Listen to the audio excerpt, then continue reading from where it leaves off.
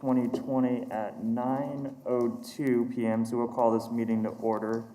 We're going to ask members to please rise if they are willing and able we will start with the invocation, and then after, please rise for the Pledge of Allegiance. So first, the invocation.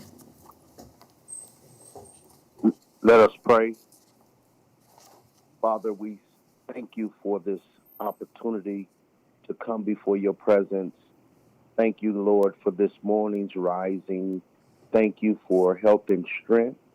Thank you for life and breath. God, we pray now that you would be in the midst of this meeting, this time of gathering, God. Give information, wisdom, and direction to our city leaders as they make decisions that will affect the entire population of the city of Wichita, Sedgwick County, God. We pray now that you would guide each of their hands, their heads, their minds, God. Bless their families, God. Bless each and every area of their life. God, right now we understand that we are still coming through a pandemic. God, we pray now that you would protect the people and the citizens of this city, this county, God. We pray that you would bring healing to our land, God. We pray that you would bless every tier of leadership, not only in our area, not only in our state, God, but even in our entire country, God. If we needed you, God, we sure need you now, right now. And we thank you because we know you are a God that hears and answers prayers. And now, God, we pray that you would show up and show out in our favor, God. Be with us, God. In Jesus' name, we thank you. We pray. Amen and amen. Amen. I pledge allegiance to the flag of the United States of America and to the republic for which it stands, one nation, under God, indivisible, with liberty and justice for all.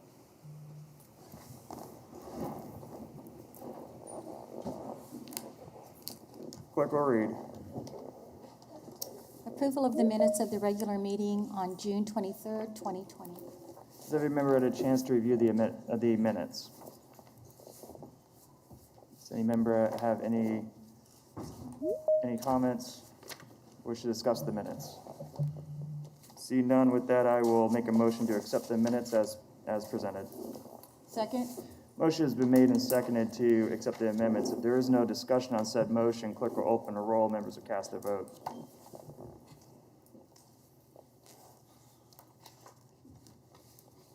For the result of 7 yeas to 0 nays, the motion passes unanimous. Clerk will read, or Madam Clerk. Proclamation Mental Health Awareness Month.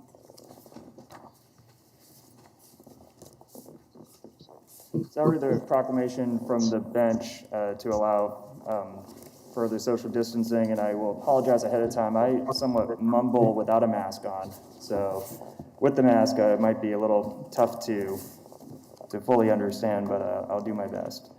Proclamation of the City of Wichita, Kansas, founded in 1870. Whereas many citizens in the city of Wichita deal with the brokenness of mental illness, fail to receive adequate care, so during the month of July, organizations across the nation work to increase awareness of minority mental health resources and communities. And whereas mental health affects 1 out of 5 people, touching every age, race, gender, religion, and income, which are not often acknowledged as an ongoing stigma. Whereas the National Alliance on Mental Health Committee presents visions of change, segments of information about mental health disease, resources for treatment, support, education, and recovery on Facebook during July. Whereas during National Minority Mental Health Awareness Month, our hope is that you will find a new hope in the visions of change. Presentations and share this information with your friends and family. Now, therefore, be it resolved that I, Brandon Whipple, Mayor of the City of Wichita, Kansas, along with the Wichita City Council, do hereby proclaim that July 2020 as Minority Mental Health Awareness Month in the City of Wichita and encourage citizens to increase public awareness of minority mental health in our community and support the National Alliance on Mental Health.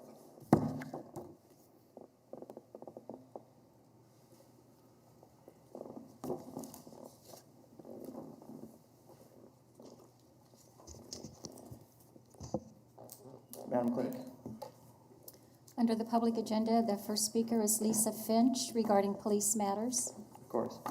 We will now direct our attention to Century 2, who are live streaming for the sake of social distancing, those who will be participating on the public agenda. Wait, take yourself here, okay? I don't know how long I'll be able to stay. Okay.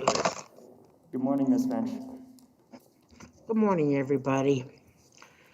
Mayor Whipple, Councilman Johnson, I want to give a heartfelt thank you in acknowledging the nightmare that will never end. I especially appreciate the humanity you displayed when you spoke at my son's vigils. Now, here it goes. WPD has policies about what to do in certain situations. There's a policy on dealing with the mentally ill, a policy on how to handle a suicidal call. When a firearm is discharged, there's a policy to investigate this. There are procedures to follow if the call has to do with a hostage situation. There is a policy regarding de-escalating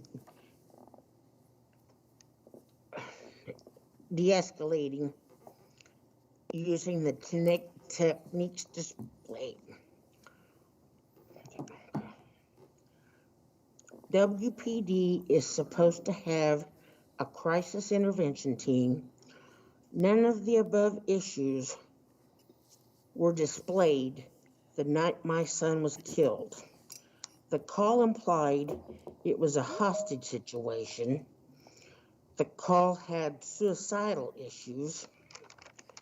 There was not a hostage negotiator on scene. No de-escalating techniques were used. Policies and procedures were not applied that night. There were several violations of those policies. Not even a crisis intervention team was on scene. There is something that happened that night that I dwell on. Medical treatment was denied my son. They were told to stay back. My lawyer had found out afterwards that my son's life, he would have still died no matter what. The fact that he would have died that night was not known that night. The fact was not known to anyone the night my son was killed. I interpret that as it was a kill shot. Why deny medical treatment? One of the officers kept saying, that man needs medical attention. Information has come up about meetings, discussions, important conversations that had occurred, yet there is no documentation of any of these any of this. Command channel meet to discuss discrepancies. There is no written documentation of such meetings and no written analysis describing the discrepancies coming out of such meetings.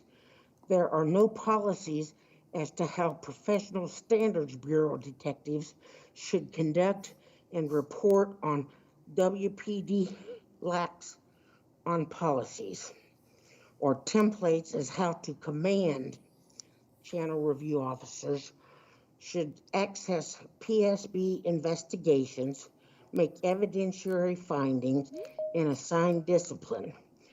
PSB is a smokescreen. I say that because chief and deputy chief are exclusively responsible for initiating any investigation, and the chief is solely in charge of internal discipline. Lieutenant Mama testified that there is no record of the meetings in which the command staff discusses administrative investigations and the findings. Detective Aldridge stated that he might discuss his concerns about an incident with his supervisor without including it in his report. He also said there would probably not be a written record of any such discussion. WPD does not have an auditing process for the early intervention system, which is based on information manually inputted by the officer or his supervisor. An officer gets to write what he wants about himself and the incident he supposedly had done. That's carte blanche to tell him anything you want.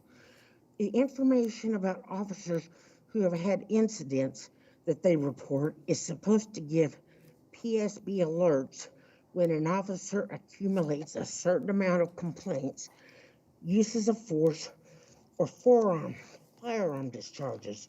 Once the information is entered into the system, there is no procedure in place to audit the information. I'm sorry, Miss Finch, one moment. Could someone turn her mic on?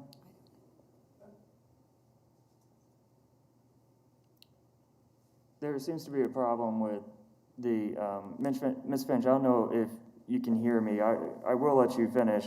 This chair will never shut off the mic of a grieving mother.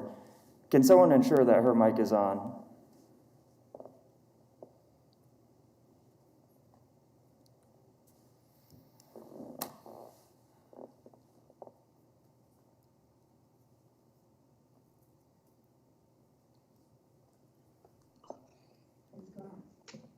Miss Finch, I apologize. I can hear it now. I don't know what just happened. It seems that we lost the last minute, I believe. Can you hear her? I can hear it now. Okay. Do you want me to go back a little bit or just go forward? Just go forward. Sir. It's your Let me discretion, hold of it. course. Can you see? There, that's better. Sorry, John. Okay. There was a lot of talk of information, important meetings, and other conversations that there's no record of. Detective Aldridge stated that he might discuss his concerns about an incident with his supervisor without including it in his report. He also said there would probably not be a written record of any such discussion. WPD does not have an auditing process for the early intervention system, which is based on information manually inputted by the officer or his supervisor. Somebody who's done something wrong gets to write the information out the way he sees fit. An officer gets to write about himself and the incident he has supposedly done. The information about officers who have had incidents that they report is supposed to give PSB alert when an officer accumulates a certain amount of complaints, uses of force, or firearm discharges. Once the information is entered into the system, there is no procedure in place to audit the information to ensure its accuracy. The failure to audit this system undermines the ability of the department to identify problem officers.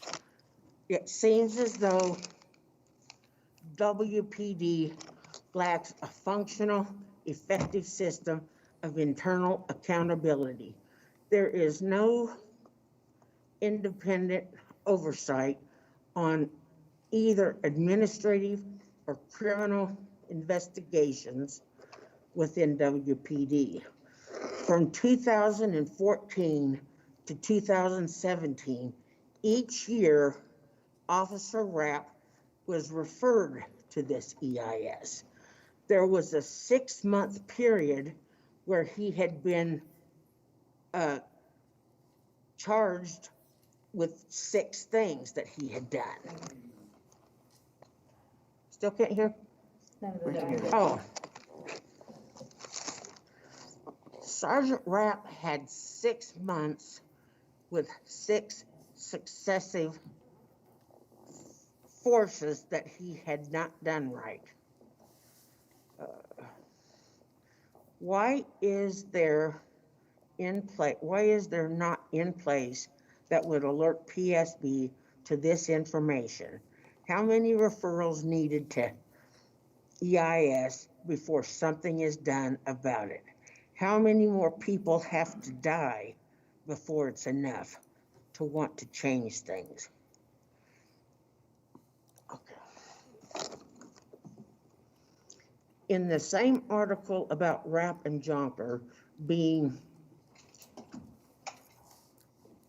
unable to keep using force, and that's wrong, I'm sorry, being an investigation done about it, Rapp said Andy fit the description of the suspect.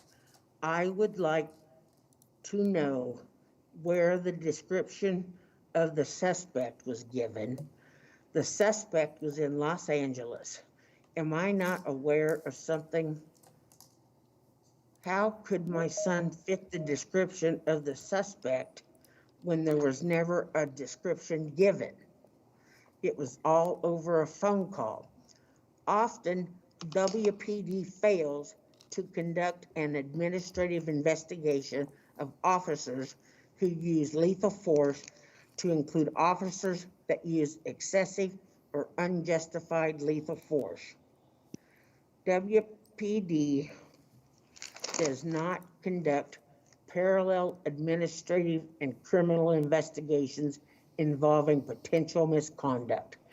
In prior incidents involving WPD, there are times that WPD officers are not disciplined, counseled, or retrained despite clear policy violations. In an article I read, it states the city investigates all officer-involved shootings and takes appropriate action if policy is violated. That goes totally against what I just read. They don't mean that. Besides the policy violations I have mentioned, I have more cases where policy was violated. In January of 2018, the number of police shootings by WPD against people, shooting them to death, was 1 person out of 120 officers. Wichita's ratio of that was 11 times greater than the national ratio, 12 times greater than that of Chicago, and 9 times greater than Detroit. Is our police department and city officials the reason Wichita is one of the reasons Wichita is one of the most dangerous cities to live?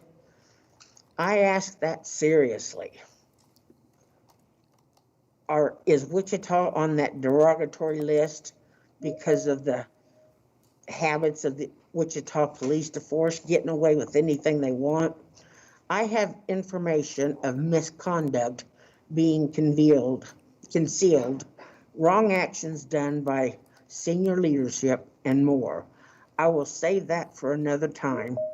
I do have to state, though, are these deeds the reason Wichita is one of the most corrupt cities? Mr. Layton, you have a lot of responsibility as well as the ability to choose things that are positive for Wichita.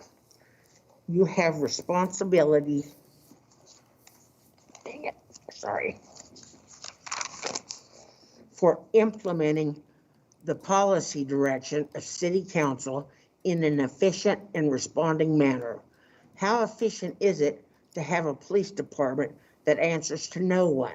Why are there so many instances where things are not done by WPD that possibly made an issue disappear? There is PSB with no power and does not have the ability to keep track of possible problematic officers. The city manager advises city council on matters affecting the city. I had mentioned that the article I read indicated the city investigates all officer-involved shootings, and that is not true. They take appropriate actions if policy is violated. Well, nobody has ever been accused of violating policy.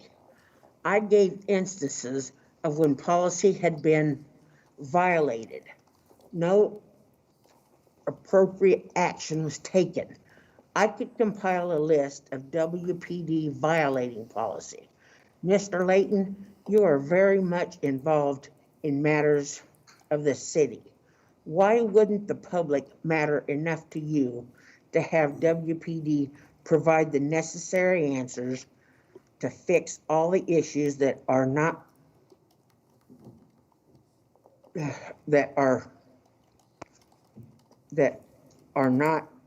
anything but partially there?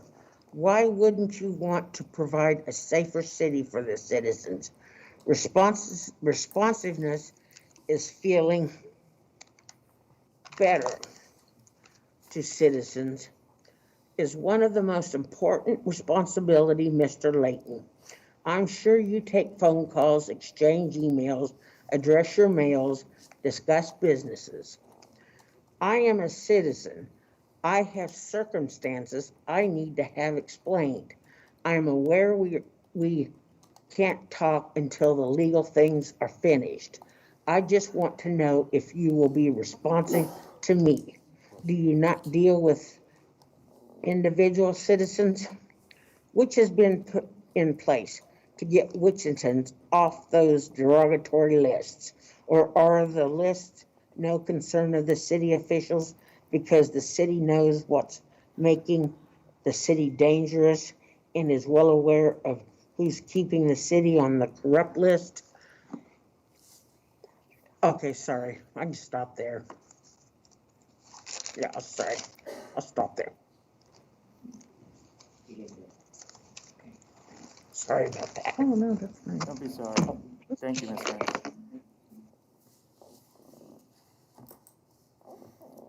Madam Clerk. Robert Martinez, Century 2 and Artworks for Parks. Heading back over to Century 2 for continuation of our public agenda. Please come up. They're coming up, sir. Of course. So you need to stand in front of the computer so that they can see you. Okay. And this is where the camera is, so there you go. Okay. Welcome, sir. Thank you very much, Mayor, Vice Mayor, and Council. In regards to the Century 2 building, of which about 4 months ago, I addressed the council regarding the plaza blueprints, and this was presented on a date of February the 25th, 2010, and no answer or response has been given to the owner of the property. These items will be coming to you. Megan, I was hoping to give these to you in person, but they will be to you this morning. It's been 10 long years and for that building to get approved of what it would like to have. And it seems to me, knowing that you have a tremendous amount of work to do throughout the whole city of Wichita, but 10 years is a little long, and I think that we need to get together and solve this problem, whether it's yes or no.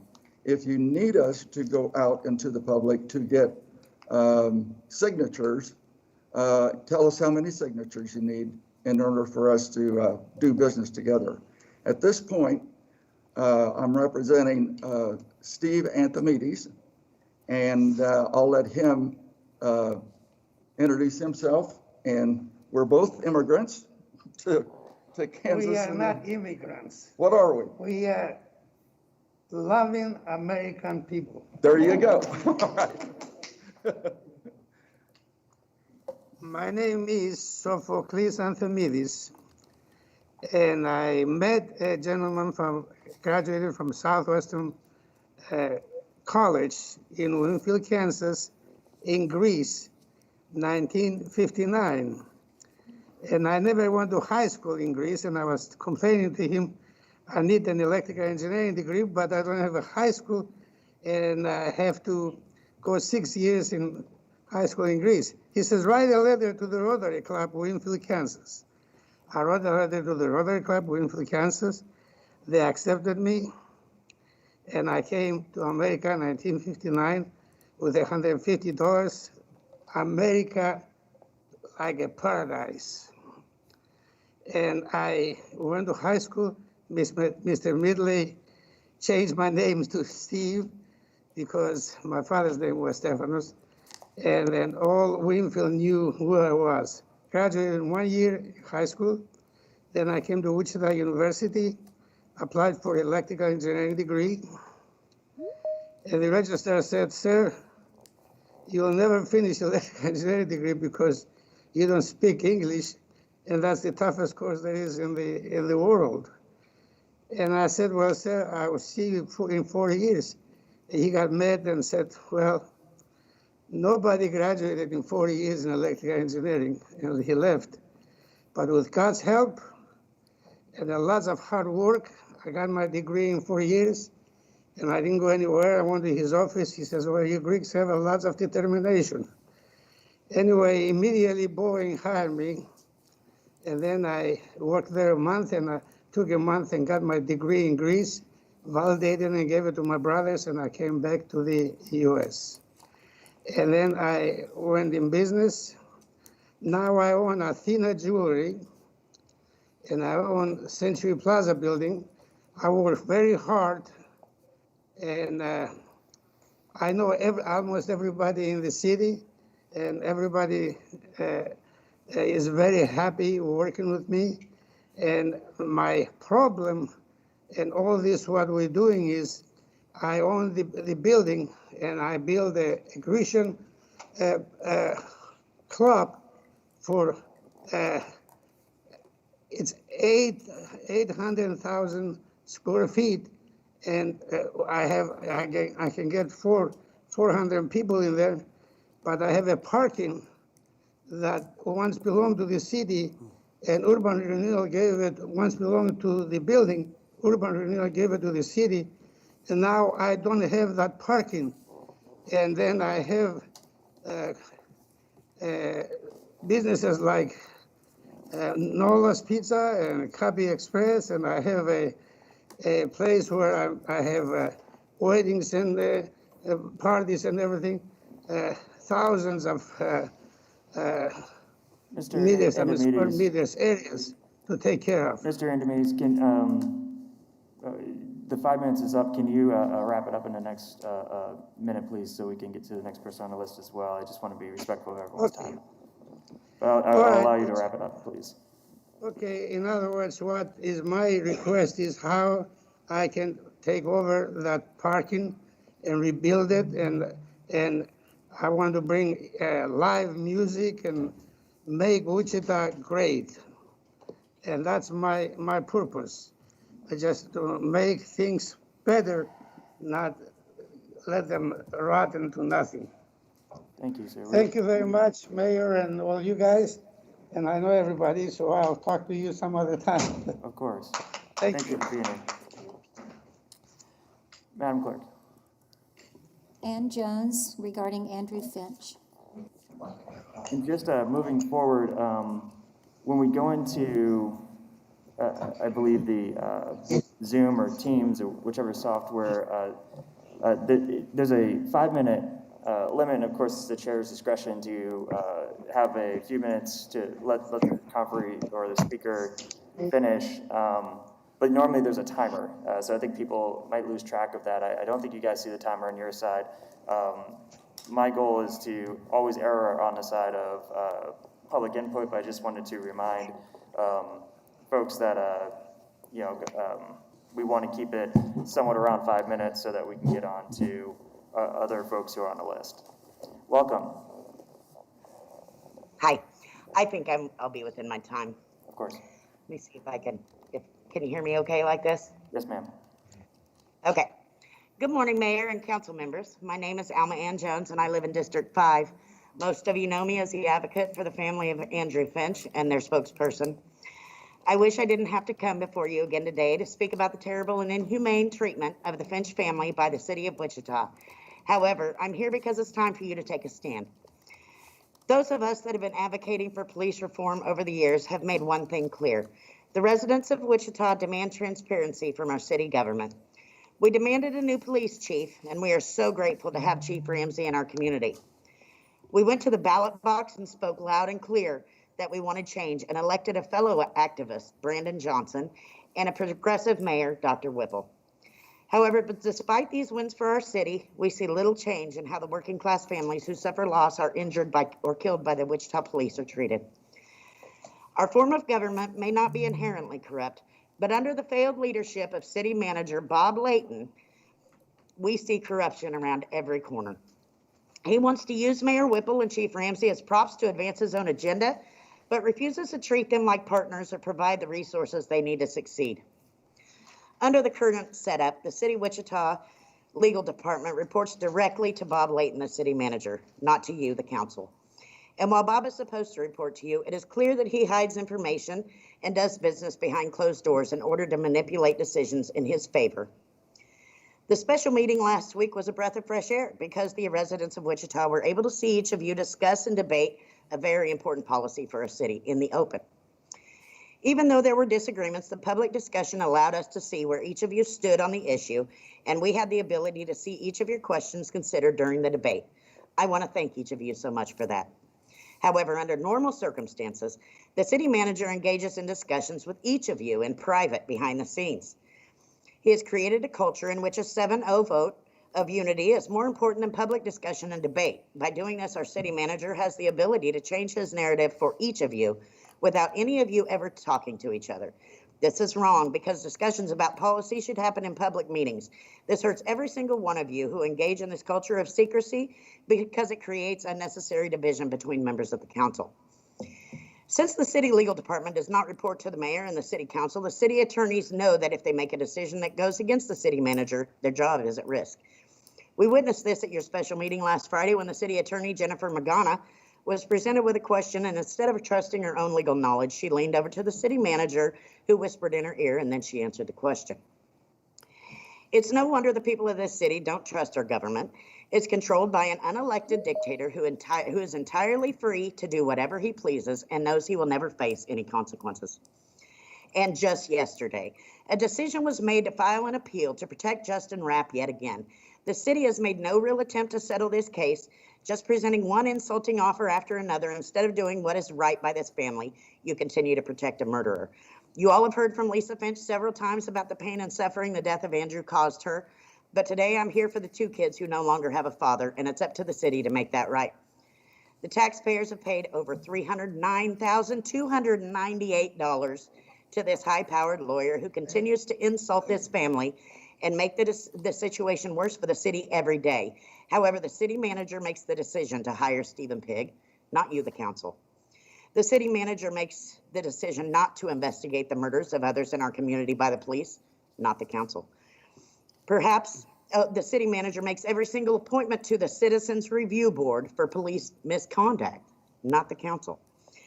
Perhaps some of you prefer to be protected from making tough decisions and would rather the city manager take the heat. But I'm here to tell you that the time has come for each of you to step up, do your job, and evaluate the power of the city manager in our form of government. It's time for you to ask questions of your legal department and the lawyers you hire to represent this city with our tax dollars. It's time for you all to stand up and say enough is enough. This is not about a win in the court of law.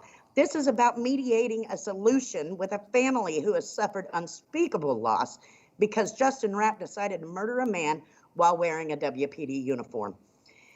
It's clear from the recent decision of the court that Justin Rapp acted with such reckless disregard for human life that no reasonable officer would have felt his life was at risk. And yet just yesterday, at the direction of Robert Layton, attorney Stephen Pigg filed an appeal, ensuring that he'll continue to receive hundreds of thousands more of our tax dollars to fight an appeal that he knows he'll lose, while the children of Andrew Finch receive nothing.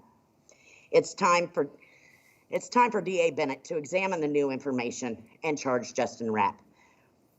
This is a call to action. It's time for the Wichita Police Department to fire Officer Justin Rapp, and it's time for this city council to step up and direct city manager Robert Layton to stop protecting Justin Rapp and put this litigation to an end.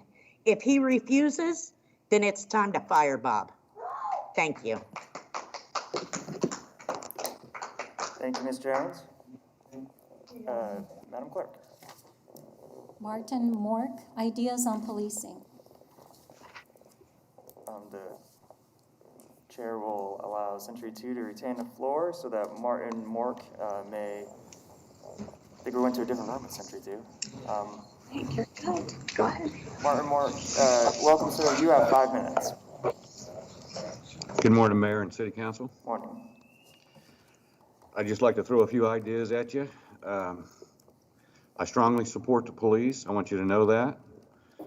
But I have some ideas that maybe will help the police with the people of Wichita. The family that just spoke, that's a tragedy. The man did not have a gun.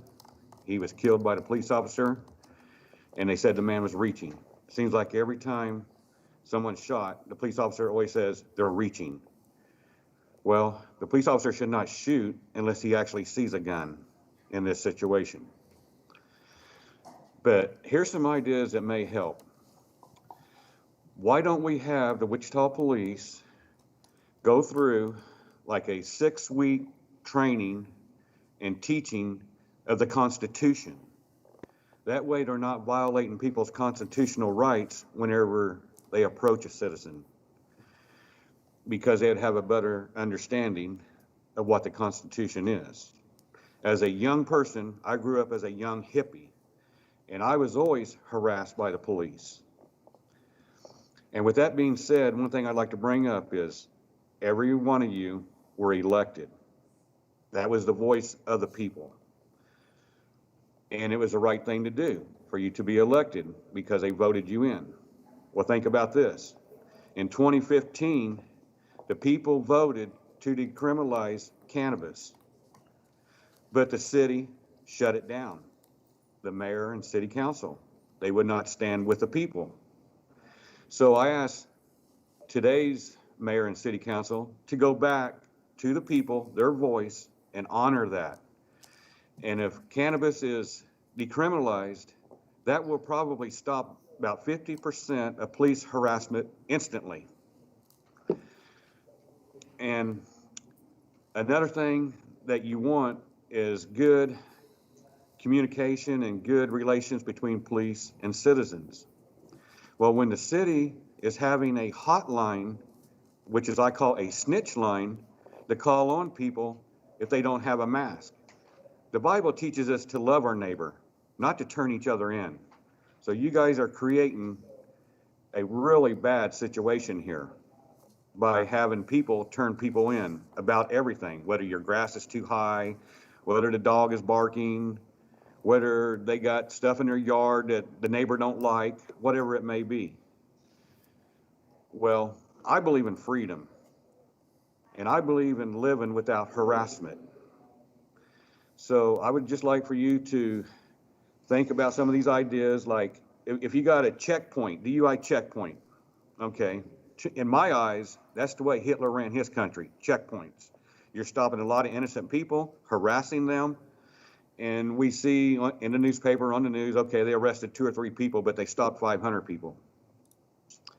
And another thing is the Kansas Supreme Court said, and they also cited, and their judgment was that the police can go into any home and do a search without a search warrant if the police officer smells cannabis. Well, think about that for a minute. They could go into anybody's house, and all they have to do is say they smelled cannabis and they're covered. Well, I'd like to see the mayor and city council pass a law to where the police cannot enter into somebody's home unless they have a search warrant, unless they're invited in. Because the Constitution says so. And it's just wrong for them to be able to come into somebody's home and do a search. And but anyway, that's just some ideas. And my heart really goes out to the Finch family, because the man didn't have a gun. He was killed. And if you guys are letting the city manager dictate your policies, then why did we even elect you? That's a question that I have. You should be in charge. You should make the laws. And the police are there to enforce the law, not make law. So let's not forget that. And I thank you for your attention, and have a great day. Thank you, Mr. Mork. Madam Clerk. Consent agenda items 1 through 17. Has every member had a chance to review the consent agenda items? Is there any discussion on the consent agenda items? If there is no discussion, I will make a motion to accept the consent agenda as printed. Second. Motion has been made and seconded. If there is no discussion on said motion, clerk will open a roll. Members cast a vote. With a result of 7 yeas to 0 nays, the motion does pass. Madam Clerk. Report of Board of Bids and Contracts dated July 6, 2020.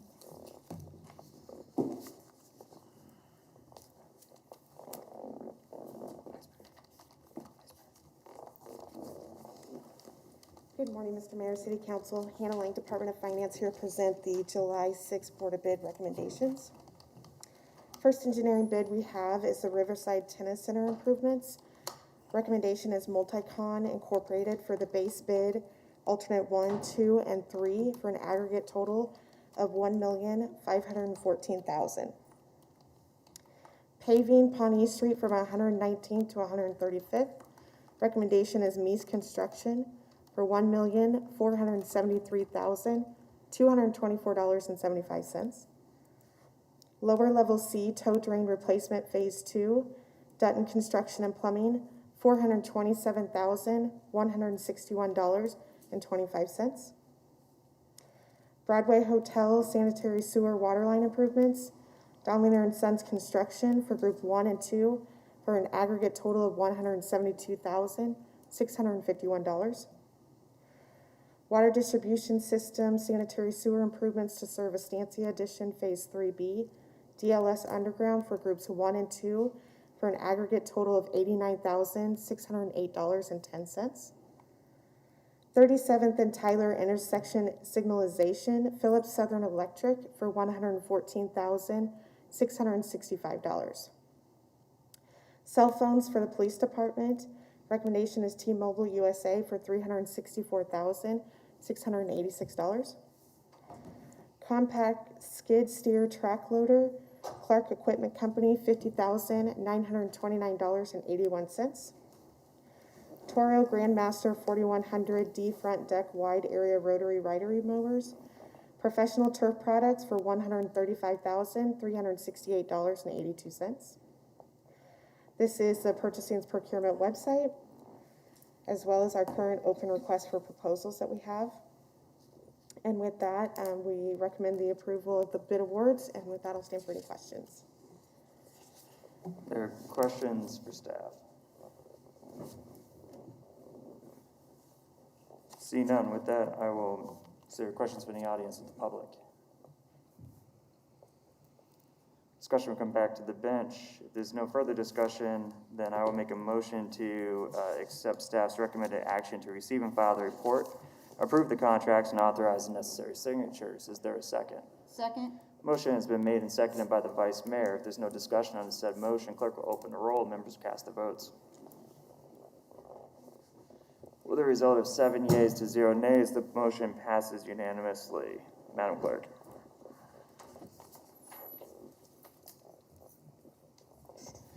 Mayor, I believe there was a recommendation to amend the agenda to move number 3 to number 1. Of course.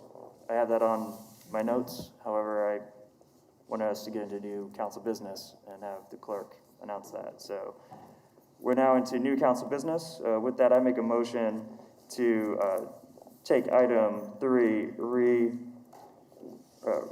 redesignation of park amenity, and put that in the place of number 1 on our agenda. Is there a second? Second. Is there any discussion? I see no discussion. I can't do a voice vote, can I? Clerk will open the roll. Members cast a vote.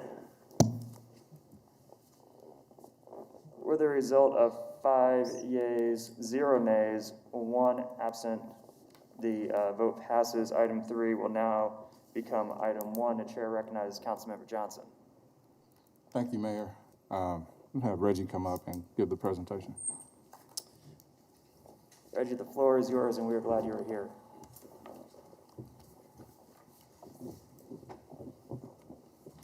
Good morning, Council and Mayor.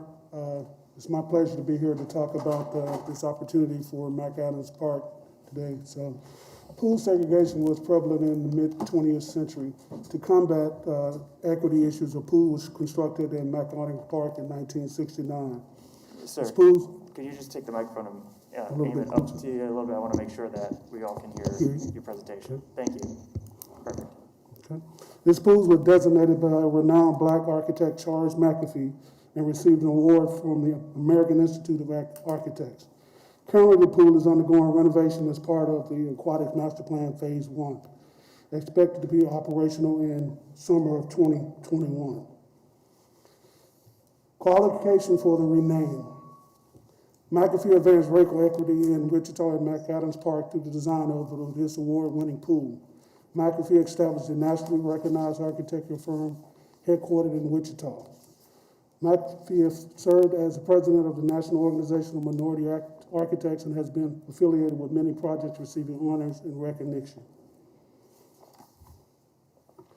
In compliance with the City Council Policy Number 13, Charles McAfee meets the following requirements: significant contribution to the city, advancement of racial equity in Wichita, expanded the opportunity for aquatic sports and swimming activities in the McAdams community, primarily responsible for the existence of a facility, designed the award-winning pool in addition to many other architectural and urban planning projects.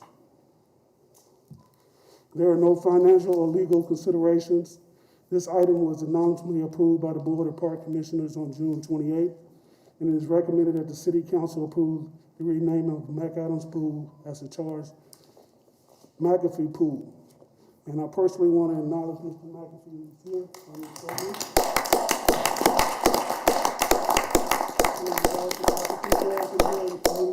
I want to thank you for your years of service, your dedicated support to the community here, not only here in Wichita, but across the U.S., and the legacy that you leave behind for your children and your children. So thank you for your support and continued support of the city of Wichita and projects all over the U.S. And just to reread that last section, it is recommended that the City Council approve, they just checked the item off, the renaming of the McAdams Pool to the Charles McAfee Pool. That is correct. Chair recognizes Councilmember Johnson. Thanks, Reggie. Sorry, Mr. McAfee, had to get you up here. There are some people at Century 2 and also that have dialed in that would like to also say congratulations to you. Chair recognizes those at Century 2.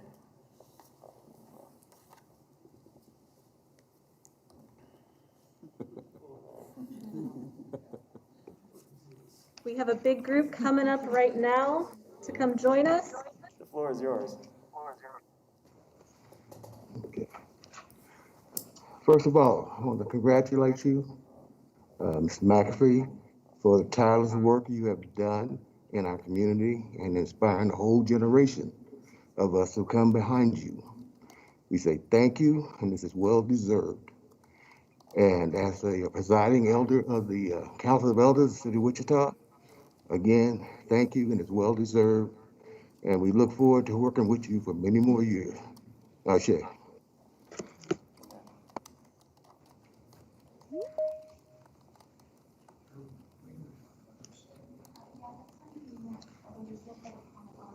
Hi, I'm Lawanda DeShazer with the Wichita Branch Youth Council. And on behalf of the Youth Council, I just wanted to say a few words. The pool at McAdams represented something more than just a pool. There was a time in our city when blacks and whites were not allowed to swim together. But ironically, it allowed for one of the most iconic pools in America to be constructed. Not only is the pool iconic, but the person that created it, nationally renowned architect, Mr. Charles McAfee himself. On behalf again of the Wichita Branch NAACP Youth Council, thank you for the many summers of bringing in fun and life skills to young people in our communities. Thank you for all your contributions to not only our community, but our city and our nation. Thank you, Mr. McAfee.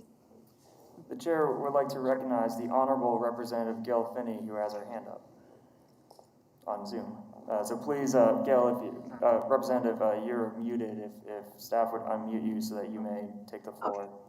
You're now unmuted. The floor is yours, Representative. Can you hear me now? Yes, Representative. Okay. Good morning, everyone. I'm sorry I wasn't able to make it here, but I want to be one of those to congratulate Charles McAfee for all that he has done. And this recognition of naming the pool after him is well overdue.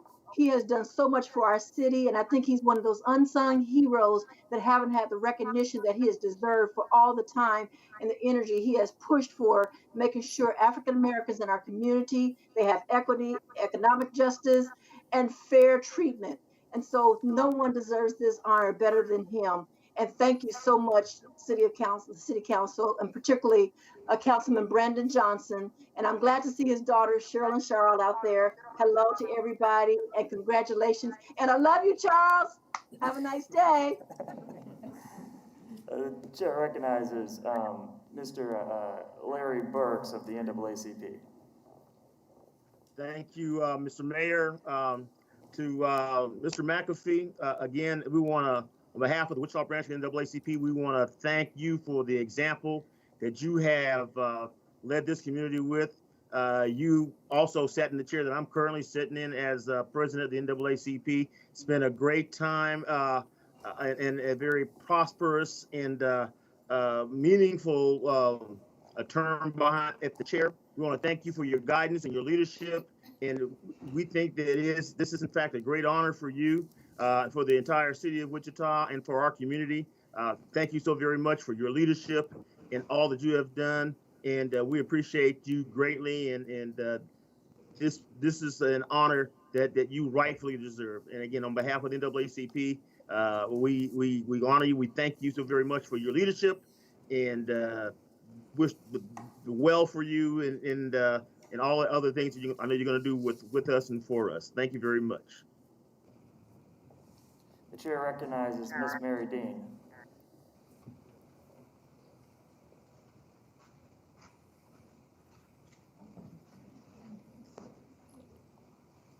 Miss Mary Dean, my apologies. Your microphone is still muted. Let us, can the tech team unmute her? Miss Mary Dean, can you just, it's still muted. Can you hear me now? Yes, ma'am. The floor is yours. Good morning, Mayor, City Council. Good morning, Mr. McAfee. On behalf of the friends of the McAdams Pool, we want to say congratulations.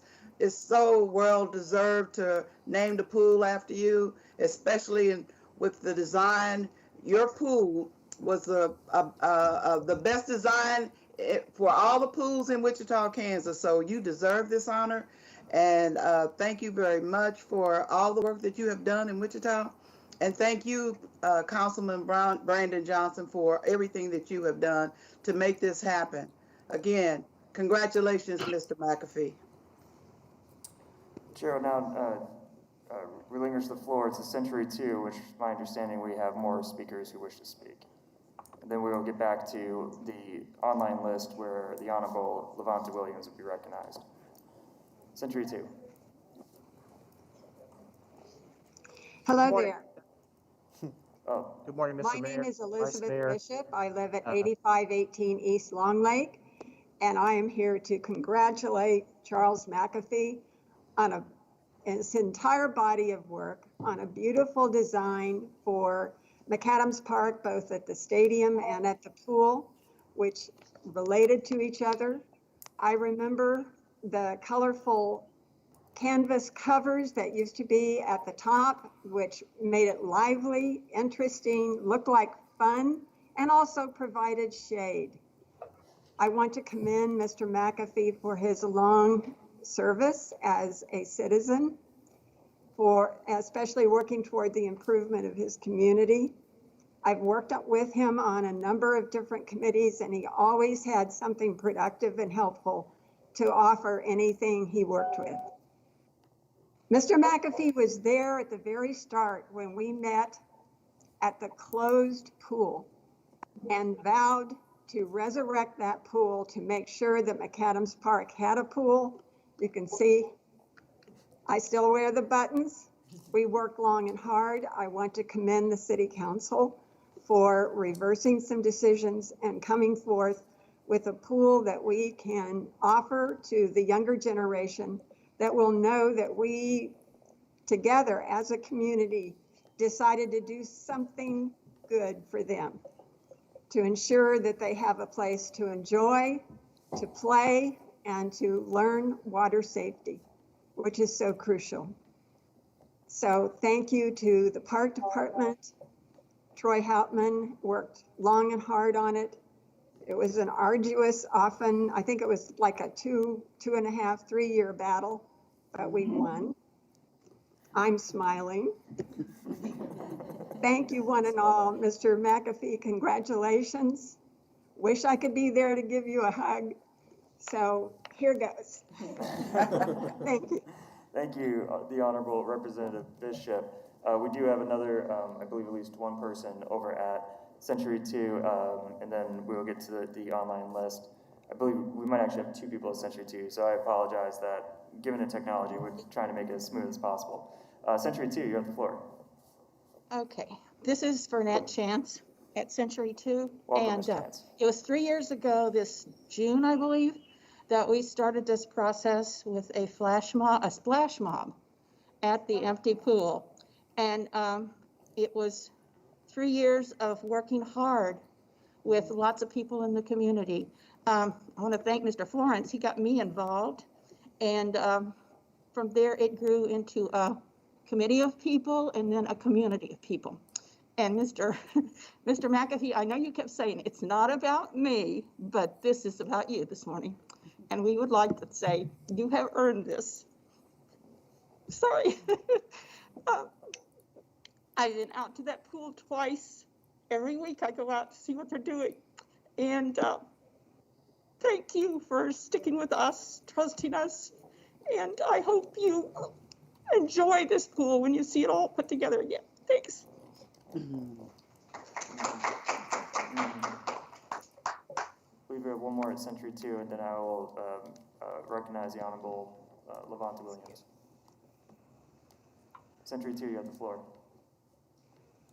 Good morning, City Council, Mr. Mayor, Vice Mayor, and mostly Charles.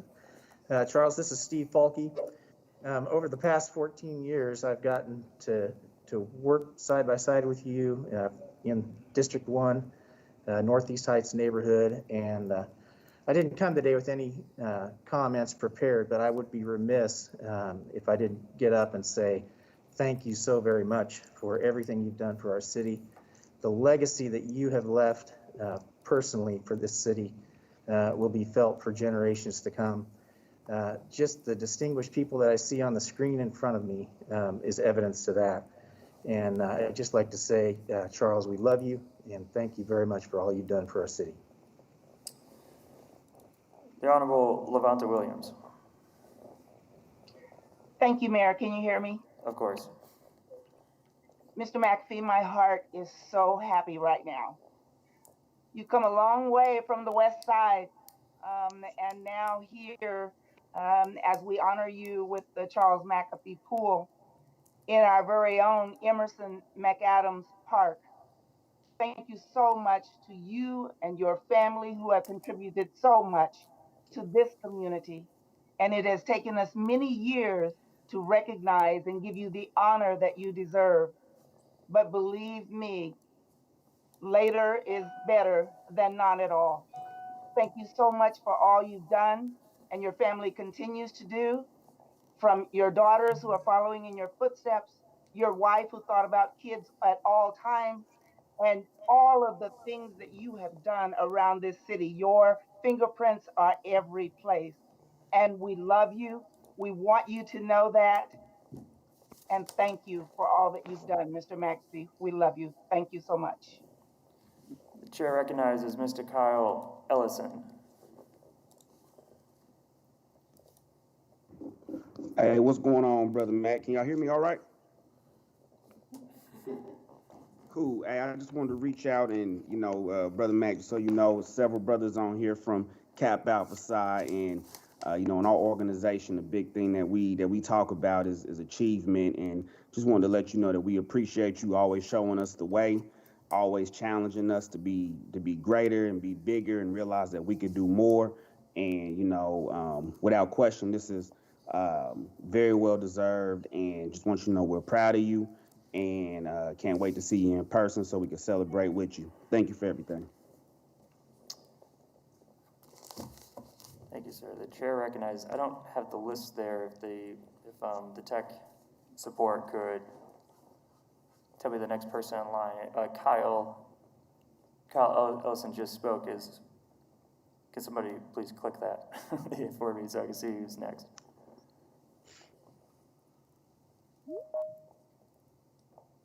Yeah, that didn't work. While they're doing that, Mayor, I did get a message that Jonathan Long wanted to speak. He can't find the hand button. Chair recognizes Mr. Long. Thank you, council member. Thank you, Councilmember Johnson. I want to echo the words of Kyle Ellison. Well, we just want to say congratulations to you, Brother McAfee from the Wichita Alumni Chapter of Kappa Alpha Psi, for continuing to live up to the personification of achievement and for continuing to push us in this community to be better.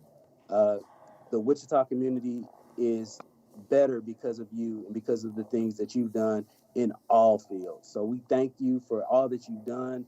We thank the city council and Brandon Johnson for bestowing this honor upon you.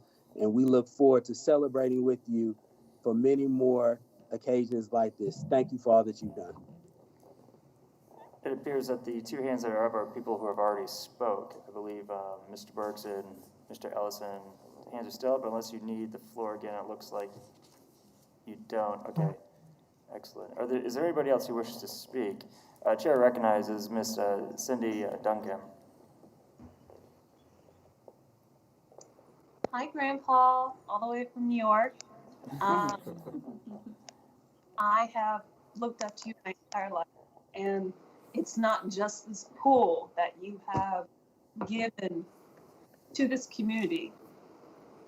You have inspired generation after generation with your art and design and your heart. And the adversity and the racism and discrimination that you have faced in your life is so unfair. But what you have taught my mom's generation and my generation is how you can rise above all of that and accomplish and achieve so much with your passion and determination.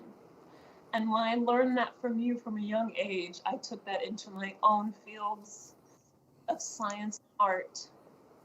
And every time that I had a moment of that I can't do this, I thought of you and my beautiful grandma looking down, that you can do anything. and inspire and make sure that that generation knows that they can do anything. So thank you for that lesson. Thank you for your beautiful buildings.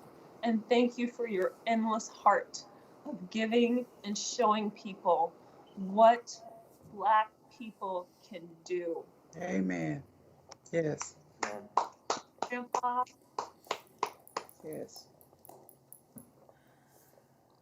Are there others who wish to speak? Karen Casey. Ms. Casey, the floor is yours. Hey, Charlie, this is Gay. As you already know, my heart is always with you. I have known you all my life, and I know what kind of stock you come from because I was pretty much raised in your household. So, congratulations. Well deserving. Thank you. Love you. Is there anybody else who would like to speak? Is anybody else who would like to speak? Seeing none, the chair recognizes Councilmember Johnson. Thank you, Mayor. Councilmember, if you could bring the microphone closer to you, your Sorry about mask that. is muffling. The mask. Before I make my motion, I would also ask if you all would indulge me a moment after we vote on this item for something else.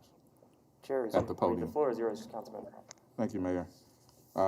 So before that, I would like to move that City Council approve the renaming of McAdams Pool as the Charles McAfee Pool. I would like to second that motion and speak to it if you would indulge. Mr. McAfee, you have been someone I met back when I was in college, and I just want to thank you for all your work. And this pool being named after you means that when I get to take my kids swimming, I get to tell them stories that you have told me about Wichita's history. And others who have learned from your wisdom and your interaction in our community will also have that moment when their kids ask, who is Charles McAfee, who is Charles McAfee, who designed this pool? We get to tell them not just your story, but the stories you've passed on to us. And I want to thank you for that. And with that, I have seconded the motion. Is there any further discussion on the motion? See none. Members will cast their votes. With a unanimous vote of 7 yeas to 0 nays, the motion does pass, and the pool is hereby renamed the Charles McAfee Pool. The chair recognizes Councilmember Johnson.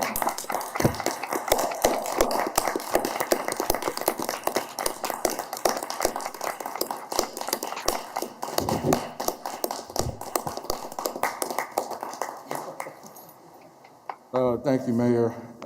You want to come down?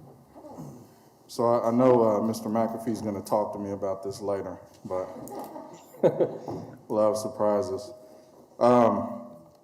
So I have one more. I'm glad everybody's watching. I wanted to give a little statement first. So for those who may not know the true impact of Mr. Charles McAfee has had on this society, I just want to share a little bit, and I had to research this because he would ask me questions if I talked to him. So since this whole thing was a surprise again, I had to look some of this up. I'm gonna miss a lot because I've had a lot of stories from him, but I wanted to make sure I got as much accurate as possible. Mr. McAfee was born on Christmas of 1932. Charles Francis McAfee, according to at least 3 sources I've seen, is arguably the most important African-American architect in the United States. Mr. McAfee began his career in the early 1960s, founding his firm in 1963, and it's still thriving today under the leadership of his daughters, who are also present here right now. And again, I'll miss a lot, but just a little bit of the work of Mr. McAfee. He's made a global impact from housing and public transportation projects like Atlanta's North Line Midtown Station, to about 70 construction projects for the FAA, to the McKnight Art Center at Wichita State University, to design, consultation, and construction management of facilities for the 1996 Summer Olympics in Atlanta, and not to mention various educational facilities and airports across this country. And definitely not least, now the Charles McAfee Pool. And I forgot to mention that every Sunday, members of Calvary Baptist Church also enjoy fellowship and worship in the building that Mr. McAfee designed. When we look to recognition of his distinguished Career, Mr. McAfee has been the recipient of countless awards and distinctions, including the American Institute of Architects, Federal Housing Administration's First Honor Award. He has served on numerous professional and civic boards of directors, including the Catholic Social Services and the National Business League. He also served as the president of the National Organization of Minority Architects and Midwest president of Kappa Alpha Psi Fraternity. McAfee received the coveted AIA Whitney M. Young Jr. Award for mentoring young architects and as a prominent role model for social justice and social action. He is also a fellow of the American Institute of Architects. Mr. McAfee is a graduate of the University of Nebraska College of Architecture. I just wanted to say I'm definitely honored to know you. I appreciate all the wisdom and advice you have imparted upon me since I've met you. It's also wonderful to meet your daughters and know them as well. And I just want to say as a member of the Wichita City Council that I am appreciative of your contributions to our city, to our country, and to this world by exemplifying excellence. And with that, I've got one more thing to add to today. These are given to individuals who exemplify excellence and contribution to our city, and in a few cases like yours, our country and world. So I'm going to present you an official coin of the city of Wichita. We don't give these out often, but you are a recipient.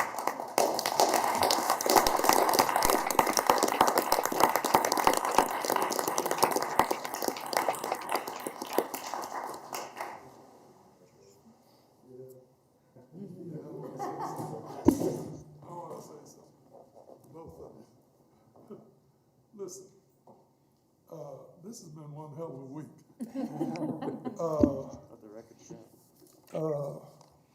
My daughter from Atlanta told me she was going to be here on the 4th.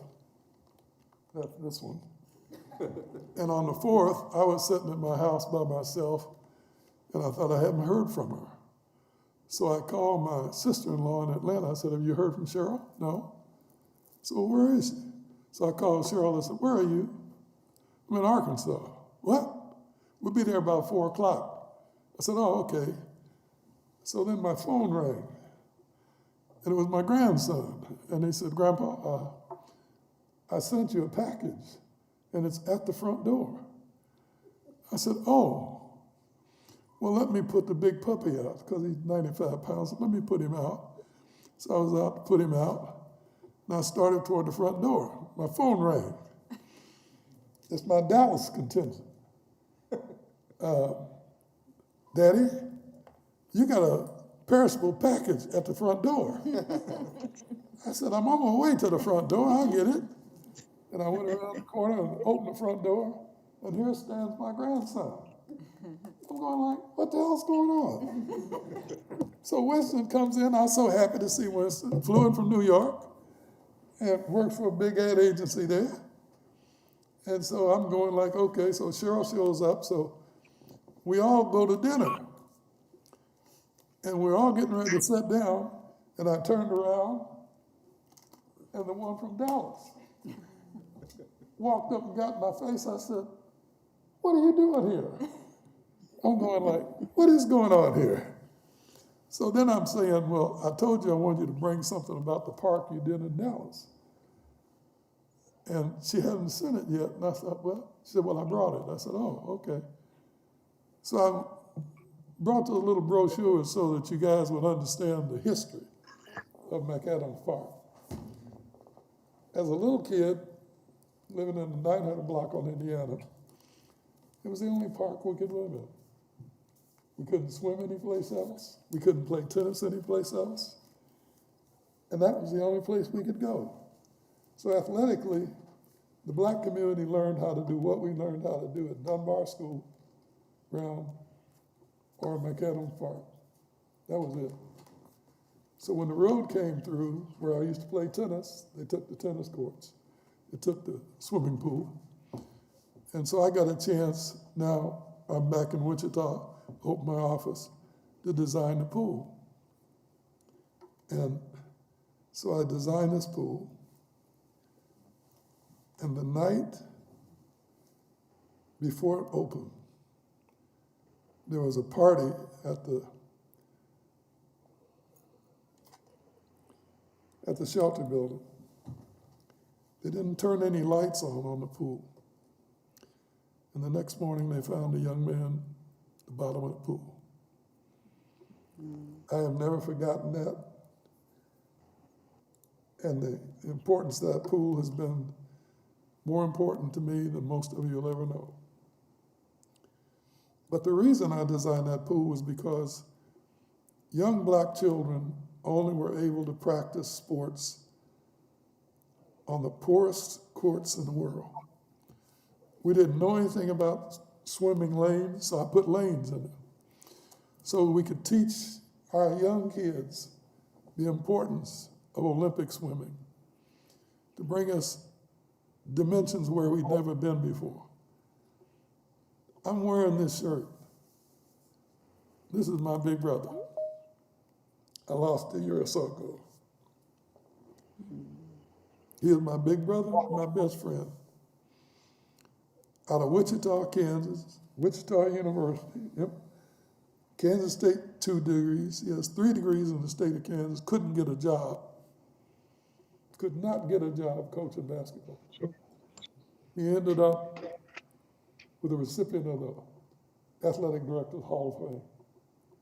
But add to that the names of Linwood Sexton, another one of my heroes.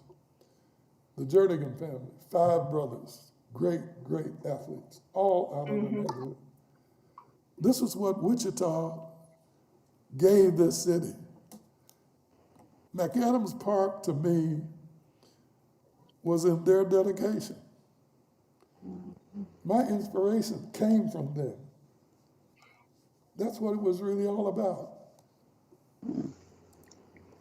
As every building I have ever done, there has always been a great inspiration for doing it.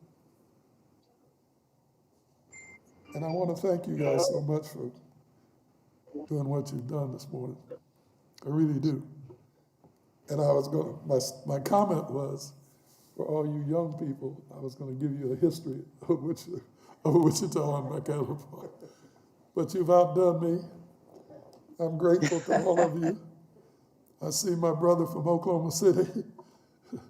I see so many of you that I love so much, and I'm thankful for all of this. And I wish Price Woodard was here to still be looking at me. Because I remember one day, Price Woodard and I went to Washington, D.C., spent $265 of the city's money, put on a reception. The next morning, on the way to the airport, we made 2 stops. We brought back $9.5 million, and that's where you got the first public housing units. So there were these kind of things in the history of my life that's what this has all been about. It's never been about me. It was about the people who have inspired me, my mama, my daddy, my sister, my big brother, my 3 brilliant daughters. And believe me, I'm so proud of these grandchildren, obviously. And I wish that big, tall, beautiful lady who made me cry could have been here. She graduated from the University of Utah with a dual degree in astrophysics and classical dance. And the Salt Lake City paper wrote a whole page about her and said, no other woman has ever done this. That's what the McAfee's are all about. Thank you so much. That's right.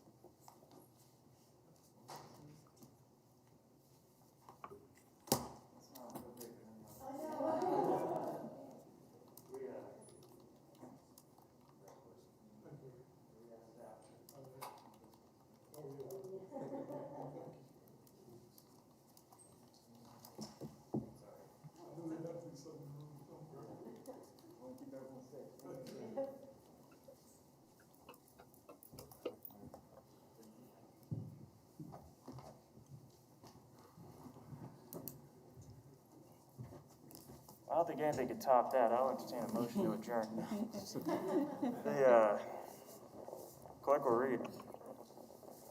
Appeal of denial of a community event license application for Kansas Car Shows LLC and Automobilia Moonlight Charity Car Show.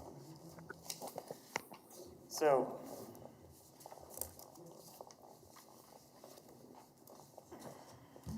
this will follow a different format. Is Leo going to explain the format, or should I? Mayor Jennifer McGonigal, City Attorney. This next item is an administrative appeal. City ordinance provides a specific hearing process for this. City Council will sit as the administrative hearing board. This hearing will consist of representations by the city manager's office and the individual who is appealing a denial of a permit for a community event license. You will preside as the presiding officer. You will rule on objections, and you will call the parties to present evidence. The clerk will swear in witnesses. The parties will be allowed adequate time to present their evidence and statements. There is no time limitation, but you as the mayor may exercise discretion. Both parties will present a short opening statement.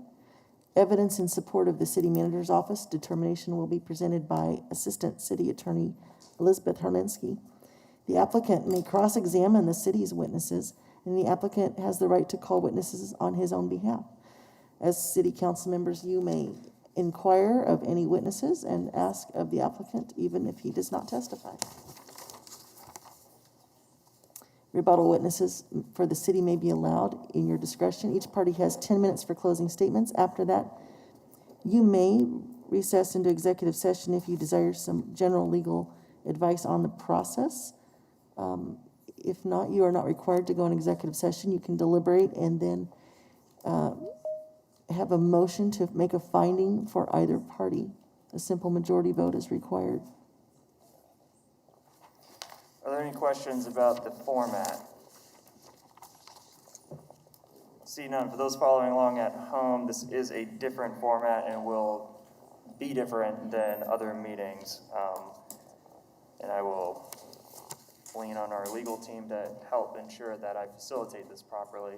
And also the members of the council who have gone through one of these, please help us ensure that we follow proper procedure as it is different. As the presiding officer is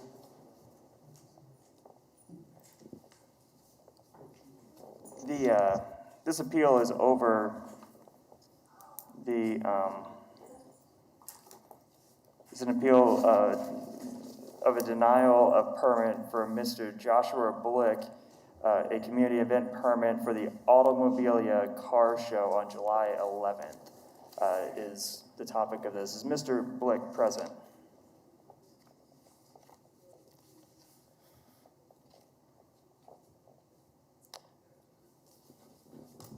Oh, he's here. I'm looking for him at Century 2, but as he begins to set up and before the open of the statement, I do want to acknowledge that Mr. Blick and I have worked together back in 2010. He and I both served on the Southwest Neighborhood Association as board members, and with that I do consider him a friend. So I want to disclose this up front, that Josh and I have a relationship. And Josh, would you say that is accurate? Yes, sir, Mayor. Sorry. Very good.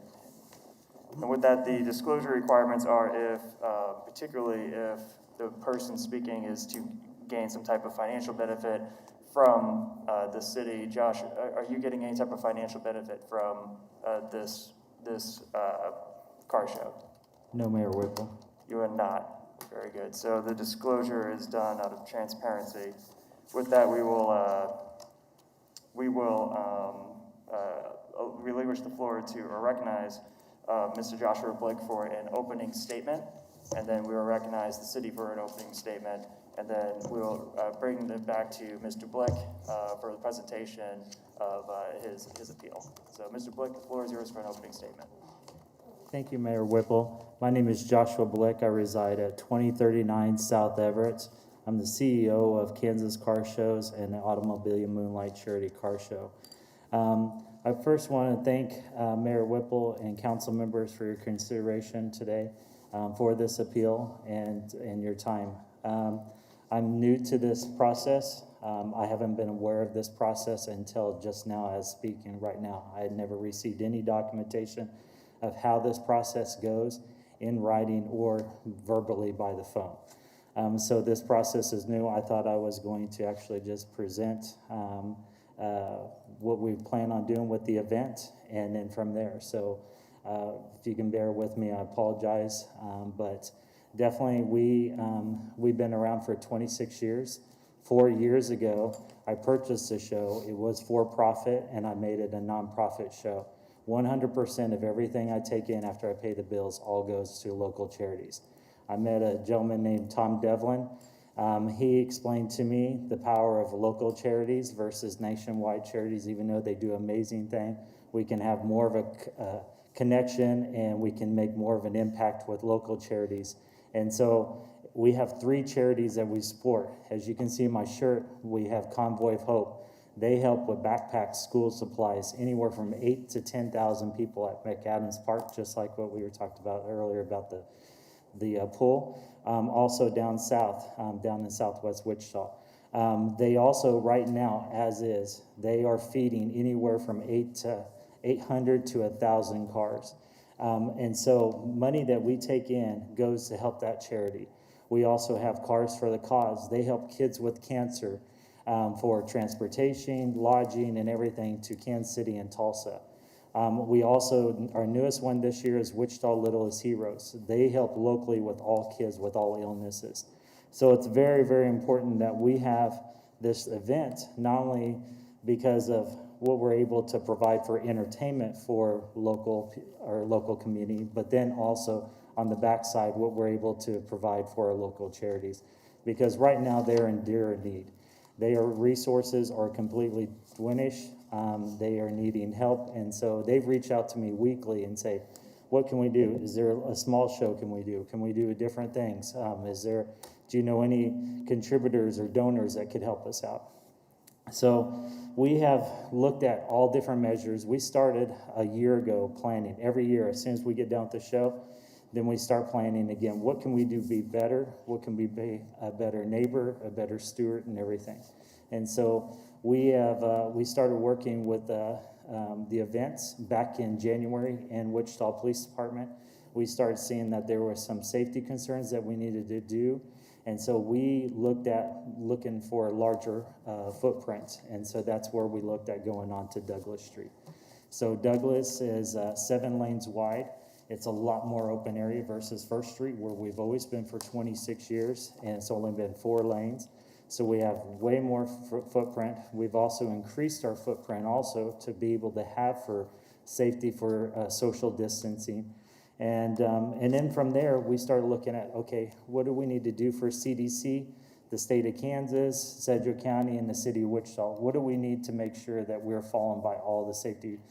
So we went ahead and started looking at all avenues. So we started with CDC, what's their requirements? And so we started looking at also the governor and what her phase out program was, and then each different levels. And so we basically started looking at the countdown and seeing what we can do to be better stewards and also safety. And so that's why we're here today, is to be able to look at avenues and resources that we've put together as in safety for our city and our community, and still be able to have an event. And then from there, to see if we can have this event. So that's why I'm here today. So we've looked at tripling and doubling our bathrooms, our hand washing stations, our hand sanitation stations. The community has really reached out and said, hey, we want to help provide also. And so we have people now building extra hand washing stations for us too. So we've been very blessed to have that. And then we've been also, we've had resources and great communication over the last 26 years with city staff and then also the city manager's office. We have been working with Isaac and great communication, and then all of a sudden we received a letter of denial, and per what city said, on the 11th hour, From the city manager's office, they apologized. It was on the 11th hour that they decided to deny our application. And so I went back over with them over the phone, over what can we do to, is there anything else that we're missing? I went through all this stuff, and they said they would reach back out to us by Tuesday. Never received a phone call or never received an email as promised. And so that's why we sat down with our board and said, do we want to go through the appeals process? And then that's what we did, is we followed the appeals. But before that, we've always had great communication. The city has always asked us, from our insurance to the notifications to all the property owners within 500 feet of surrounding area. We send all that out. We've probably spent almost $10,000 to $12,000 already on getting all that stuff put in place. And then all of a sudden we received this just recently in the 11th hour. And then on top of that, we've also received information last night at 3 o'clock. A lot of stuff has been conflicting, that we were told that we could have public speaking. And then we had people that were turned away from City Hall, and then also they're being turned away from Century 2 right now as it stands. So we have documentation email that says that we could also speak. They've also provided testimony to your office also, and they asked for that testimony. And so now it's been now this whole process, I'm not for sure what's going on, but we've always stayed positive. We love the city. We've always had a great relationship with the city and the communication and everything. It's just a lot of stress, especially when you put on the event and then all of a sudden at the last minute it gets canceled. So I stand here for your support, your consideration, and see what we can do to work it out, or what we can do so we can have an event. So during this opening statement, we're going to give the city an opening statement, of course. And I do want to just go over what legal has confirmed with me is, although public comment is not allowed in this process, you may call witnesses. So I want you to know that you may call witnesses. If they are at Century 2, I will recognize them. And in the testimony, if you were to have copies of that testimony, I'm sure that the council would enjoy seeing that.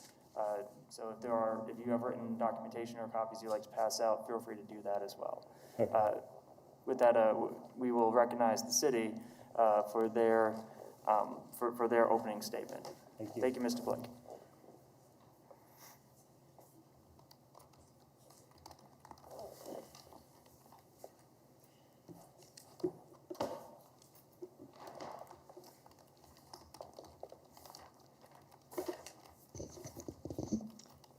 I'll be brief and hope that you can hear me. This is my first time speaking with a mask on, so. Of course, you're welcome. Takes getting some used to. Mr. Mayor, council members, my name is Elizabeth Harlinsky. I'm Assistant City Attorney for the City of Wichita, and I'm representing the City Manager's Office here today. And before you, as has been stated, is an appeal from the denial of a permit to hold a community event, and the event, as you've also been told, is the Automobilia Moonlight Charity Car Show. And Mr. Blick, the promoter of this event, submitted an application for a community event pursuant to Chapter 311 of the City Code. The event was scheduled for July 11th, this coming Saturday, and the permit application indicated an expected attendance of 20,000 people. On June 24th, Dante Martin, Assistant City Manager, and acting as the community event coordinator, denied this application pursuant to Section 3.11090A of the City Code, and you've been given copies of the relevant portion of our City Code. And this section provides that the community events coordinator may deny an event application if he or she finds that one or more of the approval criteria set forth in Section 3.11080 of the City Code has not been met. Section 3.11080B requires that a proposed event not present a safety, noise, or traffic hazard. The permit for this event was denied by Mr. Martin due to public safety concerns presented by the outbreak of the novel coronavirus, or COVID-19. Mr. Martin determined that a public safety hazard was presented by the large attendance that was expected at this event, making it difficult to allow for social distancing during a time when COVID-19 virus infections in Sedgwick County have been on the rise and continue to rise. And the reasons for the denial of the event permit were set forth in a letter mailed to Mr. Blick on July 25th pursuant to ordinance. And you also have a copy of that letter that was provided with the agenda report. You will be sitting as judges, basically, today during the hearing. You will be looking for clear and convincing evidence that Mr. Martin's denial of the permit for the automobilia event was justified due to the potential public health risk involved. I am planning to present 2 witnesses and will provide you evidence through their testimony, and you will be able to question them as well if you have questions. The evidence will center on the background information about the process of filing this event application by Mr. Blick, as well as the factual basis that Mr. Martin relied upon to deny the permit. And then Mr. Blick will be able to call witnesses as well to support his appeal. And once all the witnesses have been presented, closing arguments, then you will have time to deliberate on what action you will take on this appeal. And I submit to you, as sitting as judges of the facts involved, that once you arrive at the time to deliberate, you will find that there is clear and convincing evidence to uphold Mr. Martin's denial of the permit application for the automobilia community event, and I will be asking you to do so. Thank you. Any questions for the city? Oops. See none. Okay, I just took away the. Okay, there we go. We will have Mr. Blick present his case. Mr. Mayor, if the clerk could swear in any witnesses who would be called, that would be the first item before any witnesses testify. Of course. Are there any witnesses? The witnesses would come forward, please.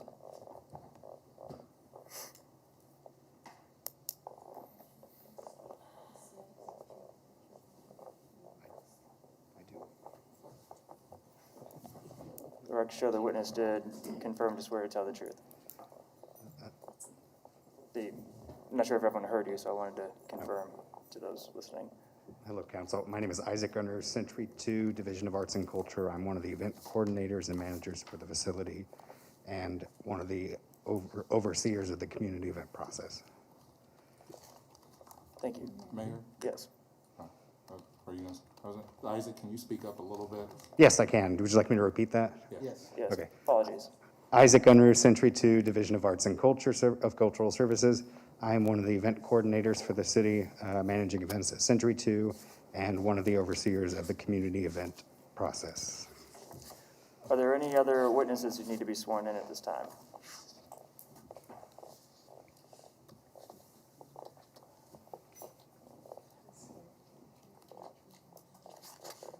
I do. Assistant City Manager Dante Martin. I'm also the Interim Director of Arts and Cultural Services. Thank you. Are there any other witnesses who need to be sworn in at this time? See none. With that, the chair recognizes Mr. Joshua Blick for the presentation of his case.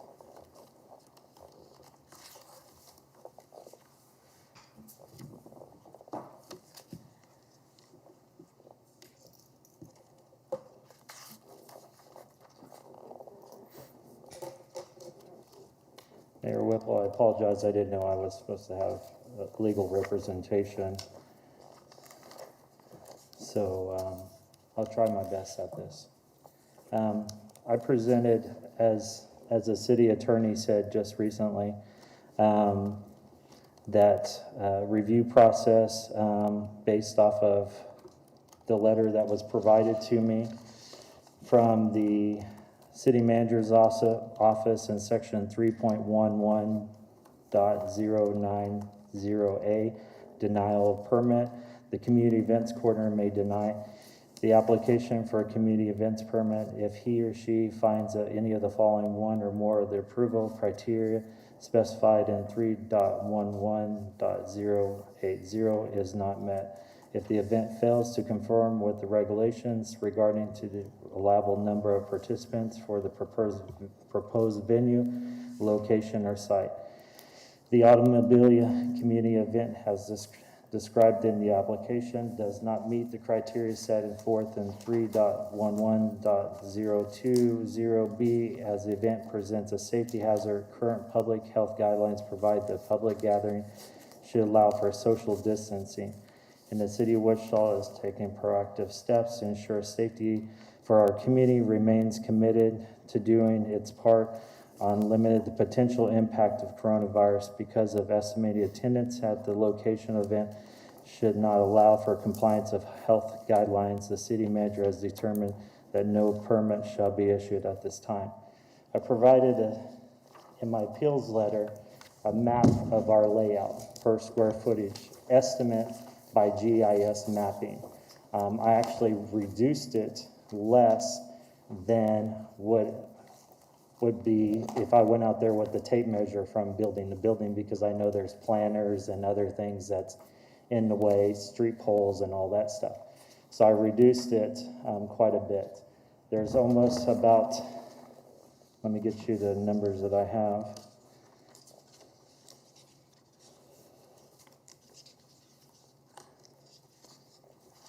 Rough estimate about 1.1 million square footage that we have as our new layout.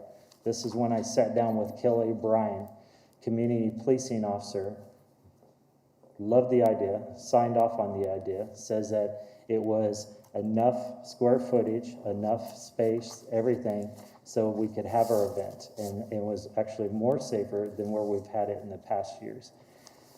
I spoke to an architect. If I took that square footage divided by 36, every 6 foot by 6 foot by 6 foot square, I could put out almost about 40,000 people within that footprint. Question I have is, how much social distancing do I need to have?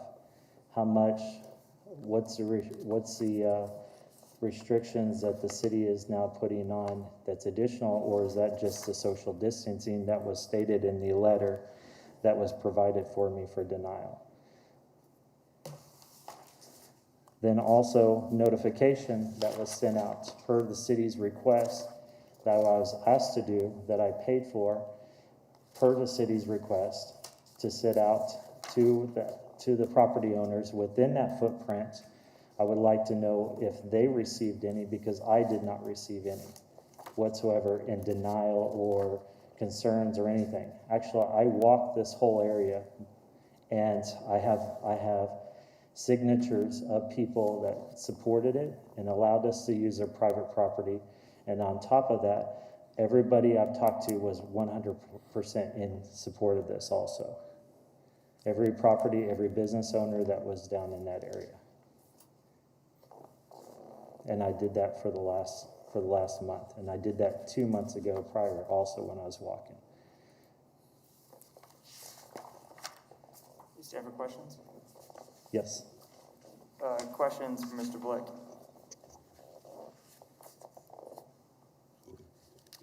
Mr. Blick, I believe the reasoning is that for the denial is the explosion of the COVID numbers. Can you address, you addressed a little bit about social distancing. Can you speak to the council of the direct concern of the up numbers in COVID and how your event would address that? Mayor, I am not a doctor. I'm not a professional when it comes to the COVID numbers and so forth. But what I have seen and what I have proposed and what I've also committed to is to follow all CDC requirements, all Sedgwick County requirements, all state of Kansas requirements, and also City of Wichita. And recently, you guys have just done the mask ordinance. I 100% agree with it. If that's the position that we need to have, is have masks, then I'm 100%. And any other regulations that you have to be able to have this event, then I totally understand that also when it comes to safety precautions, PPEs, requirements. We've also been working with a Coke engineer and a Boeing doctor that we designed some new safety features that they are patented actually at Boeing and Coke Industries, and that we've looked at additional avenues to be able to provide safety for our community also within food transfer or transfer from person to person. Vice Mayor Clayco. Thank you, Mayor. Thank you, Mr. Blick, for being here today. I have a question. For events like this, the county's been recommending that you meet with the Director of Public Health, Adrienne Burns. Have you done that to get her I've reached out through email and then also phone calls, but I haven't got a response back yet. with Adrienne Burns Yes, directly? yes, yep. Thank you.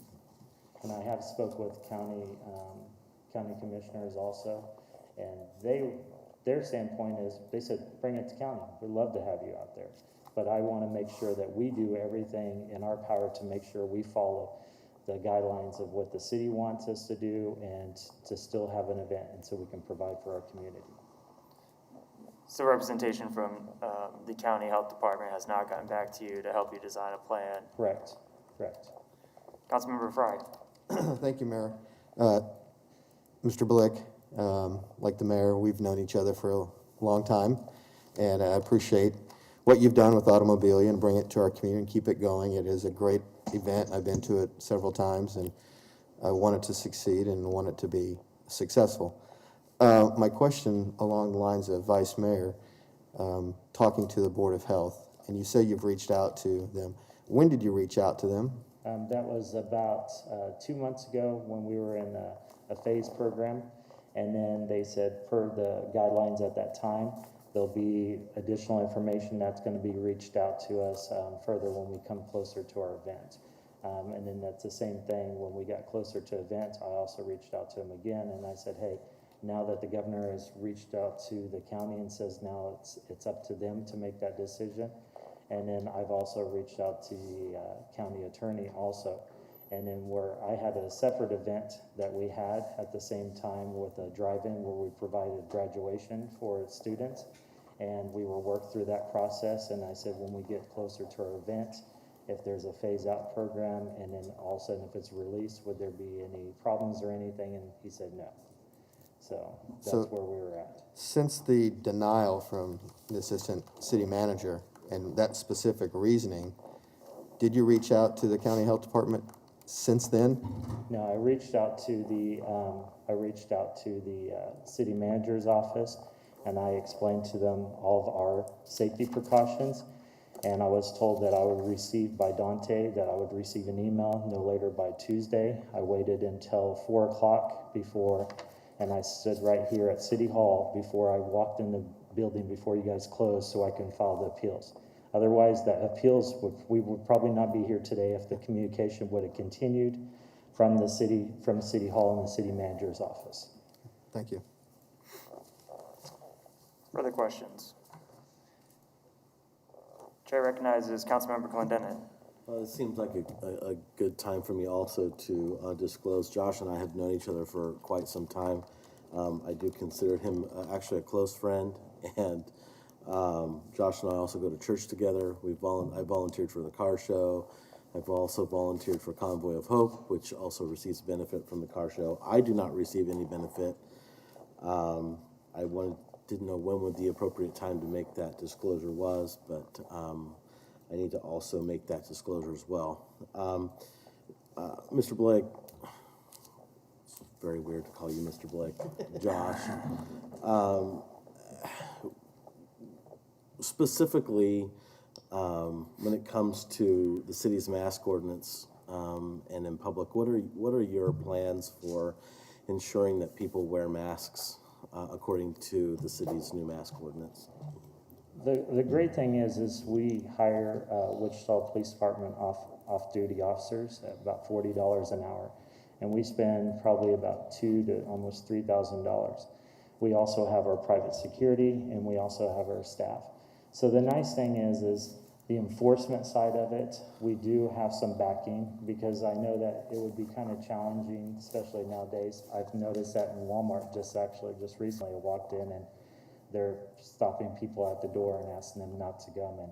And I've seen some disputes and stuff. And so I've seen some officers out front also. So I think that being able to have all of the, not only the signage throughout all of our event, we had a sponsor decide to come on board and provide all of the signage for us, but then also being able to provide that within all the attendees packets that they get, all their information through email or in person. The education of it, of the safety needs of the social distancing, the mask, and then also being able to have that on all of our social media and all of our documentation.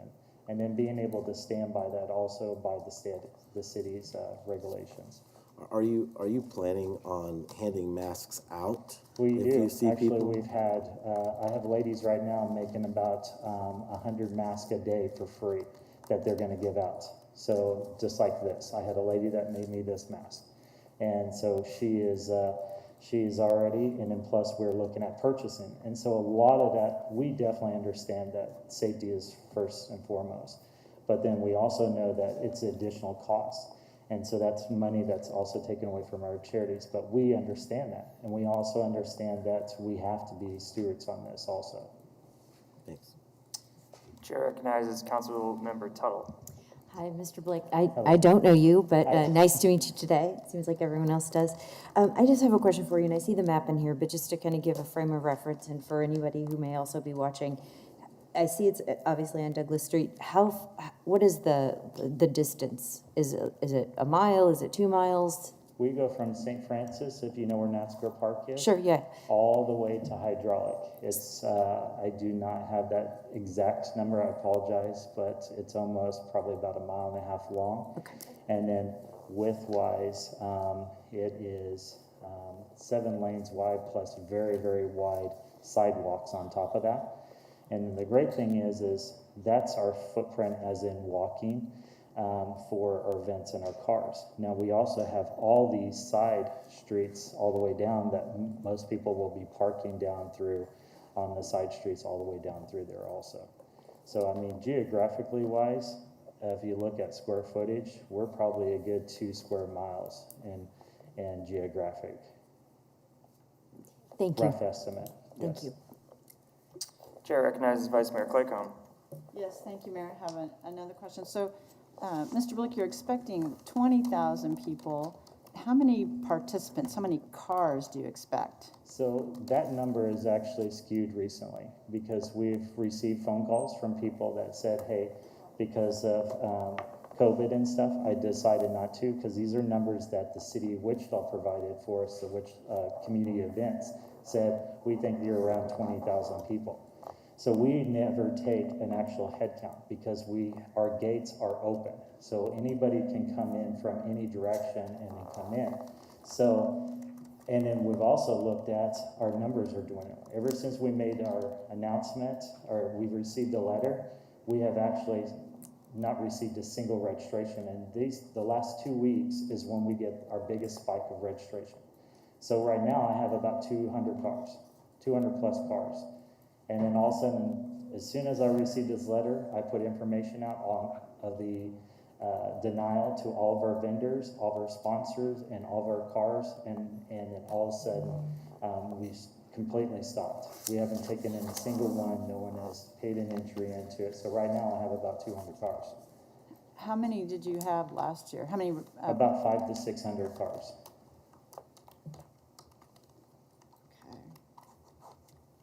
That social distancing on cars is one of those norms. If you're a classic car guy, you got most guys do not park in a single stall. They want to take up 3 or 4 stalls because they have a very expensive car, and so they usually keep anywhere from 6 to 10, or if not 20 feet from another car because that's just the nature of the guys. And most of the guys will sit in a lawn chair behind their vehicle and enjoy the night. And the nice thing is being open air. As I remember last Friday, Councilmember Johnson said, being open air is a little bit of a benefit open, especially with Kansas wind and everything, so, and being as large of a footprint that we have. Thank you. No problem, thank you. Other questions? Mr. Blick,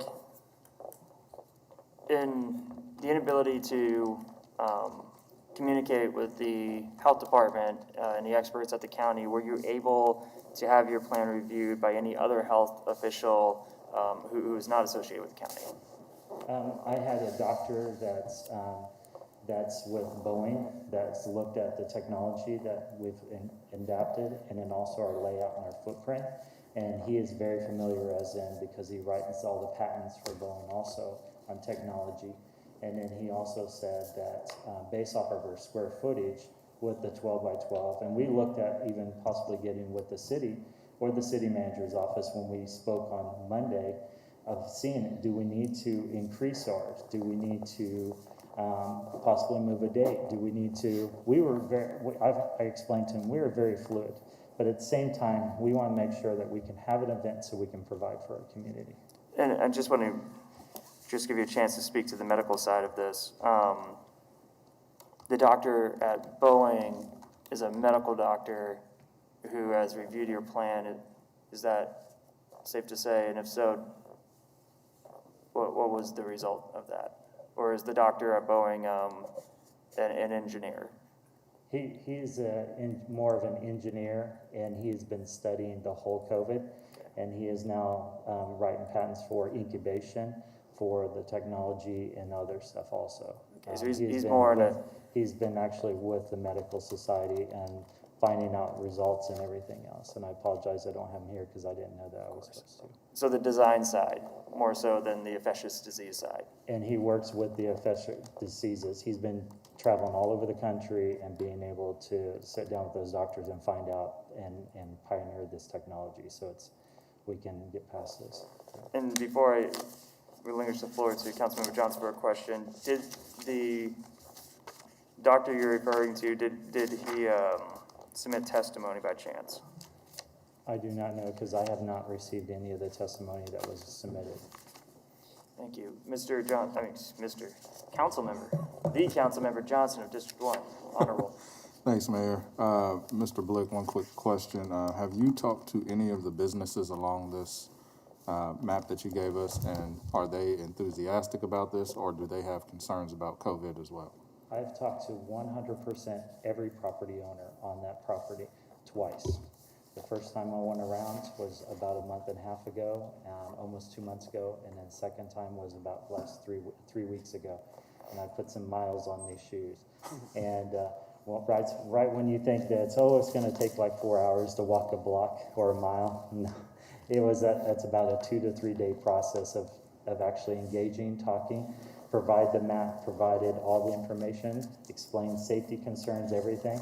I only had one person that had a safety concern, and then they sat down with me, and then I showed them some of the technology and stuff that's out there, and then all of a sudden they were just ecstatic because they didn't know that because a lot of we hear is you just mask and that's all we do, not knowing that, and from cleaning from UV lights to iodization, everything. There's a lot of technology that's out there that most people don't know about, and I didn't know about until about 3 months ago. So just for clarification, was that business owners or property owners? Business owners and property owners, and then every one of the property owners received a notification that was required for me by the city of Wichita to send out. And I never received anything from the city, from Isaac, or from the city manager's office if there was any against it. And then I never received any information against it besides that one individual until we spoke about it and explained. But we also have support from the Douglas Design District, from the president, from the outgoing president and their new president that supported it also. They want that business down there.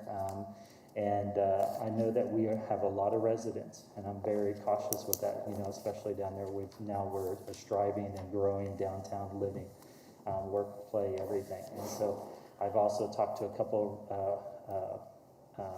residents that are down there, and they are ecstatic also. And I know that there is about 3 business owners that's at Century 2 right now that wants to speak that is in the design district right now and own a whole block or 2 in that design district. Okay. And then when you talk to them, this is my last question, Mayor. When you talk to them, was that recently, like within the last 3 weeks, or was that 2 months ago? Just recently, yes. And then also, they're there also right now too. Thank you, Mayor. Of course. Councilmember Frye.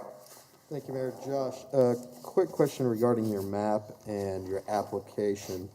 You show numerous trash cans, restrooms, and then in your application, you mentioned that increased quantity of restrooms with hand sanitation, increased quantity of hand washing stations. So what did you have in your plan in number of those stations? We've actually tripled our bathrooms. Every bathroom has a hand pump for hand sanitation in every single one of them. Also, Waste Connections is providing hand washing stations where it's a foot pump, so there's no touching. You do touch for the soap, you pump it once, and then you pump your foot. They have actually doubled and tripled on those. And we've also received information from a business that's on Douglas Design District, the anchor, Shane Gross, and she's wanting to donate, and she's spending thousands of dollars designing right now hand washing stations also for us. And then on top of that, we're also going to have throughout the whole event, almost probably every 50 feet or so, we're also going to have hand sanitation on these poles for like Perel and stuff, where people can go and make sure that they are continuing to hand sanitate. We've also hired a company that's going to be providing a scheduled cleaning of all hard services, from picnic tables to tables, because all of our food vendors will also have a 6-foot table in front of theirs to keep the distance, along with one of these in front where they can pass through the food. And then are also cleaning with hospital grade chemicals and stuff. And there is a gentleman that's over at Century 2 right now that can speak onto that with his company that is going to be providing those services for us also. And then on top of that, all of our volunteers, all of our members, we're continually cleaning, wiping down surfaces where we have personal contacts. We also have tents that for vendors where they're putting plexiglass up, kind of like what you see in all of the businesses around town, to keep that distance and spray also. So we've kind of looked at everywhere else in Wichita, what they're doing to keep their doors open. And then also on top of that, pioneer new technology to add also. So when you say tripled, give me an idea. Is that from, so we went what's your from- numbers? So we went from, and I apologize, I'll see if I have them here for you. Because I know for restaurants, we had anywhere from, I think, 40 or 50, and we've doubled it. And then, I apologize. And were those numbers submitted as part of the application, or was it just, yes, we're going to have these? And I'm not for sure if they actually required numbers. They just required that we have so many per each person, or they require that we have them throughout. Same thing with trash cans. We increased our trash cans, doubled also, to make sure.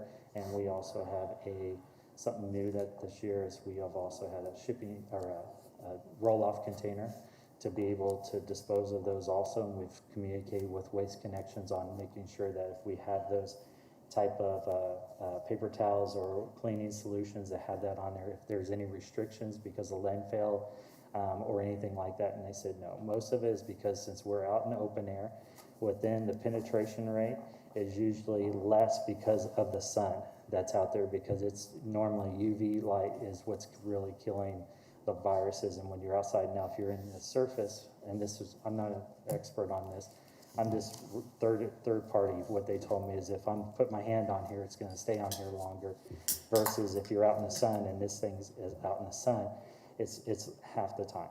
And so that's why when you have those chemicals, and they last on there longer also, and then, so that's why we have scheduled cleaning and everything. During the event? During the event, yep. Does that include the restrooms, the bathrooms as well? Yep, yeah, Okay. they have the thing called the Victory Gun, where they basically go and they spray down the unit. They'll come through, we have golf carts with the spray tanks that's on it also, and they'll be coming through and spraying them down. They'll be closing them off and say, hold on a second, we gotta spray these down, routine and everything. Cool. Yeah. Thank you. So just a follow-up question. You said you've tripled the bathrooms and hand sanitizer. You've also increased the area. So my question is, if you've increased the amount of space, would you say how much more space did you add? And where I'm going is tripling the bathrooms and hand sanitizer from what you've had last year, how big of a difference is it making if you also tripled the space? I see what you're saying. I'm not for sure of, because we station them throughout the whole event and the whole footprint. And the reason why we did also spacious out that is because for the social distancing also. And I apologize, I'm not getting your question in detail, but. Of course. Councilmember Clendenin. Thank you, Mayor. You keep referencing, and I'm look through the packet, you keep referencing this new technology. Are you talking about this infrared tech or the UVC, far UVC technology? Is this what you're talking about? Yes, you and I actually Councilman. haven't talked about this, so. Yeah, this is a device that's right here beside you. I've worked with the Coke engineer and then also the Boeing engineer, and that helped. They're writing patents on this, and it's a really, and I apologize, I'll stand back here. It's a really cool technology. Just if you've looked, this technology has been around for 10 years. If you have a newer home, you actually have UV that's inside your air duct that is basically killing viruses and bacteria right now in a lot of your newer homes. So inside of this, and I can demonstrate it here in a second, there is a UV light that's inside of this. They have now found studies that with UVC 222 actually doesn't cause cancer. It hits off the surface and bounce off. They're using bald mice.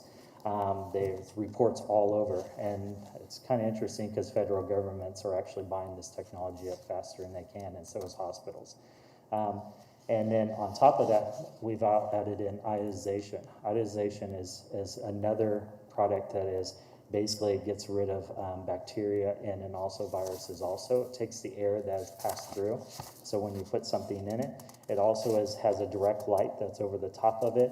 And then on top, and now if there's any airflow in there, it's also doing it. And so all this is, most of it is what they're putting in hospitals now also, is they're changing formats.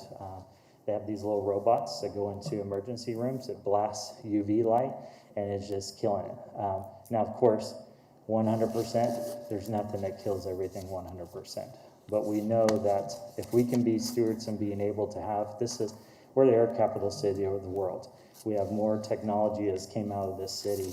And so we want to make sure that we're pioneers also in making sure that we can add an extra safety element to it. But that might help you, or if you want to see a demonstration. No, that's fine, thank you. We plan on with the tables also having them on there. They'll be secured down to the table, and then we'll have caution, we'll have their signage that says make sure you don't touch.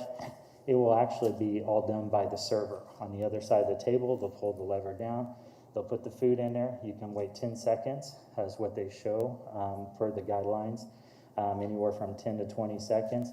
And then from there, you open it up, they can reach in and pull their food out. And if there's spills or anything inside, it could be easily cleaned up and so forth by the server. And so we're putting not only the training aspect that we're putting into that also, but then the technology side too. Thank you. So this only applies to food. Like the UV technology that you're describing only applies to food that's being prepared will get blasted with the UV ray. So if there's any coronavirus on that food, then when it hands off, you're not going around hitting people with that laser blaster, right? Food and beverage. Those are one of the major things, because if I'm keeping social distance, I have a mask on and I'm washing my hands constantly. It's very limited on how your exposure, if I'm staying 6 feet away from you. But if I hand you a drink or a plate with food on it, then now I have touched it to you also. Now, CDC, if you go to their website, says there has been no known cases or proven cases that corona is actually transferred by food. And that's on their website. But we're looking at the containers. A lot of events throughout the nation, we've been searching from them. They use a sleeve for like a drink, or they'll just give you the can, or you reach in and grab it. They're looking at a number of different ways. But we've looked at, if we're gonna provide something or hand something to somebody, then we should be able to at least have some type of sterilization or cleaning that's before it's passed over to the person. Okay. So it's for sanitizing stuff that you'll be handing over? Yes, So, correct, yeah. okay, by your vendors? Yeah. Not And if everyone you- will be required to use it? If you notice, a lot of restaurants actually have these in their windows right now, or they're actually putting them in their windows, so when the food is transferred from one person to the other, and then they take it out to your table, so. Council Member Tuttle. Thank you. I just wanted to ask a question too. It said that your estimated attendance is 20,000, and then it said attendance in previous year was 20,000. I was told, and I've asked some questions, so I just want you to confirm that it was way more than 20,000 people last year. I've heard anything from 40,000 to 80,000. So are you really, so I guess I could just kind of question, you think the same number of people, did you really think you just had 20,000 last year? And maybe what I heard before wasn't accurate, and then you estimate you'll have the exact same number of people this year, even with everything going on? Actually, each year that I've taken it, our car number count has went down lower. Because say 5 years ago, there was 1,000 people, 1,000 cars that showed up. And then each year we're starting to see kind of a dwindling number of our cars. Our sponsorships have been increased and our vendors have been increased. The numbers that we received was an estimated from Wichita Police Department from their community events. Is they said this is what we think is how many, because we don't actually gate, kind of like how Riverfest or anybody, they sell a button. This is a free show for the community. The only ones that actually pay is the car. A person is $20 to get into the show. And then also we have sponsors and vendors, and that's what all of our money goes to help for our community. Thank you. Other questions? And I will remind Mr. Blick, you have the right to cross-examine all witnesses called by the city. Thank you. Mr. Mayor, point of Yes. order. I believe that the process allows you to cross-examine Mr. Wood. Of course. My apologies, and thank you for the point of order. The point of order upheld by the parliamentarian. Just give me a nod. Yeah, you are. Very good. Sorry.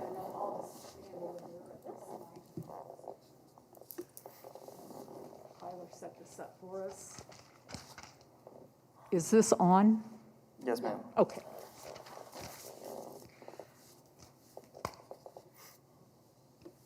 Mr. Blick, you talked about your square footage. Does that amount that you calculate, does that include the area where cars will be parked? Yes, correct. And does it also include, you're having a couple beer gardens, are you not? Yes, correct. And does it include those amounts? Yes, correct. And your, how many vendors are you having? Right now we have probably about 20 vendors. Until just recently with the denial, now we've had a couple of vendors canceled because of the city's decision. Okay, but when you did this calculation, did you exclude the amount that those vendors will be taking with their food trucks and their eating areas and your beer garden and where the cars are going to be parked? For right now, with the square footage that I counted with an architect and through GIS mapping through Sedgwick County, we could have up to about 40,000 people. Okay, but you did not subtract from that amount the area, the space that would be taken up by your vendors, your cars, your beer garden? And kind of like I said before, I actually reduced it. I reduced it quite a bit, the footprint. So what you see as square footage, I've also incorporated poles, flower pots that you see throughout the city, and then also other structures also. So we've looked at all of those. Okay. Now, I appreciate your food technology that you're talking about, but how will you enforce social distancing? So enforcing social distancing is very interesting. As you know, with here, you put signage out. And so I see that you put signage. We plan on putting signage also. So if somebody walks in and they sit right next door to each other, just like right here, we had 6 individuals that were all sitting beside each other. Did we call police department to come in and ask them to be socially distanced, even though that we have signage here, or we're all required masks? We are gonna rely on a lot of our hired police officers and our private security that we have to be able, if we see people congregating, and myself walking through saying, hey, make sure social distancing, we'll have signage everywhere and also. So and you're that's- going to ask people to separate? Yes, What if correct. somebody does not wear a mask? What will you do about that? That's where we educate, as the city recommends, we educate first, and then we go to the next step. And then if we need to go and call security or a police department as required by the city, then we will follow those guidelines per the city's recommendation. So will you ask people to leave if they won't social distance? I think that's a very interesting point, because when I first looked at it, we looked at being able to say, hey, it's public access. We will probably have to take recommendations from the city of Wichita, and I think that's why we're here today, is to find out if that is necessity, because it is public access or private. If somebody is over on Union Station, that is private property. That's something that I need to ask the mayor and find out per their new, because this is actually just started back up again on Friday. Before, it was all keep your distance recommendation. So now the city has put additional recommendations. I will follow the city's recommendations. So you had no plan in place when you applied for this event to enforce social distancing, to enforce masking? Will you, if you ask someone to leave who's not following the rules and they say, no, I'm not going to leave, what will you do? That is incorrect, what you just said. You said I did not have any plans in place. That is incorrect. I actually have plans in place. We would have signage, and I provided information to Isaac, and Correct. I said, we will have a plan in place. And when we filed the application, he asked us, I gave him some information. I said, we'll have to do some more research, but we will have a plan in place. So we have taken the necessary steps as required per city staff. Okay, and so I'm asking you right here today, what is that plan? As you yourself pointed out, we had 6 people sitting together here today that didn't follow the signs. What will you do to enforce social distancing and to enforce mask wearing? I think I said that a second ago, is we will educate first. It's better to educate people over the safety concerns instead of saying, you need to get out. That is not being a good steward for our community. But then if we have to go to those extremes and have to use Wichita police officers to remove or to educate again, or if they're gonna have to provide ticketing or whatever, if there's something, then we will have those plans in place. And that's what I'm saying right now.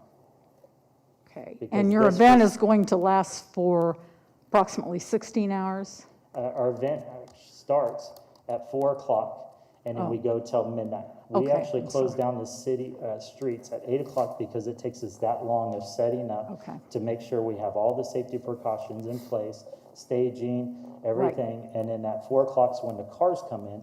The general public usually comes in probably around 5 or 6 o'clock, and then we're usually done by about 10:30.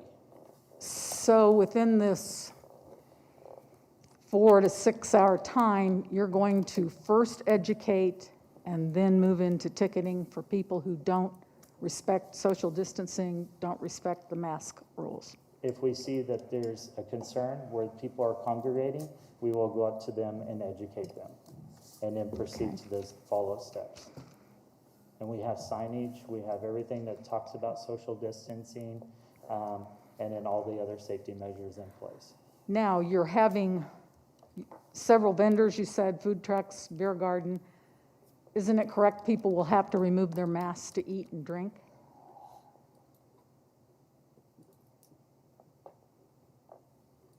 Can you give me 1 second? Of course.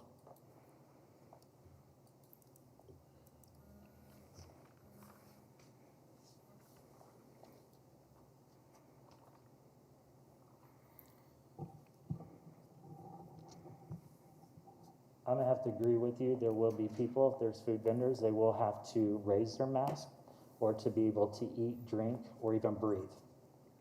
If there's a safety concern and someone needs to be escorted out by EMS or something like that, then they might have to be removal of their mask so they can get extra ventilation per EMS.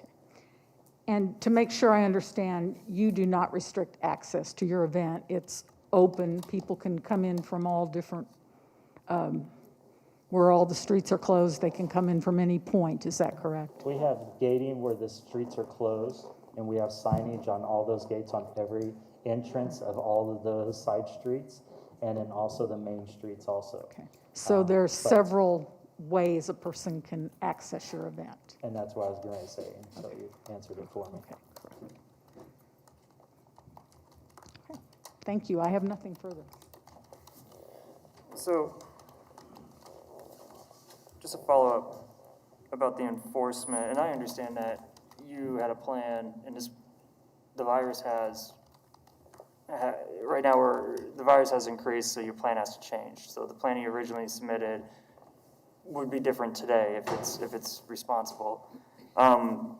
We have some letters here from members who support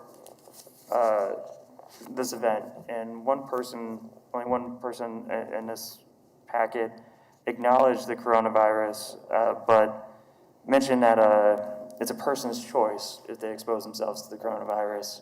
One of the issues and one of the problems with education is that it's their choice if they want to get infected, but it's not the person that they infect's choice. Where it's, if someone is participating in risky behavior, and then are contract the virus, don't have symptoms, and they go give that virus to someone else, that other person didn't have that choice. So my concern is with the enforcement. I think you addressed this a little bit, where this event attracts people from all over the county. Is that correct? Correct. And so it's attracting people also for the 200 folks who are showing their cars. Are they from out of Wichita as well? Majority of them are within Wichita, but they could be in our surrounding county, correct? So one of my concerns, and perhaps it's something to consider, is bringing people in from areas of the county that have no mask program, that don't have that further education until they come to Wichita and are told that we mask up not for ourselves but for the other folks. Just wanted to Can I ask mention a that. question And from you on that? you can, and then I got Councilmember Clendenin on for a follow-up. But yes, of course. So do we restrict people to go to Lowe's? Because on a Lowe's has an average of 10 to 20,000 people on a Saturday. Walmart on West Kellogg has 20,000 people, and they could be coming from Goddard and surrounding areas. So are you saying that we should put boundaries at our city limits and not allow people to come to Wichita? Is it the same thing of putting boundaries of downtown Wichita so people cannot come to an event that's from the county? Is that what you're asking that we need to do? No, I understand the logic that you're pointing out, and I appreciate it. To be frank, our mask policies in Wichita have to be enforced, and they have to be put out without putting an undue burden on our police officers in a very busy weekend. So it's my duty to ask those questions. Particularly if we're going to bring people in, like the person who's testifying on your behalf, who described the coronavirus as this is the corona season. It shows that this person who did testify on your behalf and was submitted doesn't have I think a deep level of knowledge of how it spreads and what's happening. So I just wanted to point that out, but I understand and I appreciate that. Councilmember Clendenin. Thank you, Mayor. I appreciate the line of questioning, but I thought on Friday we passed a mask ordinance so people could be out in public and around each other and could be protected. We had 10 medical experts that said masks were what we needed to do to make sure people could be out in public and be around each other. I was at a restaurant yesterday, walked in with my mask on, took it off, sat there, in a booth with people behind me and in front of me. Felt very safe the whole time, but I just am making the statement that we had a whole 4-hour meeting about how masks were an effective way to stop the spread of coronavirus, and even in situations where people were in the store, people were close to one another. So my question to you, Mr. Blick, is between security and police officers, how many of them have you hired to help enforce mask policy for your car show? So we, every year, about a week before the event, Lieutenant, I think, or Sergeant Kelly O'Brien calls me up and says, Josh, these are your requirements. I need you to hire this many officers, and I have a list of that many officers based off of how many participants we have. And so when we sit down, they staggered shifts. They have a sergeant, or they have somebody that's in charge. We have a command center that we rent radios where they're all communicating. So if there's a situation, there's instant communication. I hear it. All the PD hears it on our channel. And then if they need backup, they also call additional support. In the 26 years, we have never had an issue of where we had to call out outside PD. We haven't ever had to call EMS. We have never had to call fire at any of our events. We have always worked with fire as soon as we see gates that are coming through. But when it comes to security, we have an extra 20 people that we have that are private security. Then on top of that, we also have all of our staff and our volunteers too. But we put policies and procedures in place where it says, first and foremost, we go up. If there's a situation, they call me and they say, Josh, we need you at this location. And then I sit there with PD, we talk it out. If there's a situation where someone's a little bit more tipsy, we educate them and we say, sir, it looks like you need to be cut off. And most of the time when they see a PD officer there, they were like, great, no problem, I'm cut off, you know. But we, most of the time, we've always self-contained everything that we've had, and we use, and I think with hired PD, us paying for PD and having them there on scene, that we're not pulling from throughout the city of Wichita with other things that are going on. So is it safe to say that you're hiring people dedicated to make sure mask policy is followed? Correct, yes, that's my job. I guess the other question I had to ask, we know that it's okay per our policy to take your mask off to eat. In the eating areas, the beer garden, the drinking areas, what are you doing to ensure that people will be socially distanced? If they're not family, of course, we know that family can congregate around one another. So if they're not family and they're sitting and eating or they're drinking something in the beer garden, what are you doing to ensure that people are social distance while they don't have their mask on? First, we're putting signage in all of these venue areas to educate. Second, we plan on, if we do see areas that they are not wearing masks, then we can contact them and educate them more. And if not, then we can use law enforcement or security and go from there.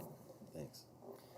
Just to follow up, and then I'll recognize Councilmember Johnson. I do want it to be clear that I believe, 13 medical professionals who spoke about the mask were speaking in general everyday activity. I don't recall any of them recommending large public gatherings. So I just want to point that out, that the council member brings that up. Wearing masks do make us safer, as was determined, but that was under the context of general day-to-day activities like going to Walmart, like what was mentioned. Councilmember Johnson. Thanks, Mayor. First, to Councilmember Clendenin's point, we used the example of the individuals that were sitting up front, and I just want to highlight they were all family. So father, daughters, all at the same house, so they were not in violation of our ordinance. I just want to put that out for the public. But Mr. Blick, I asked you earlier about business owners. And so I've talked to a few who are concerned about having 20,000 people around their business, mask ordinance or not, and the possible spread and risk to their business. So what would you say for those businesses who are concerned about having these crowds in front of their business or in their business. And a couple of them even saying they might have to close for the day just to avoid that risk. Ever since I took over the show, I'm a president of the largest neighborhood association in the city of Wichita. I am very community orientated. I want to make sure I'm a good neighbor. If someone's bringing an event to my neighborhood, I want to make sure I have that open communication with them. And so that's why I go personally, not just because the city's requirements are send a postcard. You go to Riverfest, they send a postcard to everybody, every street. If there's a run, all they do is they do a postcard. I physically talk to every single business owner. I knock on their door. I talk to them. I sit down with them and find out what their concerns are. I did have one individual last year, or 2 years ago. She says, hey, I don't want to have people sitting on my very nice sofas, a bunch of greasy car guys. And I said, you would not be surprised of how many very wealthy people that are in town or average individuals that bring their spouses with them that would love to shop at your store. And she decided to open her doors. Record sales. The next year, last year, record sales. She's already called me and says, why are you moving the show? Bite Me Barbecue. They hired 20 more people for that one day, and he does his whole year off of that one day. So when I talk about these stories for restaurants and businesses, they have all right to decide, hey, if we want to close our doors or if we want to have a tent out front. I don't ever charge a business that has that property. I see that that's their property. So if they want to put out a tent out front and they're a licensed vendor and all that stuff, and they want to cater food off of a table and sell hot dogs or whatever, and that's their restaurant, say like the Anchor, I never charge them. All nonprofits in the city of Wichita, if they want to come to our event, I never charge a nonprofit also, because I see that they could possibly benefit from this and being able to get people to let them know what's going on.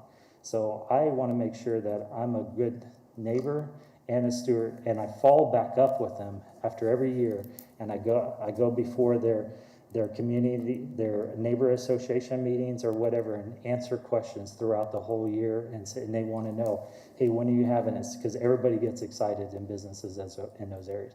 The nice thing of having the Saturday show, a lot of businesses are closed on Saturdays. So most of them are like a lot of law firms, a lot of different services. They are closed. Now, there are some restaurants down there and there are some businesses, but a lot of those businesses are closing at like noon or 1 or 2 o'clock because that's their normal Saturday, because they know that people usually leave around in that area, in the design district around that time. Now, I do have businesses that now have sat down with me and says they're going to extend their hours. They're doing an event. They're doing like a table and promote their business out front on the sidewalk or something like that. So the great thing is there's a old saying, it's called rising tide floats all boats. And that's what we always see it every single time, every year. If someone has a concern, I'll go and sit down with them. And then from there on, they're just like, wow, this is the greatest event. And then they promote it, and then the next year. So I'll say, I've heard great things about you doing that work, and I'm not denying what you're saying. The concern, I think, with the business owners I've talked to is they may be in conflict with the property owner that wants to see this happen, and they don't have a problem making money. Their issue is now they're risking themselves and their staff for exposure, having 20,000 people around, whereas on a normal Saturday, they may not have that many folks out. And the concern really is just right now with coronavirus. Other than that, I think these businesses would be happy to have this happen. But if they are going to close their doors out of concerns on this day, which is probably a good money-making day for them in general, they kind of want to know, what would you say to that?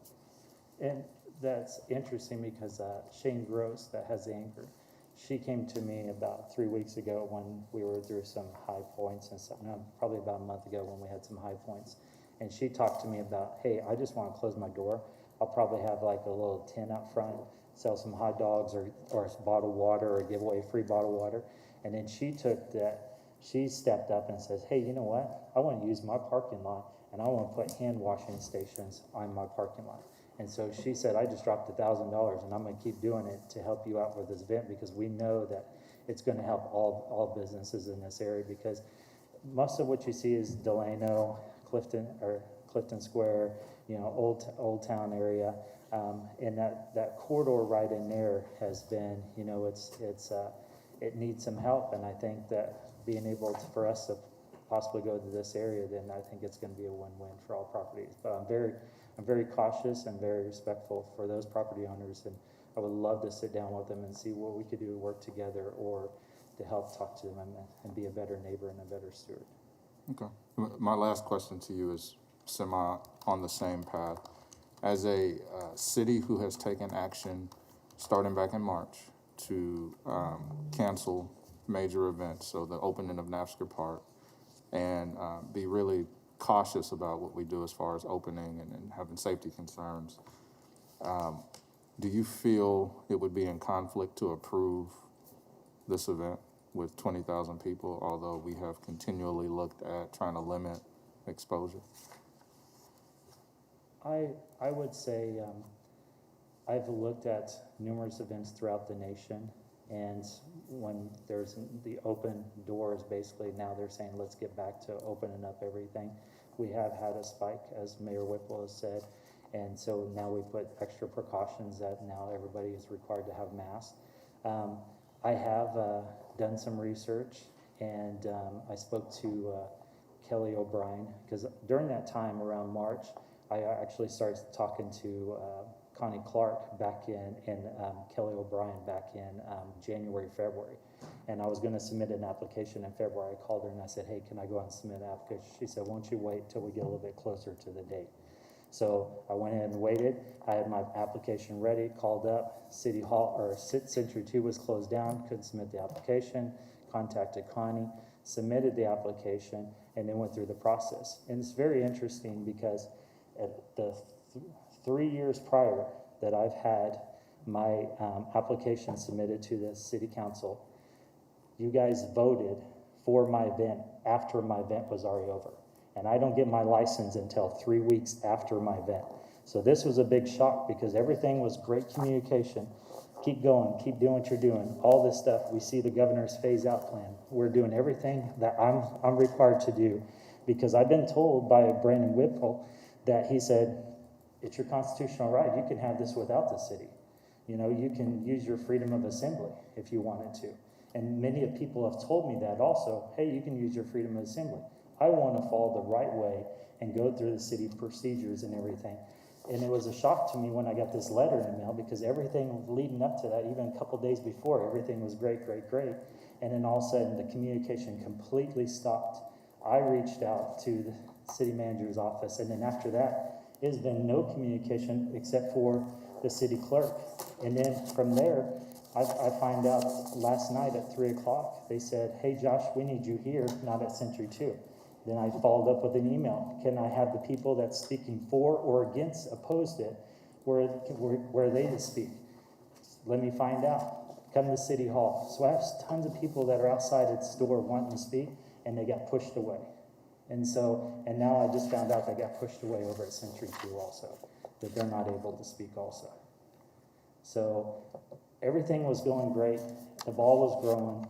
The communication was there, and then all of a sudden, spur of the moment, per their actual language, sorry, but this is on the 11th hour, we're going to have to deny your application. That's what I got on last Monday.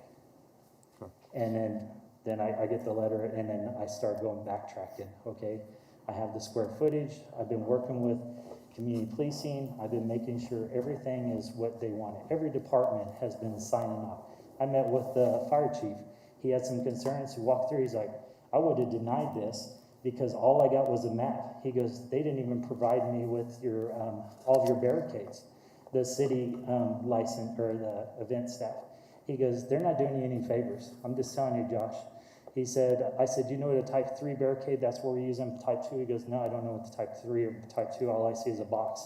And we think that we can't get down fire department down there. And I was like, I've been doing this. I was a volunteer for 10 years prior. And then for the last 4 years, I've owned it. And then from there, I just said, you know what? I want to make sure I have that open lingo and communication. And so we spoke, and he goes, hey, I'm all for it. He even looked at fire hydrants, opening up, making sure, and then making sure that we have access, everything. And then from there, we thought everything was fine. And then all of a sudden, this at the very end. And so it was a shock to us because I always get my permit 3 weeks after the event's already over, and city council votes on it after my event's already over. Thank you. So we have another, Sorry, no, you're good. hopefully I answered your question. And I apologize. I was just using an example. Mr. Blick, you have the right to be frustrated. We're all frustrated with the coronavirus and what's happening right now, so you're fine. You are not out of order. I just have a couple questions, and I'll pass it to the vice mayor who's next on the list. What month or date did you start this process? I think someone said April. Is that correct? I wrote it down, but if you could clarify. I started this process the day after last year. We had our event. So we had our event in July of last year. I've already started the process of sitting down with the powers to be, making sure that we have all the necessities, but then not knowing what happened right now that we're dealing with. In January, when it started coming out, I met with Officer Kelly O'Brien, showed him a proposed map, actually purchased one from GIS Mapping, a really big map, said proposed map, showed him the locations. I asked them about, because Open Streets does it where they close down or they leave open Washington, and I said, what do you think about possibly closing that? So then, especially a night event with cars coming and people, and he goes, I think the idea would probably be best to be closing it. And then from there, I said, it's a lot wider, and he said it was a great idea. Then I went and contacted Connie Clark. This was in January. Mr. Blake, I guess I get to the point of my question. When we started closing public events, I think it was in March. Yeah. And then I think that you applied in April is when you started applying for the city side for the permits and so on. So I'm just wondering if there was any thought into, and that's when we started discussing COVID and seeing the real effects of it in our country. Were there any thoughts of the risk of trying to get to this point, knowing that we were closing Nassau Park, knowing that we did cancel our State of the City, our 150-year birthday, we had to cancel Riverfest. What I want to know is what was the logic that all these big public events were canceled, but we could still have yours? Was it just because you had a game plan, or? Actually, I called Connie Clark over the events back in first part of February after I met with Kelly O'Brien, and then also started working with some city staff. I was ready to submit my applications then. And then all of a sudden, then the governor came out with a phase plan. And then from then on, I was looking at the timelines and everything. I sat down with state representatives, I sat down with city officials, I sat down with, and I said, okay, look at the timeline and the dates. We should actually be pretty clear by time July. And then from there, then not expecting that we would have a spike just recently, and then we started going to the mask. So then now there's some extra precautions that has now spiked back up. And so I definitely get what you're saying, as in we need to look at different precautions, but at the same time, this has been in the works for all this time, and we've been doing it for 26 years. Vice Mayor Claycomb. Thank you, Mayor. I have a question on process for legal counsel. So a couple of times, Mr. Blick has said that people have been turned away at Century 2. I guess I'd like to verify whether that's true or not. And then on top of that, I think he has the right to call witnesses on his behalf. So if there are people at Century 2 that are witnesses, he could call those, right? That's absolutely correct. Of course, and So the process, I wasn't aware of this process until I walked in here today. I was told that basically I present my case just like anybody else presents it. I'm on MAPCD, and they present their case, and then there's public hearing and so forth. The city clerk asked for a public statement, also said they could contact your city council members. I have that email traffic also. And then I thought there would be public comment that they could come here, and they were turned away at the door. So I don't know who's out there or who's over at Century 2 that's left over there right now, but I'd love to find out if there was a way. But from when I walked in to Century 2 or City Hall, I was told I could not come into this building. I showed them that I was on the agenda. Police called their sergeant, and then they called Dante Martin. Dante Martin came up to me and says, there will be no public comment. And so I was like, So my question is though, you said that people were turned away from Century 2. yes. I guess I'd like to verify that, and if there are people at Century 2 that you'd like to call as a witness, you may do that. You may Definitely. do so. So, and I'll just jump in with a clarification. Since the discussion started, the staff members at Century 2 have sent an email clarifying that C2 attendees were told they could not speak on the appeal, but were not turned away. And I just want to clarify, and let's make this crystal clear moving forward, because I don't want any confusion in this process. You deserve a fair hearing. You had a video posted on social media asking for people to come out and support yesterday that was forwarded to me. There is a difference between supporters, people who want to say, hey, we like this, we believe in a plan, and then witnesses.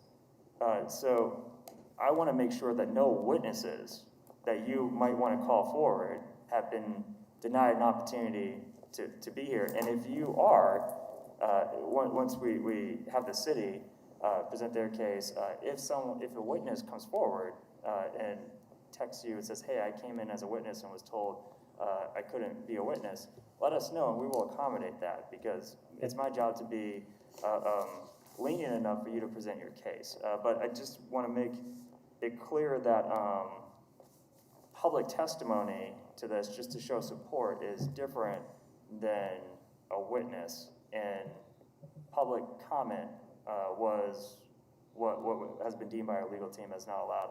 You have the right to call witnesses. And I didn't know that I could have a witness or was called a witness until I walked up right before the podium when you announced that. Of course. So is there a way to find out if there's a Rodney Horton that's over at Century 2 that I could call as a witness? He's a business owner and owns the 900 block of Douglas, where Larkspur all the way to Washington.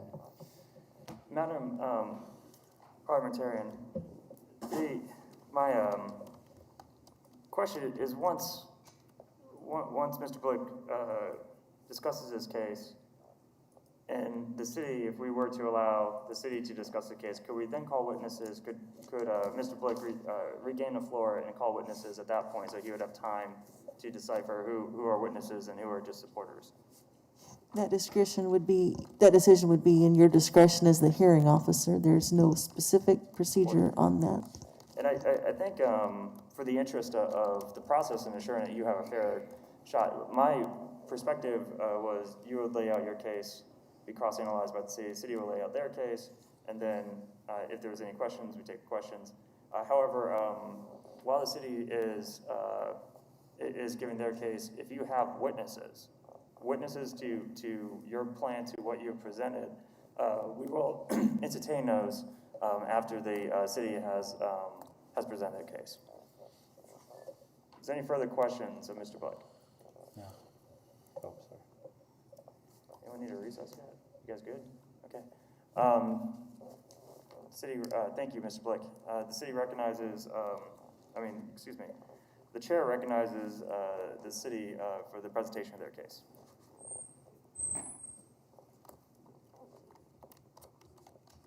Do you need up there? I apologize.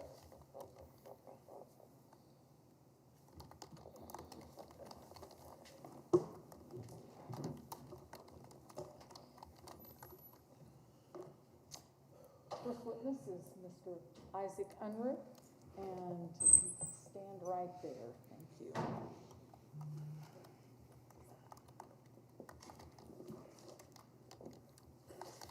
I think you've already told us your name and your duties. That is and correct. It's come out, I believe, that you're familiar with the Automobilia community event. And I want to clarify that we're talking about the 2020 application, when we're talking about the timeline that's been put up on the PowerPoint that has some dates. When did you receive Mr. Blick's application? June 4th of, excuse me, June 4th of 2020. Okay, and isn't it correct that his application is actually dated April 15th? The signature page was, yes. But as far as it being received in your office, June 4th is the date that you received it. That is correct. And how did you receive it, if you recall? I believe it was an email. It was forwarded to me by my counterpart, Connie Clark. Okay. And actually, it started with Connie, correct? And then it came to you? Correct. I believe there was a few discussions, as he stated, back in January. I was not privy to those. The application was formally submitted on June 4th, though, and then that was whenever I began working on it. Okay. And was the application complete at that time? No, it was not. And that's not unusual, is it? That is not unusual. It's a long, complicated application, especially with events of this size. There are plenty of supporting documents. Okay. And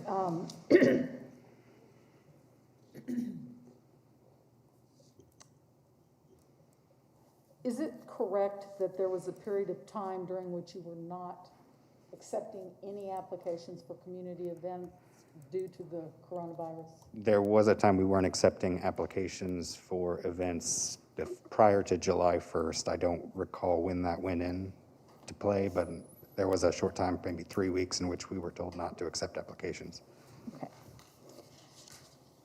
And did you ask Mr. Blick to provide the additional information that you needed to complete the application? That is correct. Okay. And there's a date of June 9th. Due to a change in the event footprint, you sent out emails, excuse me, to the approvers to see if there were any issues with this new footprint. Is that correct? That is correct. I believe the original email was sent to those approvers on June 4th. We resent it on June 9th since we didn't receive responses from a couple of those approvers. Okay. And when you were able to determine that there were no issues with the actual footprint of the event, is that correct? That is correct, yes. I sent their concerns on to Josh, which they mostly were from fire. After his discussion with fire seemed to be fine with the current footprint. And at that point in time, was the application complete? No, it was not. We needed to get out the details of the footprint to ensure we could move forward with the rest of the application. Okay. And so did you get into contact with Mr. Blick Yes. at that time? At that time, it was actually June 16th. I think it took a few days for us to get approval from fire that they were ready for the new footprint. And then I sent the missing information on to Josh, and I believe I received it all within 3 or 4 days. Okay. There's a note there that on the 17th of June, you received some information, and then you had some communications back and forth. Is that correct? That is correct. And on the 19th, you received the liability insurance, That is correct. and on the 23rd, payment for the permit. Correct. I believe he left his voicemail with our AR department on the 21st. I'm not sure when they called him back, but I believe they processed payment on the 23rd. And when did this application come to the attention of Mr. Martin, Mr. Dante Martin?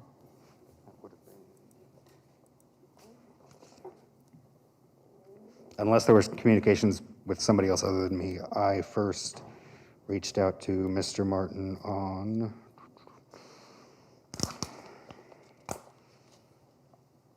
June 23rd. Okay, and what was the reason for reaching out to Mr. Martin? We had received a business owner along Douglas had reached out to us after seeing a flyer for the application, or for the event, reached out to us with some concerns about potential loss of business at their. And so you referred that to Mr. Martin, is that correct? Correct, because the business owner told me that they would be reaching out to the city manager's office. Okay. And then when did you become aware that the event had been denied by Mr. Martin? The permit for the event had been denied? Would have been on the 24th, I believe, the morning of the 24th. And then the denial letter was mailed out on the 25th, is that correct? That is my understanding, yes. And you did not mail that out? Correct. That all went through Mr. Martin? And are you at this time currently accepting community event applications? We are not accepting applications at the current moment. We do have a few applications on hand, which we're working with them moving forward. Okay, so it's correct to say that you stopped accepting them, then you started accepting them, and now you've stopped again, is that correct? That is correct. We've all been learning through this as we go. Right. And to your understanding, what is the reason that you're not accepting them right now? The current health crisis of the coronavirus. Okay. And that's at the direction of the city manager's office? That is correct. Nothing further. Just a question of clarification. If the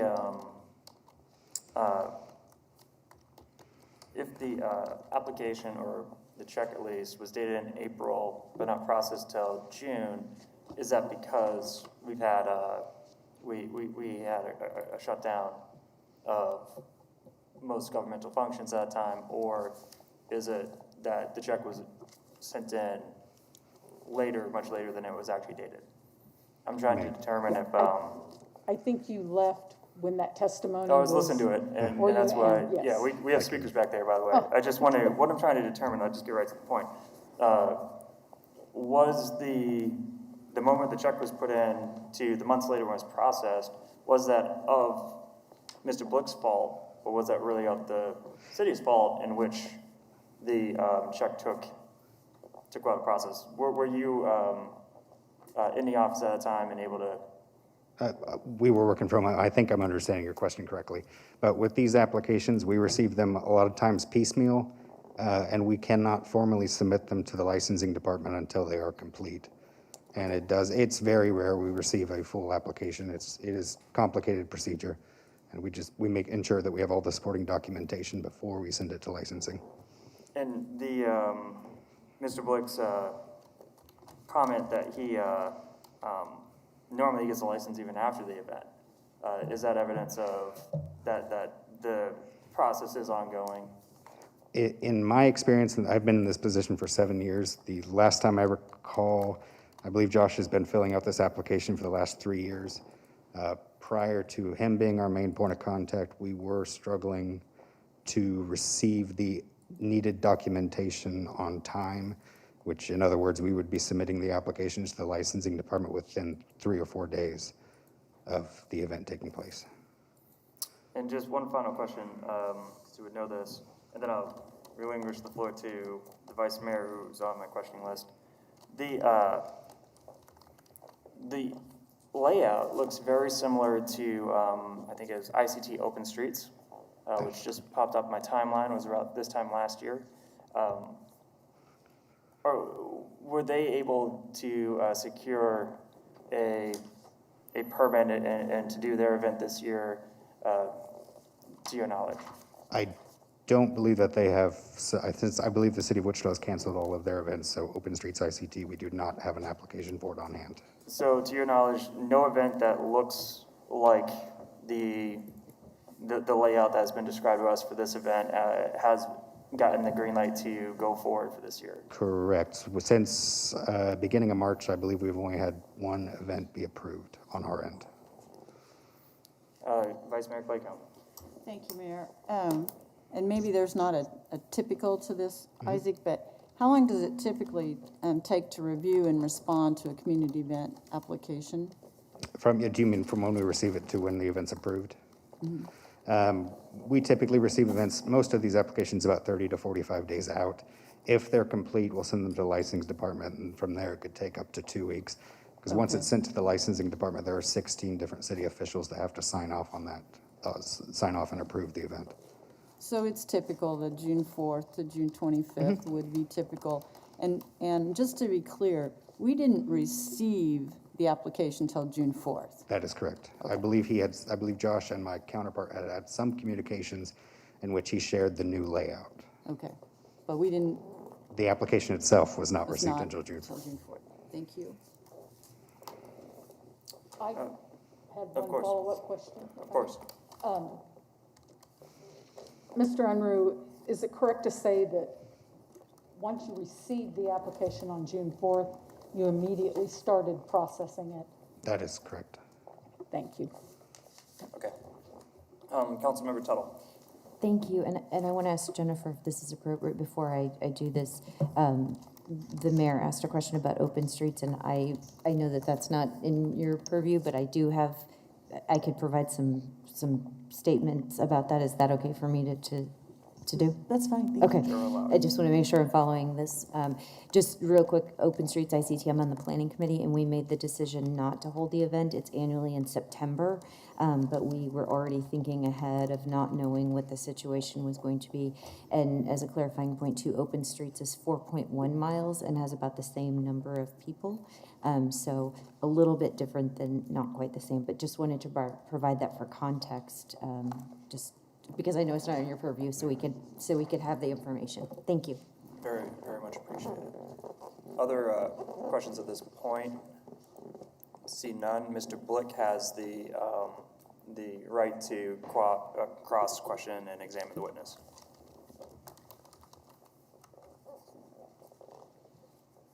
Mr. Andrew, I really appreciate all of your support, your help with us during this process, and then also in the prior years with being able to provide assistance so we could actually do the process. I just have a quick couple of questions. I provided you with the site map as you guys have in your packet, and then also I provided you with a barricade, and then on the back side it shows street closures and everything else. Did you provide this to the fire department? I did not know. I was not the one that sent that email to the approvers. The reason why I asked is because we did have some information that there was some concerns with fire department, and they reached out and they did not receive my full application for each department throughout the city of Wichita, didn't receive it. And I know that it's an ongoing thing, and when you asked me for documentation, I provided. At the time when fire, they actually should have had this. They said they didn't receive it. I provided it directly to them. They also requested that I direct all vendors and transit vendors directly to them, since they're the ones who would actually inspect it. And I said, well, typically I give everything to you guys, and then you guys direct it to the right necessity.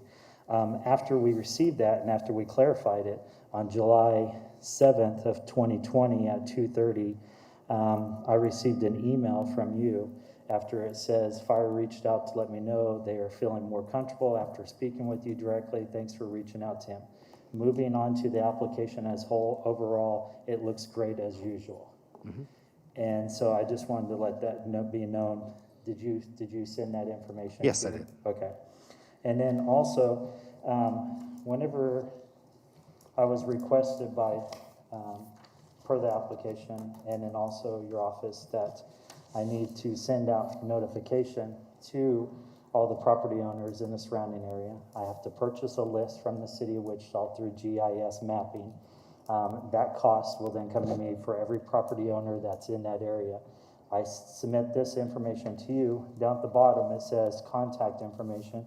It says questions, please call or email. With the COVID, Automobilia has increased their CDC requirements, added additional safety measures, protect the safety of our community. Details go to kansascarshows.com/COVID-19. It has my contact information, and as required by the city to have the city of Wichita.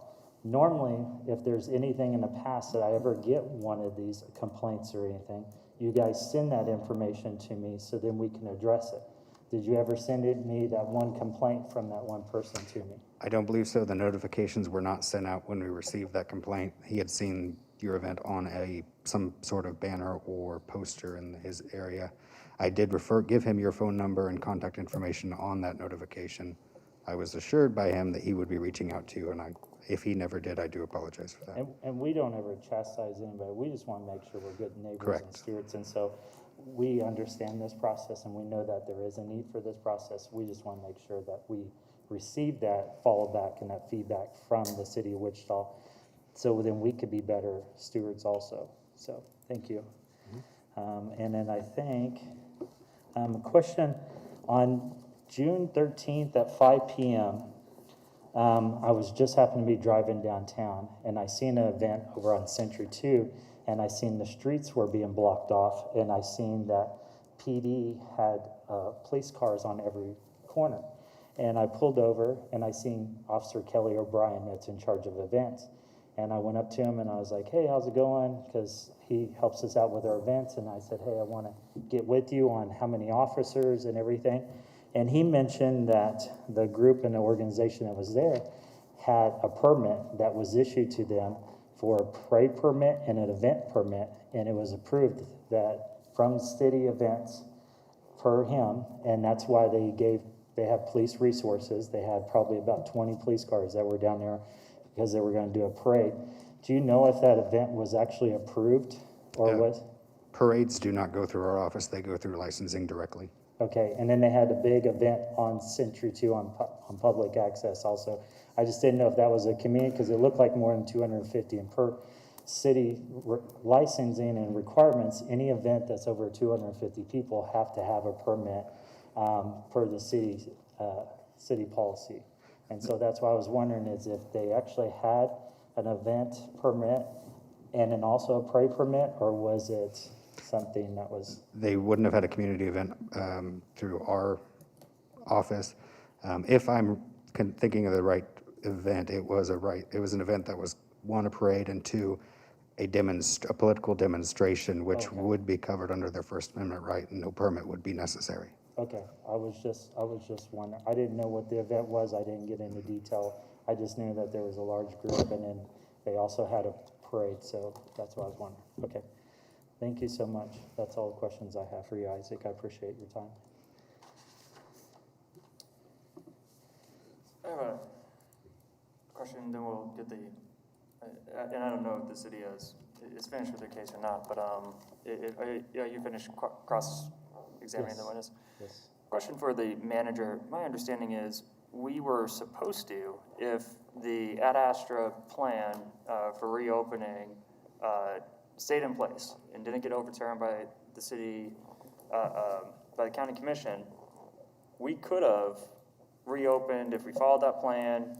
And the plan to reopen was, or go to the next phase, was July 1st to bring us into phase 3. Is that true? Mayor, yes. And the Ad Astra plan assumed that there wouldn't be any change in numbers, or the numbers would progressively get better. And so July 1 was the governor's target for moving into phase 3. So if the plan stayed in place and let's say it worked, would this event would have been able to go on if it was in phase 3?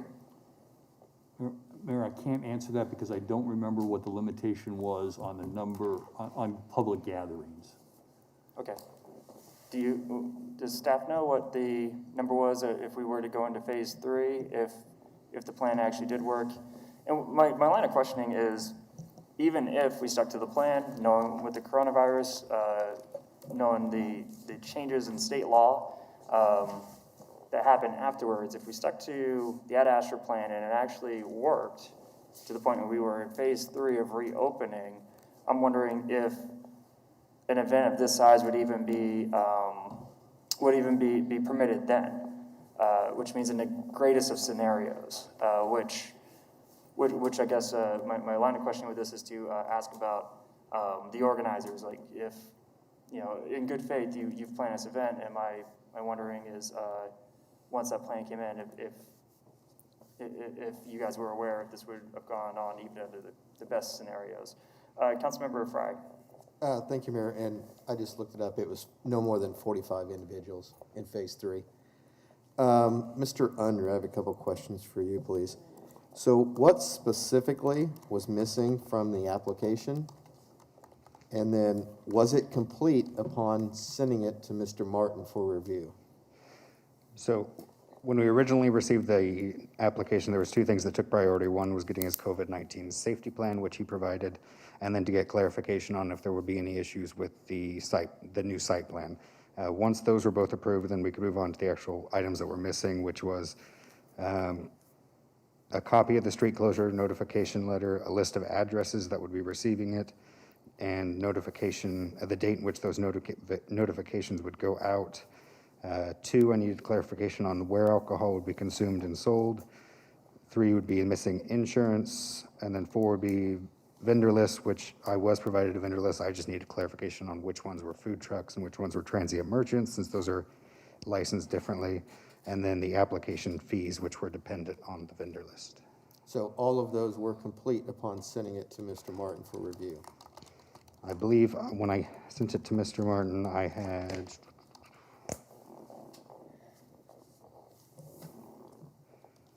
everything except for the fees, which I believe Josh had left a voicemail with our finance team the day before, and they had not called him back yet.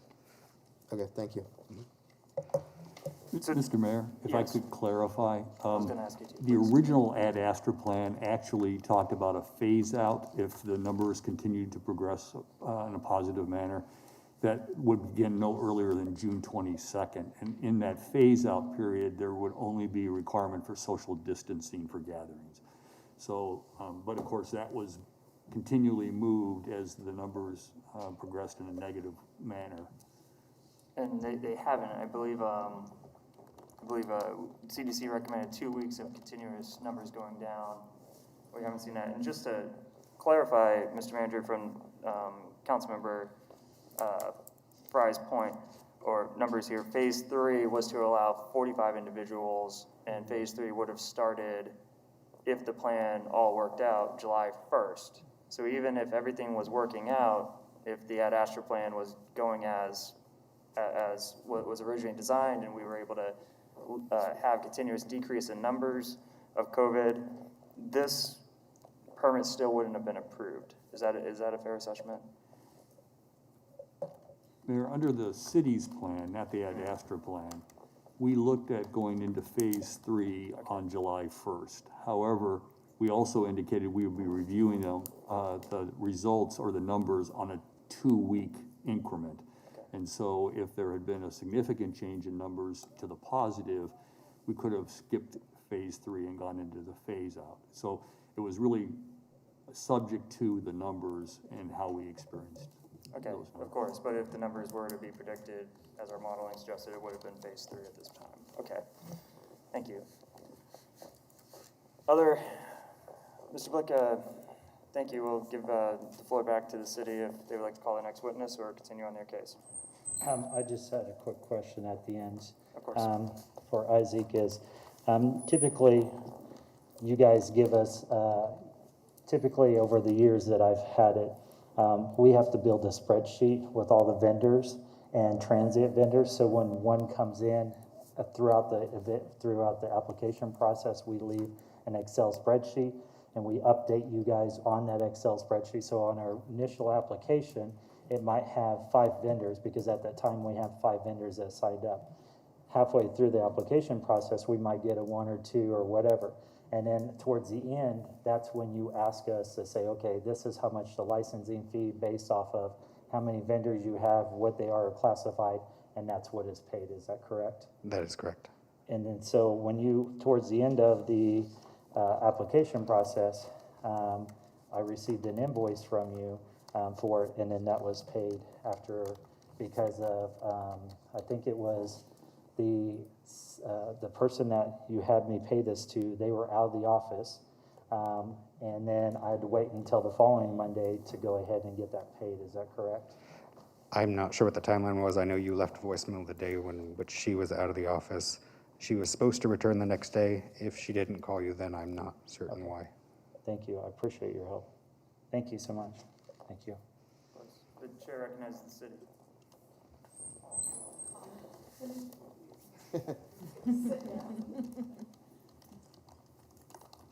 Mr. Mayor, we would next call Dante Martin. Chair welcomes Dante Martin. Good afternoon, Mayor. Good morning. Good afternoon. Okay. I think we all know your name and your title. I would also like to ask, do your current duties include acting as the community events coordinator? Correct. I've acted in an interim capacity since April of 2019. And in that capacity, you supervise the community event staff, is that correct? Yes, that's correct. And you also have the duties as set forth in Chapter 3.11 of the City Code? Correct. And that includes the authority to review and deny community event permits, is that correct? That is correct. And directing your attention to the Automobilia community event application. When did you first become aware of this particular application? Mr. Unruh contacted me, I believe it was June 23rd, regarding a complaint that he had received from a business that was going to be affected by the street closure. At that time, Isaac and I also talked about the need to get the item prepared if there's going to be a street closure, getting the agenda report prepared. So it was June 23rd. Okay. And can you explain the process that you followed as of June 23rd when you became aware of this application up until the decision you made to deny the permit? So I talked with Isaac about the nature of the complaint we had received from a business that was going to be affected. Isaac explained the business owner's concern at that point in light of the street closure and the fact that we were shutting down a major arterial. I talked to traffic engineering to get their take on the footprint of the event and what roads needed to be opened. During that time, I didn't have an understanding of my initial conversations with Mr. Unruh. I didn't have an understanding of the size or the scale of the event. After reviewing the application and realizing that it was going to be an estimated 20,000 people, it changed the lens that I started to look at the project, or the event, excuse me. At that time, I consulted with the city manager just because I wanted to make sure where we were in terms of our reopening plans. Also, the city manager has a weekly call with local medical officials. I wanted to make sure that I took that in consideration as I reviewed the application. So after talking to the city manager, after considering the concerns related to the pandemic, I reached out to the law department and asked in regard to the ordinance, what options do I have as it relates to the event? I was then advised that I had the authority to deny the event, and drafted a letter doing so. And what was the basis or the reason for your denial? The pandemic. We've seen an uptick and a significant increase in numbers, both in positive tests and also the rolling 2-week percentage of positive tests. As the manager mentioned earlier, we're continuing to look on a 2-week basis to see where we're trending. The indications were at that time that we were trending in the wrong direction and that there would be a public safety risk if we were to permit the event. Direct your attention to the slide that's up on the PowerPoint. Is that first bullet point there?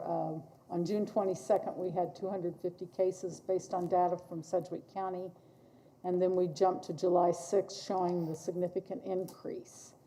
Correct. That data is shown on the Sedgwick County Health Department dashboard. And you did consult that in making your decision? Yes, I did. Okay, and what did that data indicate to you, Mr. Martin? I'm sorry, Elizabeth. I'm sorry. What did that data indicate to you, Mr. Martin? That we were seeing a significant increase in positive tests and that the data was trending in the wrong direction in regard to the pandemic, and that there was still a significant concern as it related to the pandemic, and hosting a large event with 20,000 plus people in attendance would put public health at risk. And so you made the decision to deny the appeal, and a letter was sent out to Mr. Blick, is that correct? Made the decision to deny the permit and sent a letter out to Mr. Blick, correct. Okay. I also followed up with the phone call to Isaac. He was the business that complained about the event permitting. Isaac wanted to get back to that business, so I explained to Isaac that we would be sending out a letter denying the event, and that after the letter was mailed, he could speak with the business owner. Okay. And Mr. Blick's appeal that he's filed here today sets forth several precautions that he would be implementing. He's talked about them here today to address the COVID-19 concerns. Were you aware of all these precautions when you denied the application? I wasn't aware of all of the precautions at the time of the denial. After Mr. Blick received the letter, he gave me a phone call the following week, and he and I had a 15, 20-minute conversation, and at that time, Mr. Blick shared with me some of the additional precautions that I wasn't aware of. And is it safe to say that did not change your mind about denying the permit? It did not. As I said, we had I felt a good conversation. I understood his perspective, his interest in moving forward with the event. He shared with me that he understood from my perspective why I was taking the actions that I was going to take. We briefly discussed the appeal process. Also in the letter that I mailed Mr. Blick, it mentioned that he could call me or the city manager. He asked if he should call the city manager. I told him I didn't think that was necessary at this time, that I would talk to the city manager and share with him the details of the conversation we had. If the manager and I met and we were going to rescind our denial, I would let him know. At that time, Mr. Blick also made me aware that the clock was ticking on the appeal. You have 7 days to file an appeal, and that he was going to proceed. Unless the permit was granted, he needed to proceed with the appeal. And as far as I know, he was in contact with our city clerk's office as well as our city clerk's office. And isn't it correct in your denial letter, you directed him towards the sections of the ordinance that explain the appeal process? Correct. The letter lists the specific sections of the code that were cited when denying the permit, and it also references the appeal process, which is included in the city code. And the city code's available online, is it not? That is correct. And because of the virus numbers, the COVID numbers, I want to be clear, you did not feel that this event met the criteria for a community event as set forth in section 3.11080B? That is correct. After consultation with the law department and based on the health data, I believe the event, if approved, would present a public health hazard, public safety hazard.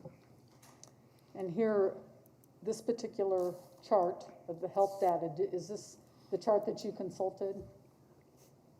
Or one similar? I guess I can see this one better. It's the same, yeah. I wouldn't say that chart, looking at the dates, that goes through June 30th. I would have made my decision June 23rd, but it would have been a chart similar to this as of June 23rd.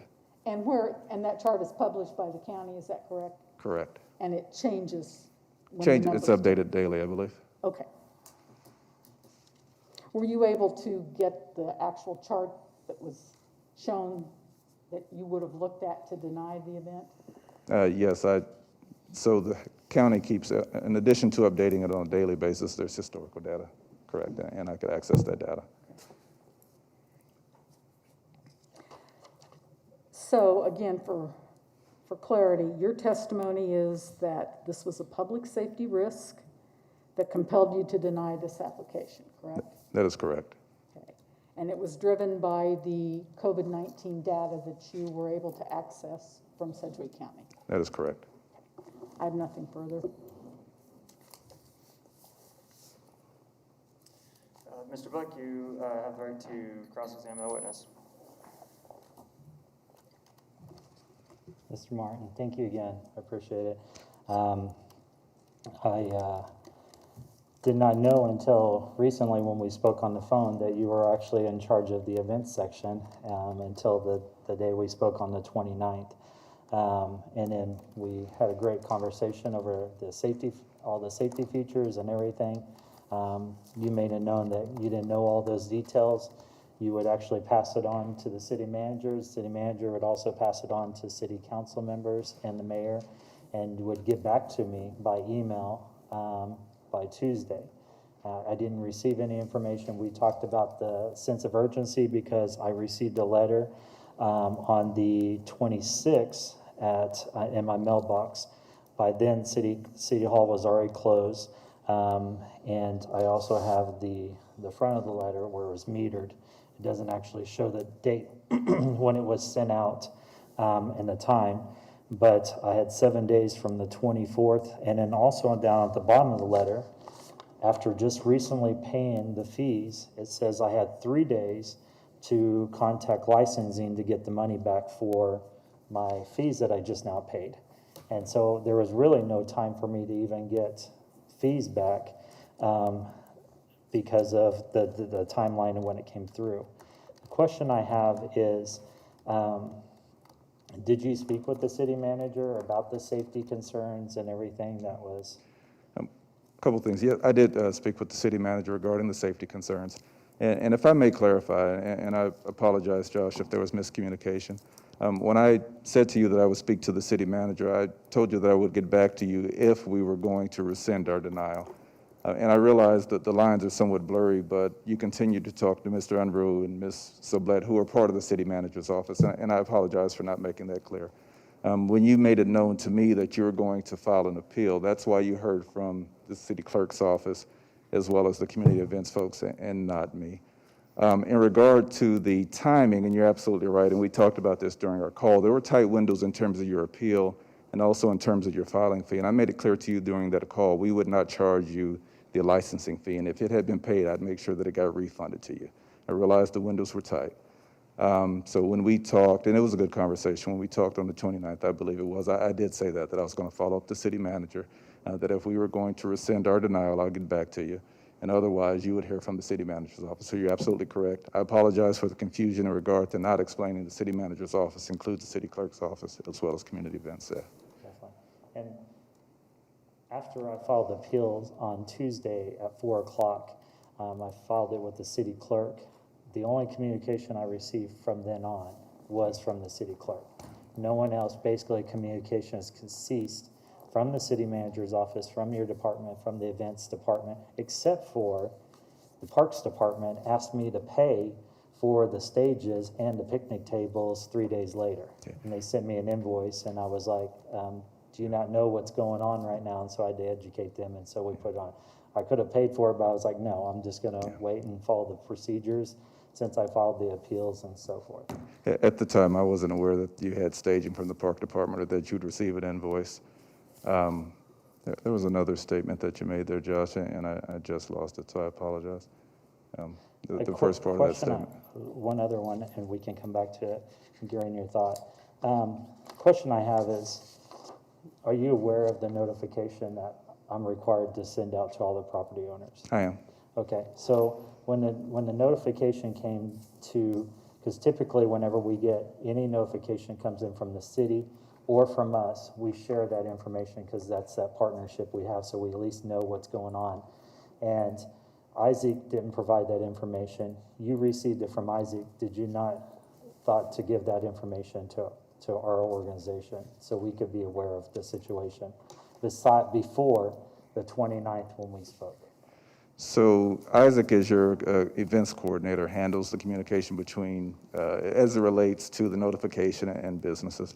As I said earlier, once the denial letter was issued is when I circled back with Isaac and said, you can let the business know that we're denying the permit. That's likely why you didn't hear from the business in regard to the event, because at that point, the permit was being denied from the manager's office.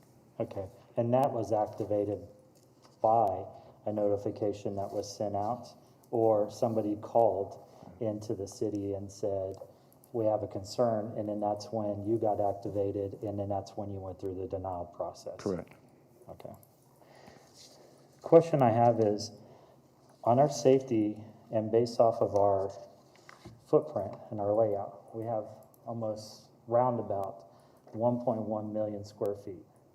If I have 36 by 36 or 6 by 6, I could have possibly, I'm just throwing a number out there, crazy number, 40,000. I doubt this would ever even be 20,000 people, but right now, because of the situation. But if I did have, per your expertise, 6 by 6 by 6, wouldn't that be enough social distancing? Don't consider myself an expert as it relates to what you're describing in event hosting.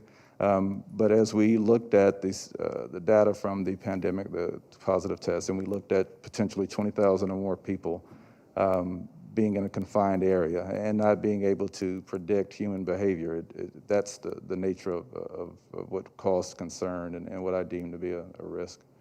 So that would be not based off of the square footage or based off of what it said on the slideshow, based off of how much square footage we had that was available, that it wouldn't be safety. It's more about the people that's there, that they wouldn't be able to keep the distance. It's about 20,000 people in a confined area, yes. Okay.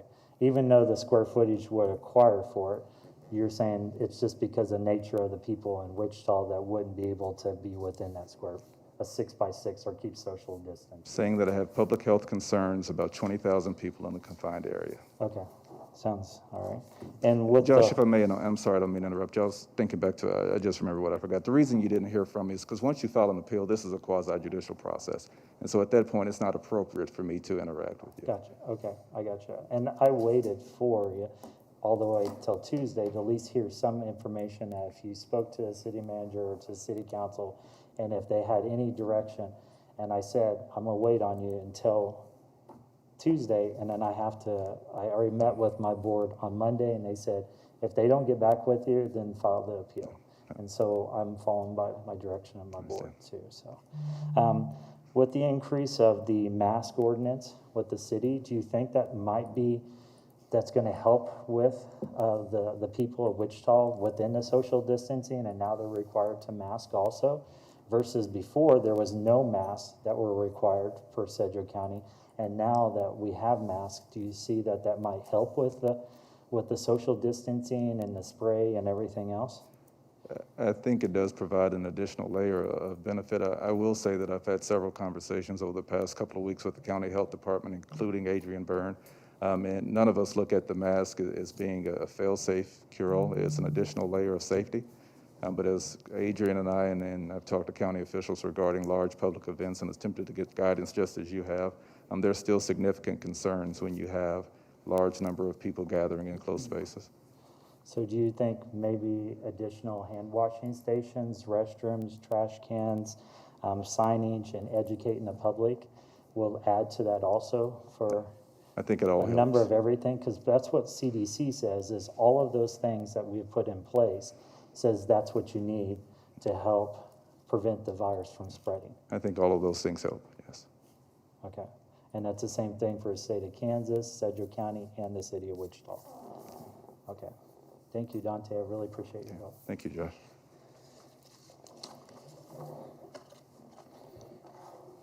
Questions for Dante or the city? Chair recognizes Councilmember Fry. Thank you, Mayor. Dante, real quick. After the June 24th denial, or 23rd, I can't remember the exact date specifically, did we share with Mr. Blick the specific public safety hazards and risk? And was he given a date by which to respond with solutions? He was not given a date to respond with solutions. He was, we spoke about concerns related to the size of the event, concerns with traffic flow, talked about the reason for the denial as it related to COVID. This was also keeping in mind coming the week after the basketball tournament, where there were some additional concerns or guidelines that were being passed down from the county. And so we talked more in general. To answer your question directly, Councilmember Fry, I did not ask for additional safety precautions that he would implement. But he was told specifically what were the risks and the hazards that led to the denial? Yes. Okay, thank you. Does the city wish to continue? No, I have no further evidence at this time. Thank you. Thank you, we appreciate it. I have one last question, and then we'll take this to the next part. Mr. Blake, yes, go on up, Mr. Brook. Seems like you have a statement, then we'll ask, I'm gonna ask my question, if there's other questions, fine, then we'll have closing statements. So if this is a closing statement, we will have a closing statement time for you as well. Earlier, you said, reference that I could have a witness. There is a witness that is at Century 2, and he's been waiting patiently also. And he's a property owner that has a vested interest in this area. We will defer to Century 2 and to the clerk to swear the witness in, and then the witness will have a chance to give his testimony.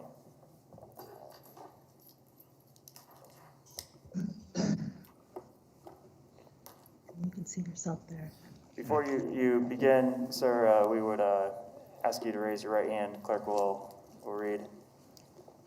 Yes. Do you swear to tell the truth, the whole truth, and nothing but the truth, so help me God? I do. Thank you. Very good. Sir, the floor is yours for you to, the way this will work is Josh or Mr. Blick will have the opportunity to ask you questions, and then the city will be able to cross-examine you by asking you other questions. So the floor is yours, Mr. Blick. Mr. Horton, if you can kind of tell me your address and possibly how your relationship with the city or with Wichita is in properties, or how does this affect your show? I mean, how does the show affect your property or even possibly your business here? Sure. So my name is Rodney Horton. I live in the 900 block of East Douglas. So I'm right in the center of where really all this is going to happen. I do have properties also in the Douglas Design District that's also affected by this event as well. Joshua, I guess I'm a witness today because Joshua did come in and talk to me and everyone within our block and up and down the street on both sides, and it did take him a long time. He did answer a lot of questions. He was very careful about the process. I've attended the show in the past. I am in the local car community. I'm a big supporter of downtown Wichita and of automobilia, specifically open streets, Douglas Design District, you name it. I love downtown Wichita and what we're trying to do. When he told me this was going to be an event on Douglas, it's obviously outside, it's free, it's for charity. I mean, it kind of checked all the boxes of something to get behind and support. I obviously did that, and I guess I'm just being a witness to say he did go through that proper, I don't know, I guess what alarms me is if one business owner can make a phone call to put all this thing off the tracks, it's a little worrisome for me because that just worries me because anyone can really do that if they just see any sort of a logo or anything that they don't really like. So I just want to provide support for him and say I would come here today. And I didn't know about this process. We did go to City Hall. We were turned around. We did come down here. We were told we couldn't speak. So we really didn't know. I haven't talked to Joshua before this statement. I have no idea what questions he's going to ask me or anybody else. So I just want to set the stage that it does seem like this process, as just an outside taxpayer looking in, it has been a little clumsy at best. Mr. Horton, Councilmember Johnson asked a question about property owners, about possibly having them closed down, or how do they feel about it? Can you tell us, since you do have businesses, you own property, but do you also own a business that's in this area, and how do you feel about that? And then also, like you said, you live in this area also, and how do you feel about that? Sure. So, well, I'm also a bar owner, so I've been shut down for several months because of this virus specifically. But to be closed down for one day for something like this, in my opinion, isn't that big of a hardship. We're actually, you can be ruled by fear, you can be ruled by opportunity.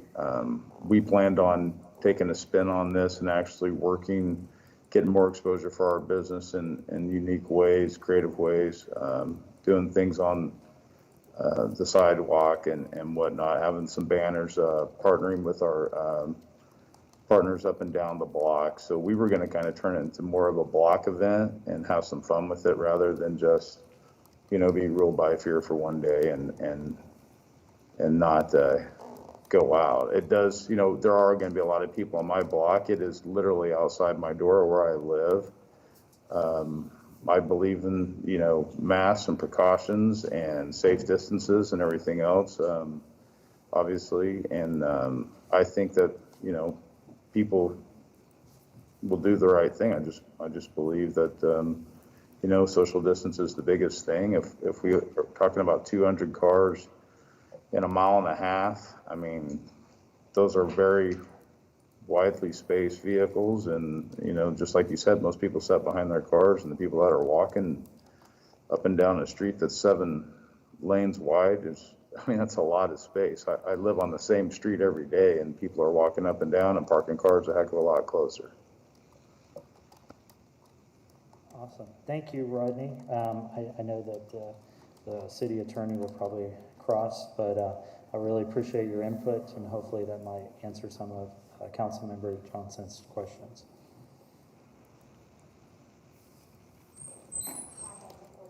No questions for the witness from the city. Thank you. Thank you, sir. Thanks.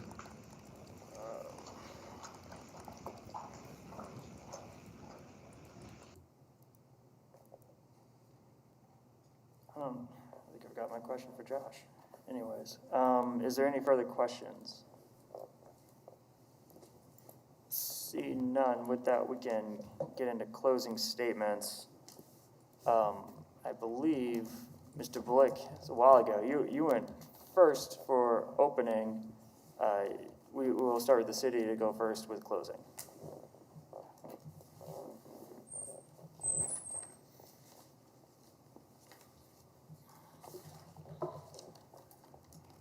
In the interest of time, I'm going to try to be brief here. I would like to clarify after the last witness that the denial of this permit by Mr. Martin was not because of the complaint of a property owner. It was, to quote Mr. Martin, public health concern due to 20,000 people in a confined space. That's the reason for the denial, plain and simple. This morning's Eagle reports that Sedgwick County's COVID cases went up almost 12% last weekend. Health officials continue to advocate two things: wearing masks, and the city has that covered now, but they also address the importance of avoiding large gatherings, and that's what this particular event is. It's a large gathering. Every day you read of other communities that are canceling events, some as far out as September, October. You're reading every day about cities who opened up are now closing again because of increased numbers and how the virus is spreading. It's not acting like we expected it to act. The data clearly shows that the number of cases here locally are continuing to rise, and that the infection is spreading. When asked about how he would enforce the distancing and the mask, Mr. Blick's response is education. It's a 6-hour event. There's not much time there to do educating and then getting compliance. And by the time you have compliance, you're going to already have the spread of the virus. It's also, he's putting all of the burden on law enforcement, but he also says we have private security. I'm going to be going around. Well, private security officers can issue tickets, and Mr. Blick can issue tickets. There's no solid plan for obtaining compliance with the safety regulations. Education and signage is great, don't deny that. There's some of this new technology that was mentioned that appears to be great, but the problem is the large group of people confined in this area are going to spread the virus, and the numbers indicate that. Mr. Martin's decision to deny this permit was based on and was driven by the data that he saw. And the evidence is clear, and it's convincing that if this event were allowed to occur, it would be a public health risk. And I would ask that you uphold Mr. Martin's denial of this permit, and that the Automobilia event, as worthy as it is, as any public event, it should not occur due to the risk to public health of our community. Thank you. Thank you. Mr. Blick, you may close. And not that you need it, I believe closing is limited to 10 minutes and under. Let me double check that. Is it? Yes, okay. I probably won't take that Please much don't. time. Yeah, please don't keep us here for longer than 10 minutes with the closing. And everything, so. Go ahead. Mayor, council members, I definitely appreciate your time. I did not know that this was going to be a lengthy process like this, so I deeply want to apologize for the lengthy process of this. I was expecting something totally different, and I apologize. I mean, I stand here and plead to not only for the support of our community, the safety measures that I've put in place, and that will still continue in place. I know the city attorney says the burden is on the officers. It's not true. I pay for those officers also for that event, and they're there to assist us and help us out. Not only that, with our security and our volunteers. Education has been continuing. As you can see, this last Friday, every business now has put stricter restrictions on their business, as in making sure that everybody has a mask on. I just stand here and to ask for, to be able to have this event. We put all the procedures in place. We've done everything that the city has asked us. Every department has asked us. And all of a sudden, on the 11th hour, they go and deny us, and we put all these measures in place. And it just concerns me of how the process has gone. And then from then on, it was just no communication. And I understand what Dante Martin said at the very end, after we filed the appeals cycle. But before that, communication was great. If there was concerns that were leading up to this, then I feel that they probably would have reached out to me and said, hey, we don't think you should have your event at all. And they kept asking, what's your safety precautions? We came through that, sat down with each department, and basically kept getting the rubber stamp all the way through the whole process. And so as I stand here today, I know that there's a need. I don't make a single dime off the show. I stress myself out. I wear myself thin for this whole year to be able to have this event for our community, and but at the same time, I want to make sure first and foremost safety is there, and so that's why we put these measures in place. And based off our square footage, we can maintain that 6 feet.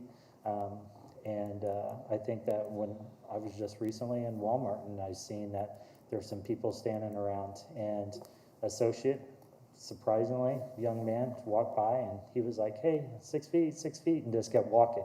He didn't get confrontational, but just that visual reminder and an audio reminder, hey, we should probably be 6 feet, as I heard, and then the people separated that were in the line. And so I think that from that to all the visual aids that we'll be providing, the education, the information that we've committed to our community, and we've got door to door, I think now is it enough? Do we need to have everybody in Tyvek suits and rubber gloves and respirators walking down the street?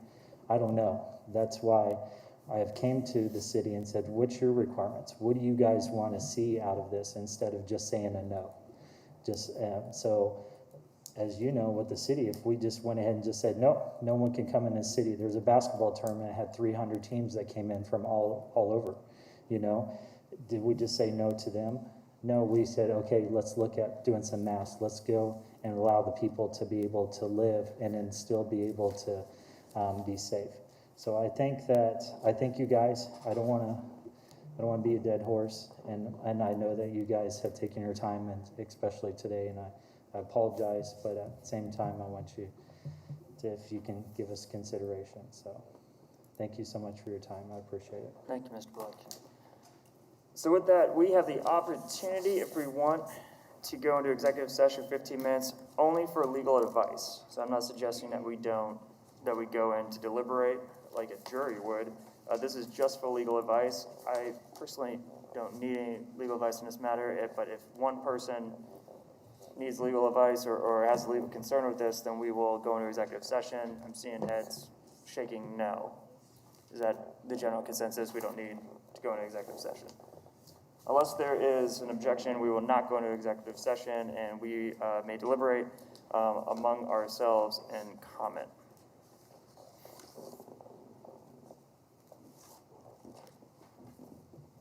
Is there any comment? Councilmember Clendenin. Thank you, Mayor. For me, it's not necessarily the process. I appreciate all the questions about process and how we got to this point. But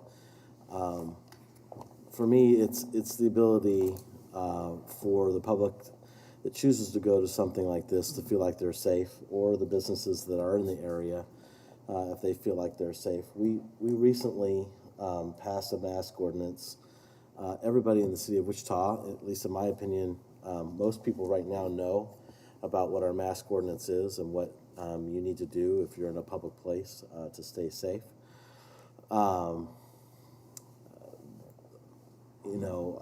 We asked a lot of questions about whether or not, what's being done by by Josh here to make the public safe with the extra hand washing, with everything that's happening. I know that we've even heard that from some people that this is a confined space.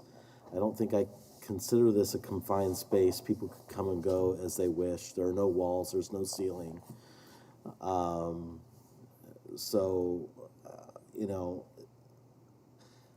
I'm inclined, like I am actually with a lot of things, and I know the manager and I have even had discussions about this in the past about events. I think he and I disagree about some of these events, but if people are washing their hands, they're properly social distancing, and especially wearing masks per our ordinance, the whole reason why we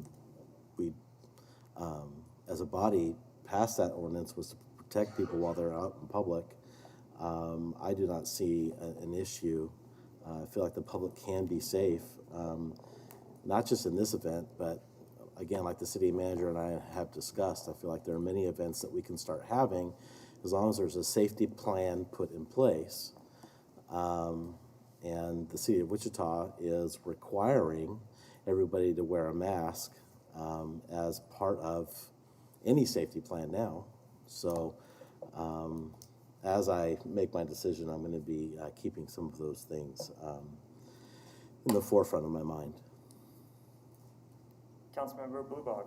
Thank you very much, Mayor. And I appreciate staff working with Mr. Blick on this. I understand the ultimate goal is to keep everyone healthy. Right now, I think we need to look at other things other than physical health. We need to look at mental health. We've got people that have been locked down for 4 months. They want something to do. I want to give the power back to the people to decide what they feel is best. And for that reason, I plan to stand behind Mr. Blick's plan and go ahead and let's try to do some kind of fun activity that people want to partake in and use their own discretion on whether they want to participate or not. Councilmember Tuttle. Thank you. I just want to say I think it's so admirable for what Mr. Blick has done and for leading this event, and the fact that you put your own time into it and that it's for charity. So you must be commended for that. It's very admirable. And I appreciate the comments of my colleague, especially Councilmember Bluebow, mentioning mental health, especially when we're celebrating Mental Health Month. But I have to say everything is different this year. And things that we took for granted and enjoyed in the past, unfortunately, we don't have the luxury right now. So one of my favorite photos on my phone is Open Streets, ICT, that I've had the pleasure of serving on the committee. And it's a 4.1 mile event, so it's twice as long. And we had approximately 20,000 people. And in the photo, literally people are shoulder to shoulder.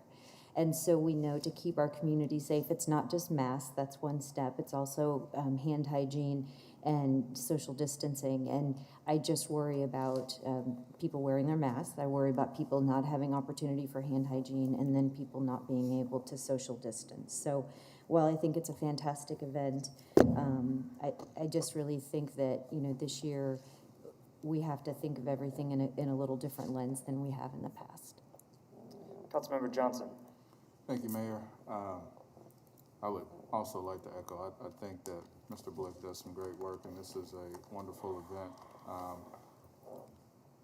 But after hearing from specific business owners that have businesses in District 1 that have concerns about this, and to Councilmember Tuttle's point, and when we look at trying to prevent spread, this year is different, and I feel that we all are kind of sharing a reluctant sacrifice because not everybody wants to wear a mask. I know I don't always like them to make my ears look bigger than what they are right now. You got to remember to have those, and you know, trying to be safe around citizens in the community and not going out as much. I mean, it all is a damper this year, and I don't feel in good conscience that I could support trying to bring 10,000, 20,000, whomever, folks together downtown. So I will, unfortunately, this year not be supporting this, but I look forward to when this clears up and I can support this next year. Other comments? So I'll just close with mine. I see there's a few arguments here that have been made today. One of them is the event an event we want to keep going? Of course it is. It's an amazing event. We all know that. And you should be commended for the not only work that you do with this event, but also in our community. You've been president of our neighbor association for well over a decade, and the work you do is amazing, and especially your time, effort, and money into this project to help other community organizations. The other part is I think the argument against city staff on the process. I think that the argument's clear that it wasn't very smooth. There's a lot of things I think staff is juggling, and I think that you're right to be concerned about the back and forth and if you got enough information. My concern and where my vote lies is with community health. In being head of the neighbor association, you run the meetings, and so it's reasonable to believe like you are aware of the city reopening plans, and along with the COVID updates and the policy from the governor level down to the county level, down to the city level. Even in the best of circumstances, with phase 3, we still wouldn't be able to hold this event unless something miraculous happened and COVID disappears. So, because in phase 3, which right now we're still in phase 2, would have limited this to 45 individuals. I'm just concerned with the public safety of this, because also I get you, if everything was to go right with human behavior, you could maybe pull this off. That means everyone accepts that a mask is important. Everyone accepts that they need to take advantage of the more hand washing. Everyone accepts that they need to stay 6 feet apart. And we just haven't seen that in this case. We still have people who believe they wear a mask, it's their choice because they're protecting themselves. And the reality is, it's not about your freedom, it's about the freedom of the other people not to catch a disease that you might unknowingly be carrying. And we've seen not a car show, but we saw during the lockdown, which was the most stringent, what we're trying to avoid right now, we saw folks who were driving their cars down one road, and everyone was supposed to stay in their cars, and they were supposed to have a kind of a parade of cars. And then we saw that the police had to break it up because people got out and they all congregated over at a Quick Trip. And I remember seeing police had to actually shut down the road during this during the shutdown, where people naturally wanted to get close, get together, and be together. And I think that experience makes me concerned moving forward that even with all the good intent and faith that's been put in to allow people to do the right thing, I'm not sure it's enforceable. And I'm not sure that we can really ensure the public safety of not just the people who attend, who might actually make a conscious choice that they don't mind if they catch this, but those who they talk to afterwards. So that's my big concern with it, is really just public safety moving forward. It's a risk, and right now, after getting off the phone with the hospital leadership yesterday, COVID hospitalizations are at the same level today or yesterday as they were before the shutdown, which means we potentially lost all that ground if that continues. And the one thing we can't do, particularly our small businesses, is to have another shutdown. And I hate the idea that this is going on for 26 years and we wouldn't be able to continue it if the vote turns out that way, just like I hate that we didn't have a 150-year birthday for Wichita, that we didn't have Riverfest. that we didn't have our public fireworks displays, that we didn't have ICT open streets, that we have had to go through this so far, but the only way we get over it is we actually follow the game plan and have enough discipline to not let this thing spread any further. So with that, that's my take on where I'll be voting today. I love the car show. I really wish I could take my kids to it. I want them to be into cars. We're South Wichita, we're into cars. I want them to go out and experience that. And I think it's an amazing program, but I think that what my vote is, it's just based on public health at this point and the numbers we're seeing, and I'll close with that. Other members? With that, we will bring the meeting to a close, and we will call, it's not even a motion. I'm parliamentarian. How do we call the decision? Call the question? You actually do need to have a vote to make a determination, and that vote can be in the form of a motion, and the motion is to either uphold or overturn the denial. So because it's an appeal, it would be to overturn the appeal is what we're here for. Is what? You want to uphold the denial or overturn the denial? Okay. So I vote to, I make a motion that we uphold the denial of the permit. Second. Motion has been made and seconded. Members will cast their vote.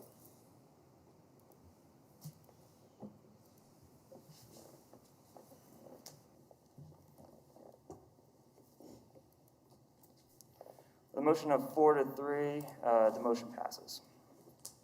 Denial is sustained. Ms. Vice Mayor. Yes, thank you. I just want to say, Mr. Blick, I love this event. It provides benefit to charities. It activates and engages our downtown. So thank you for that. And I hope that we are in a better place next year where we can do this because I think it is a great event for Wichita. So thank you. Madam Clerk. Resolutions considering the establishment of the Riverside Housing Redevelopment District and approving a memorandum of understanding tax increment financing.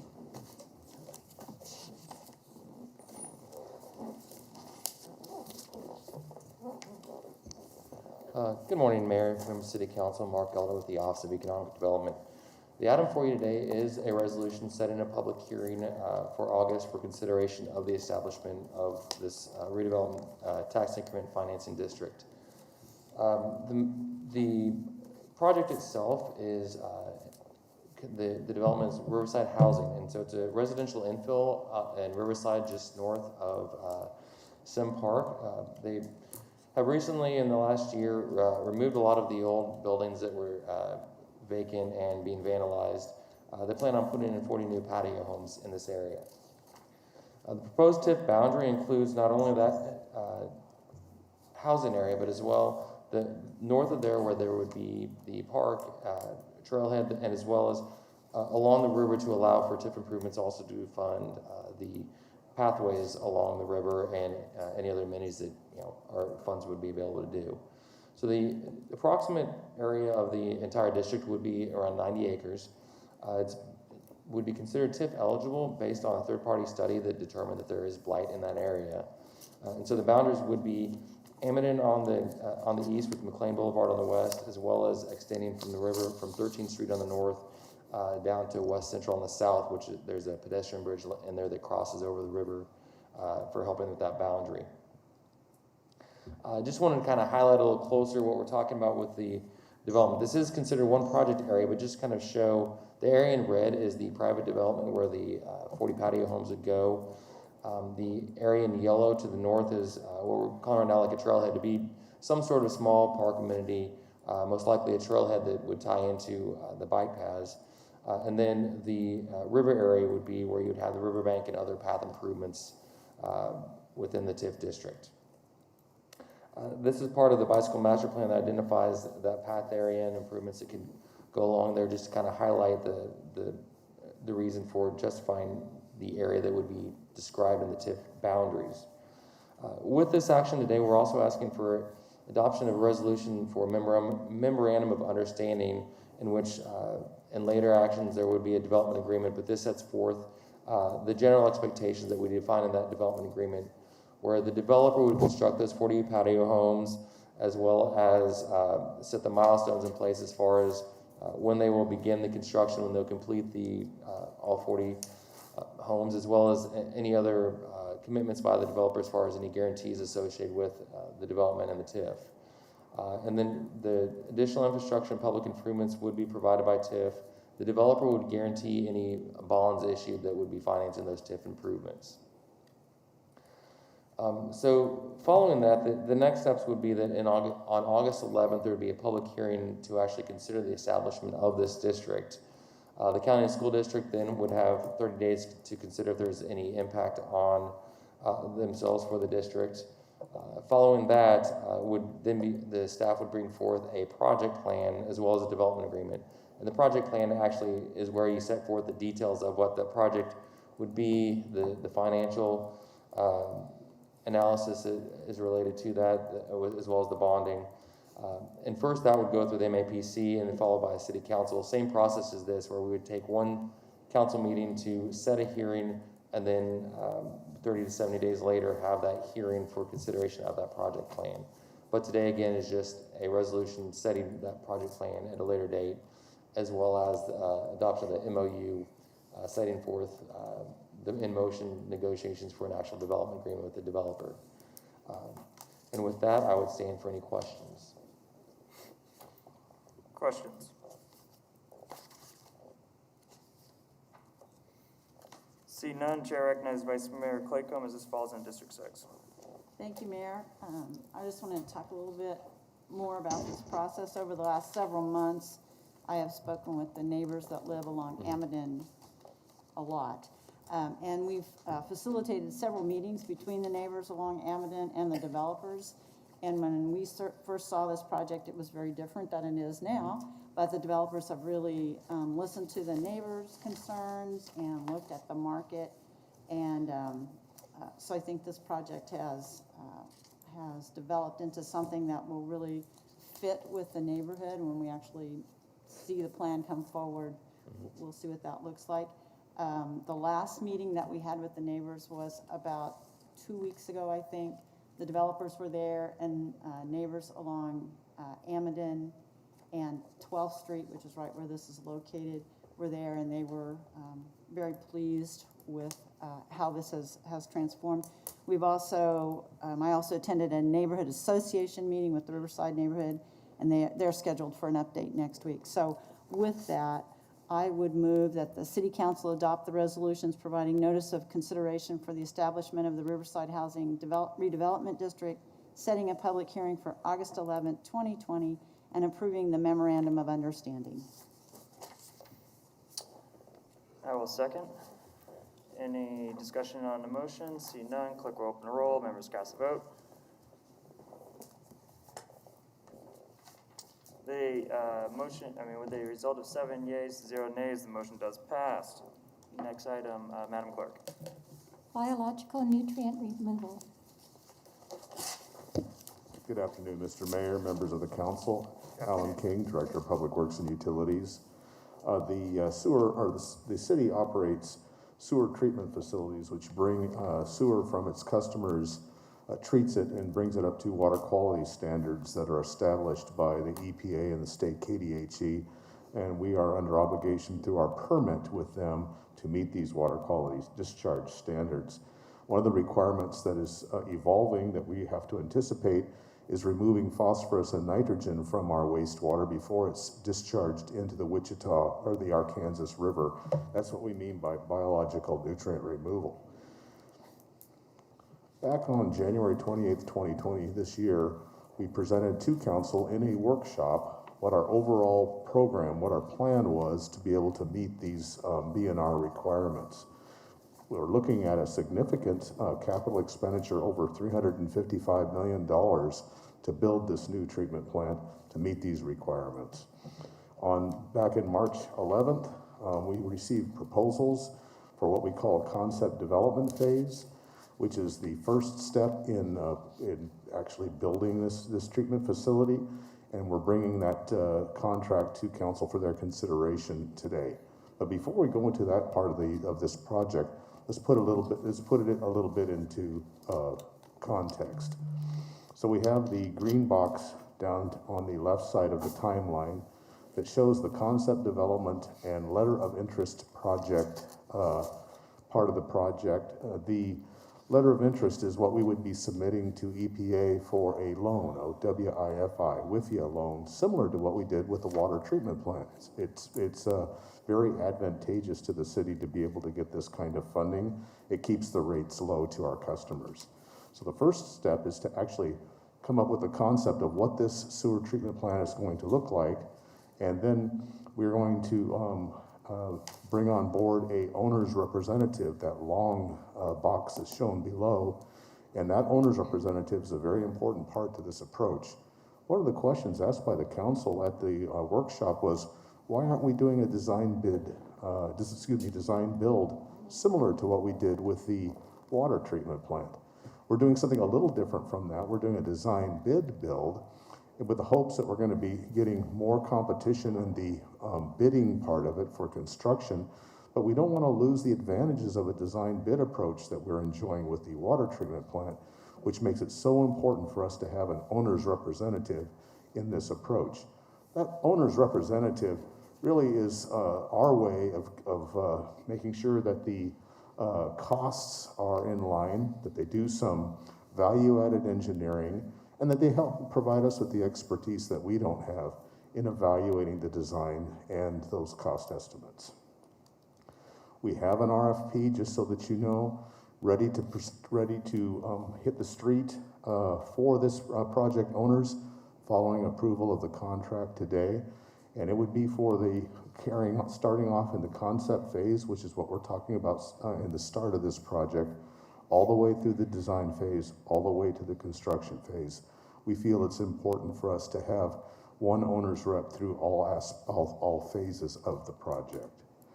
So again, looking at the concept phase, what we're here to consider today, we're bringing it to you for contract. For consideration. There will be a treatment process piloting, because this is a new requirement to remove phosphorus and nitrogen.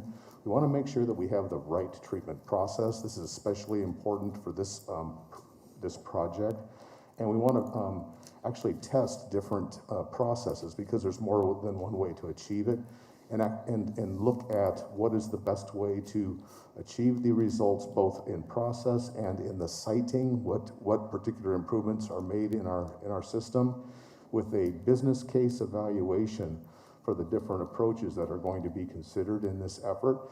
We'll be bringing back to the council as part of the concept review, showing what the business case evaluations show us. We may have two alternatives. We're anticipating we'll have two alternatives for you to look at that time. One would be with the total life cycle costs minimized over the life of the facility. The other would be just to make sure that we have a facility that is at or below the budgeted amount that we have for this project. Those may not be the same approaches, so we'll be bringing both of those to you with the explanation of why we've identified those two approaches. Ultimately, we'll be having the contractor, the designer, prepare the necessary application, the letter of interest, to submit to EPA so that we can apply for the WIFIA funding, which is so important for us in the funding of this project. The request for proposal was put out for this phase one, which is just the conceptual design. The actual design will be under a separate effort. It could be the same consultant, it could be somebody else, but this is a very important start. We're hitting it very early to make sure that we meet the timeline of the permit renewal. And we had three proposing firms: Burns and McDonnell, Garver, and Olson. Three very good firms. Very impressed with all three of them. It was we were in a good place to have the difficult choice between three very good proposers. The screening committee that looked at the presentations, 3 city council members, 2 stakeholder business representatives, and city staff. There was a unanimous decision for Burns and McDonald because of their relevant experience, their familiarity with our processes and priorities, and also the idea of being able to mitigate the risk of the project going over budget and working with the owner's rep and with the value-added engineering that will be necessary in this project. So our staff's recommendation to council today is that we adopt the resolution, approve the agreement with Burns and McDonald, and authorize the necessary signatures. And with that, that concludes the staff's presentation. Comments?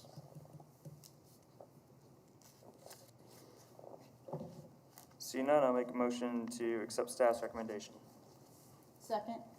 Motion has been made and seconded. There's no discussion on the motion. Clerk will open the roll. Members cast the vote. Second was made by the vice mayor.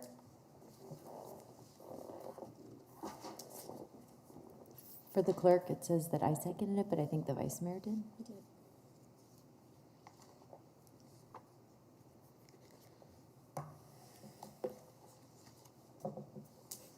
Are we going to revote, or did you just fix the seconding? I'm sorry. So the motion did pass 7-0. However, on our end, it was reported that the person who was recorded as seconding was Councilmember Tuttle. However, it was the vice mayor who did, and Okay, just want to make sure that's all in the record. Right, I'll make that correction. Thank you. Madam Clerk. On-call contractor services for treatment plant, small projects, second and third year amendment.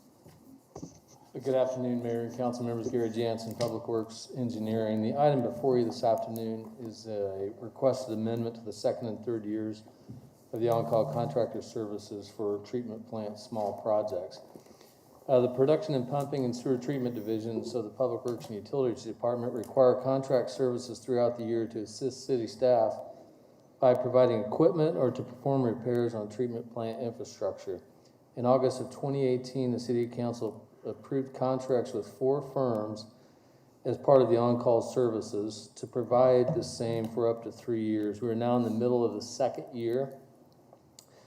Right now, the overall 3-year contract is set to expire in August of 2021, where we would have a new request for proposals and start the process again.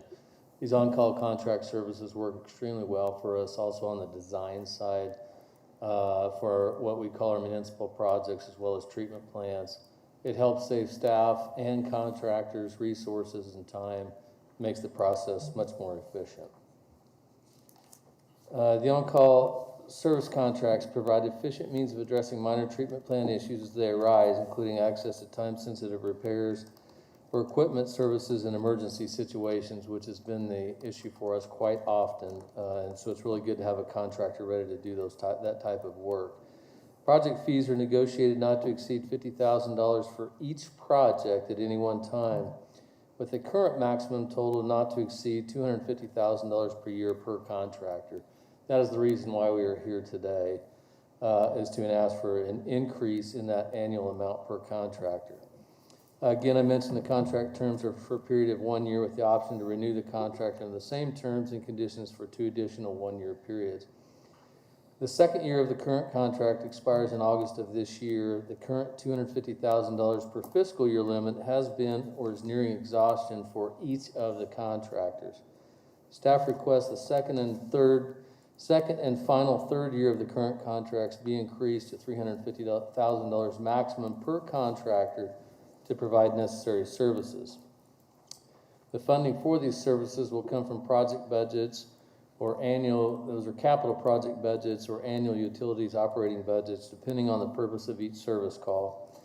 Again, we will maintain a $50,000 or less fee for any one separate project, and the requested contract increase will not impact rates because, again, this funding is included within existing project budgets or the operating budget itself.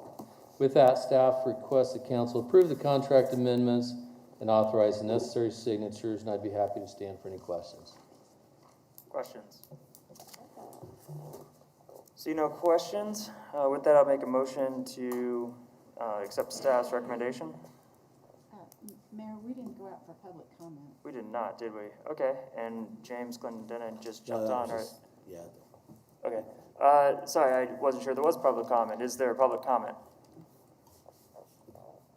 Yeah, Mayor, there's no public comment on this item.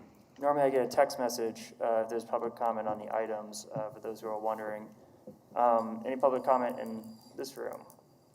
See none. With that, James, Councilmember Clendenin, are you sure you don't want to talk? No, I wanted to make sure we went up for public comment, sir, that's all. Oh, of course, of course. I'll make a motion to have staff's recommended action. Second. Motion has been made and seconded. Is there any discussion on the motion? See none, members cast the vote.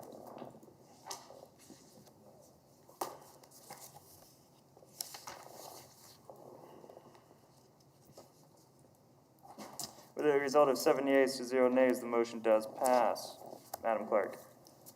Approval of various contract extensions. Good afternoon, Mayor and members of the City Council. Sean Henning, Director of Finance. The item before you this afternoon pertains to various contract extensions. The city has a number of contracts with key service providers that are expiring between now and the end of 2020. I think as we're all aware, COVID-19 has had a great impact within the community as far as business practices, staffing availability, and workloads. And it's very important for the city to ensure that contracts remain in place for the continuity of city operations. The procurement process for key services, depending upon the nature of the contract, can be complex, it can be lengthy. Some of the contracts involve multiple departments across the city and would necessitate a number of meetings. As you might recall, in April, during one of the city council retreats, staff presented key contracts at that time for the council's consideration and recommended extensions. So we're basically bringing this back to you at this time. In considering contracts recommended for extension, some of the things that were considered included those with a complex and lengthy proposal process, those that are important for business continuity, and we also reached out to various departments utilizing these contracts to make sure that the contractor is still performing well and satisfactorily. The extensions that are being recommended are for a maximum of 1 year and may include a 1-year option for renewal. And the contract terms remain unchanged except for technical adjustments and price adjustments that are consistent with existing contract terms. So in summary, we are hoping to ensure business continuity, adapt to the impacts of COVID-19, and extensions are recommended for 10 of our contracts. The only adjustments, again, will be technical changes and minor price adjustments, and extensions will be for a maximum of 1 year. There is one contract that provides for an additional 1-year option for renewal. It's recommended at this time that the City Council authorize the purchasing manager to negotiate contract extensions and authorize the necessary signatures. Any questions or comment from the bench? Is there any comment or questions from the public? Conversation will come back to the bench. Is there any questions or comments? If not, I will make a motion to accept staff's recommended action. Second. Motion has been made and seconded. If there's no discussion on the motion, clerk open the roll, members cast the vote. The result of 7 yeas to 0 nays, the motion passes unanimously. Madam Clerk. 2020 Wichita Wonderfall Memorandum of Understanding. Good afternoon, Mayor Whipple, members of the Wichita City Council. I'm Dante Martin, Assistant City Manager. Here to present an MOU with Wichita Festivals Incorporated. Ty Tabing, CEO of Wichita Festivals Incorporated, is also with us at Century 2 if you have questions.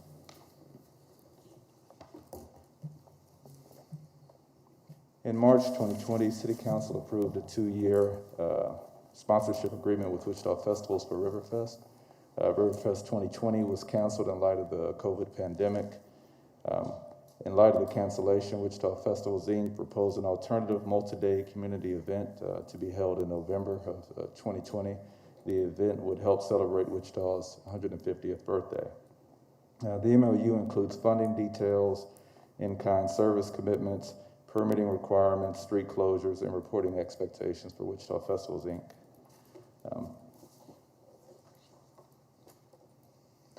Considerations related to the MOU, financial considerations, the sponsorship amount is in the amount of $40,000. It's important to note that the MOU for Riverfest was for $80,000 annually. We did not expend $80,000 in light of the cancellation in 2020. In addition to the $40,000 sponsorship fee, there's in-kind services that will be provided by city staff. The $40,000 is available in the Tourism and Convention Fund. An additional consideration that's not listed here is the public health consideration that we spent much of our morning talking about. The MOU includes a force majeure cancellation provision. If conditions are as they are now, we'll work closely with Wichita Festivals Incorporated to reschedule at a more appropriate time or potentially cancel the event. It's the recommendation of staff that we approve the memorandum of understanding between Wichita Festivals Inc. and the City of Wichita and authorize necessary signatures. As I said earlier, Ty Tabing, CEO of Wichita Festivals Inc. is available for questions as well. Would Ty like to speak, or should we jump into questions? Let's go ahead and Councilmember Frye. Thank you, Mayor. I just want to be clear on the expenditure, Dante. When the festival came to us in March, we approved $40,000.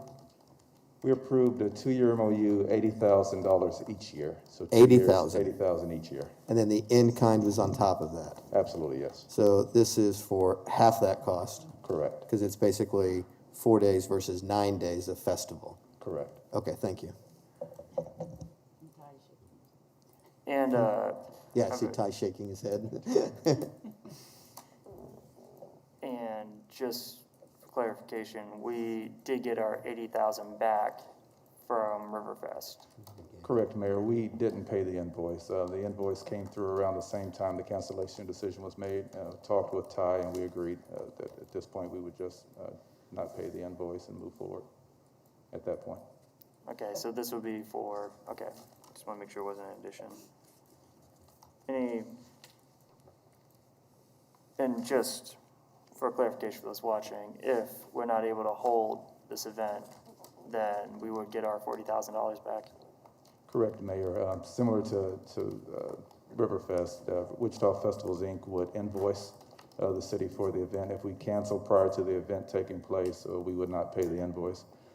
If funds have been paid in anticipation of the event taking place, the MOU would cover refund processes. We'd also have discussions with Ty Tabing as to how to go forward. Okay. Councilmember Frye. Thank you, and just so the public understands, we are not approving this event today. This is just a MOU allowing for the expenditure to support the event. There would actually be a community event application that would come back and have to file all the paperwork and safety plans and everything. You're correct, Councilmember Frye. The MOU basically provides a framework for our partnership or our sponsorship of the event, if you will. As we get closer to the event date, they'll go through the community event process. Thank you. When is the event scheduled? Ty, you may want to speak to that. I believe it's early November. I don't have the dates in front of me. Yeah, it's November 5 through 8, which is a Thursday through a Sunday. Okay. Councilmember Blubog. Thank you, Mayor. Is this amount for promotion and putting me on, or will it be less administrative costs? What would we be looking at under a cancellation, I guess, is what I'm specifically asking. Ty, if you don't mind, if you'll speak to that, and I'll go grab a copy of the MOU. I left it at my chair. Sure. Yeah, so we will raise, this is about 15% of the amount that we've budgeted to raise. in sponsorship dollars. So we have a number of asks out right now to various corporations in town. So this support really sends the message that we're in partnership with the city on this event. Again, this is the culminating event of the 150th birthday celebration for Wichita. So we really want to celebrate St. Francis. Of course, that was previously a one-way street that was turned into a two-way street. It now has NASCAR Park, Wave, Groover Labs, Intrust Arena. So it's really a great microcosm of the mixed uses that have emerged downtown. So we really want to celebrate the street. We've been working with Downtown Wichita and the Old Town Association to help with some of the outreach to the various businesses because we really want all of the businesses in the area to spill out onto the street and to embrace this as really a way to celebrate the city's birthday party, and hopefully we'll be in a better place vis-a-vis COVID, and we'll have lots to celebrate that first weekend in November. To answer your question, Councilmember Bluebow, the city sponsorship includes promotion, recognition, and benefits related to the event. It's detailed on Schedule A of the MOU, so activation assistance, on-site product marketing, website presence, signage and print materials, media licensing, public recognition, and hospitality is included. Okay, so if there is less a cost, we'll be able to see what that money was spent for. Yes, sir. Okay, thank you very much. Thanks. Any further questions?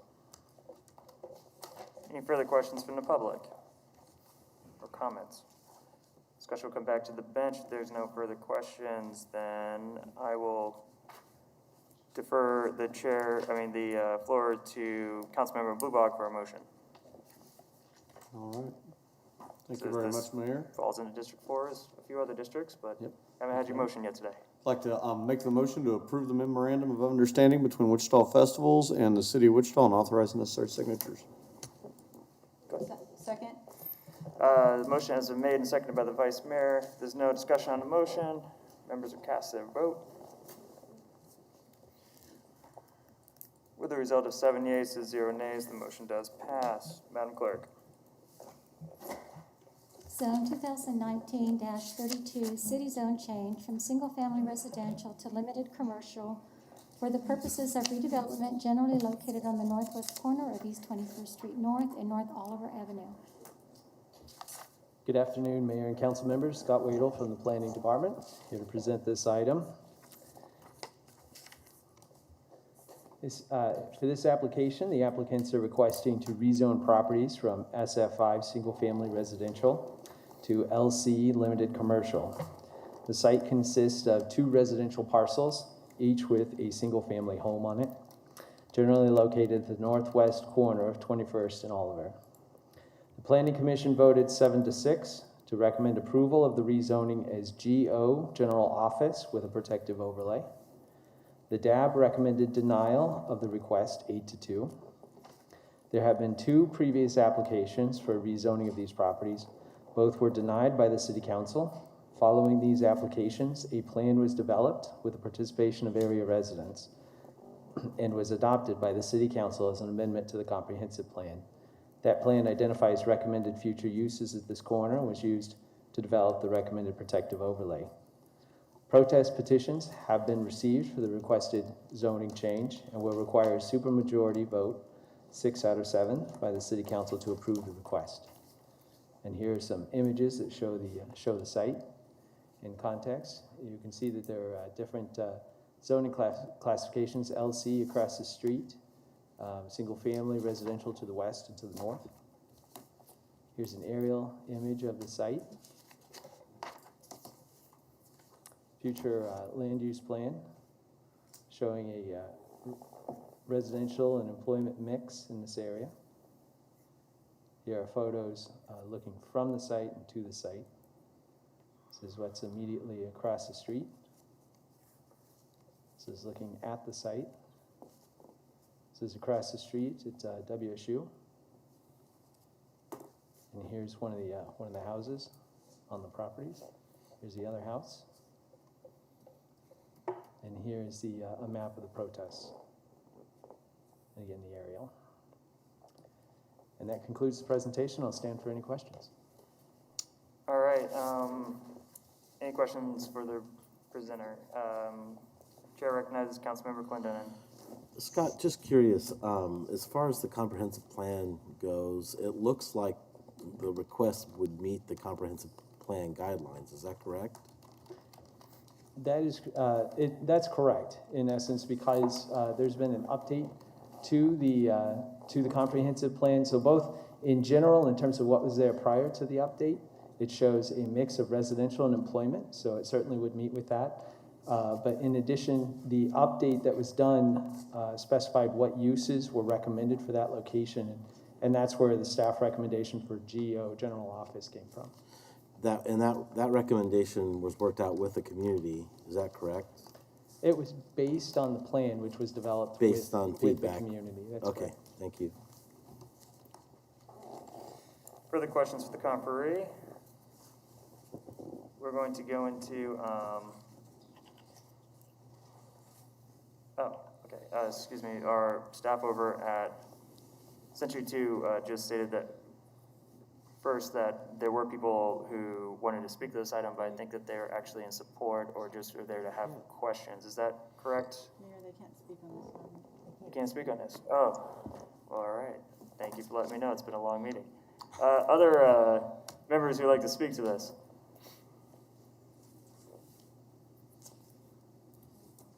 See none. Chair will recognize Councilmember Johnson from District 1 for a motion. Thank you, Mayor. This is a tough case with a long history, and we've done a lot of work in the community to engage folks.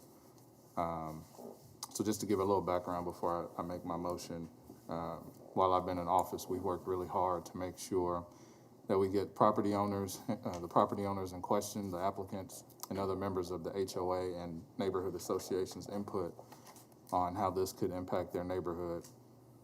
And over the years, at least one case has been made that the property owners continue to be denied because the neighborhood has said that they want that area to stay residential because the development was not fitting the character of the neighborhood and also not fitting the character of the four corner area of 21st and Oliver. So during this time, we've had a lot of discussion with the residents of Crestview Lakes and Northeast Heights neighborhood associations. And in 2018, some of the concerns that were brought up were, one, the neighborhood wanted to keep that residential. Two, there was a lack of development at Wichita State University on Innovation Campus. Three, at the time, there was applied for general commercial that was unacceptable to the neighborhood. And then also one of the current applicants might not manage the property the best way, and flooding has been an ongoing concern. So we went out and engaged, myself, staff, the neighbors, as well as the applicants, and tried to work towards an agreement, which you all just heard was general office. And a lot of that was in line to keep the neighborhood quiet, keep out as many disturbances as possible. And we all, again, kind of came up with that with staff. But there was one conversation about a potential restaurant in which there really didn't seem to be opposition, but that would require LC if they were to get a restaurant there. So in keeping all of those things in mind, the Planning Commission at its May 21st meeting recommended rezoning the case and the two properties on 21st and Oliver from SF5 to, or they recommended to deny SF5 to LC with the protective overlay, mainly because of the work that had been done with the neighborhood. And that vote was split 7-6. When we look at everything that we've talked about as a neighborhood, all of their input, all of their concerns, specifically the specific concerns that they've given me, and I went back and read some of those emails to see where we were today, I would actually like to make a different recommendation and move that we would overturn the recommendation of MAPC and rezone this as limited commercial with a protective overlay that you all have received, minus item 10. And the reasoning for that would be, first, looking at the character of the neighborhood, from what was said. This property is situated at the intersection of two major arterials that have had significant public improvements in recent years, which have significantly altered the character of the property from fronting the residential streets, resulting in the viability as residential properties less desirable and marketable. Specifically, a new 4-story housing complex is nearing completion on the northeast corner. The southeast corner has now been rezoned LC, and that church will be demolished and something else will be built there. And significant development has occurred since 2018 on Innovation Campus to the southwest, and more is coming. That was a major concern. Second, the zoning and uses of property nearby. The property has commercial zoning and uses to the east, south, and southeast, including the redevelopment, as I just said, of the southeast corner. In addition, there was concerns about Wichita Places for People not being complete back in 2018. When you look at that document now, it does show a potential node on 21st and Oliver, each corner being a part of that node to attract people for walking, biking, and access to the university.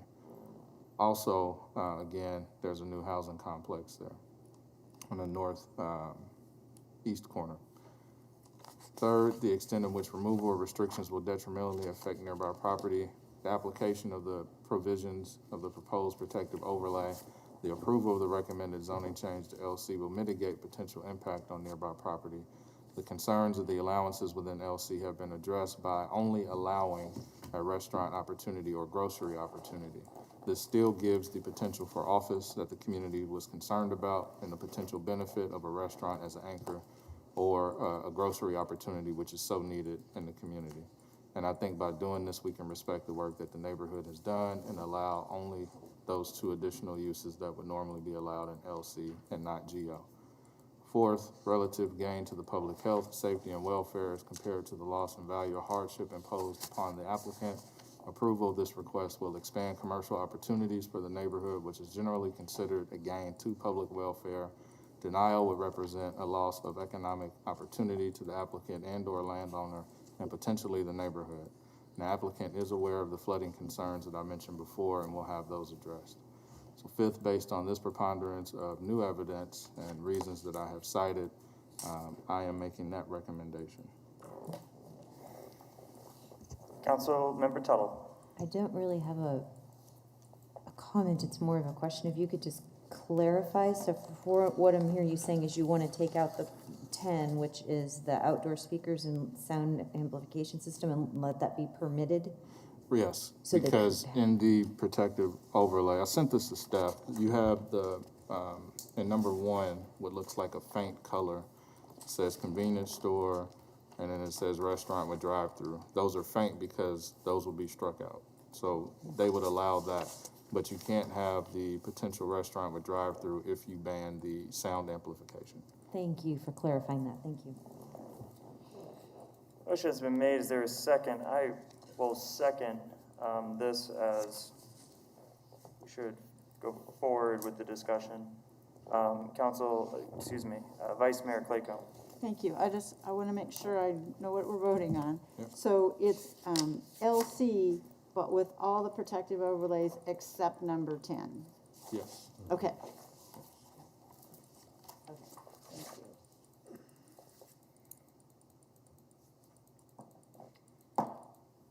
Vice Mayor Claycomb, did you have a follow-up? You're still on the board.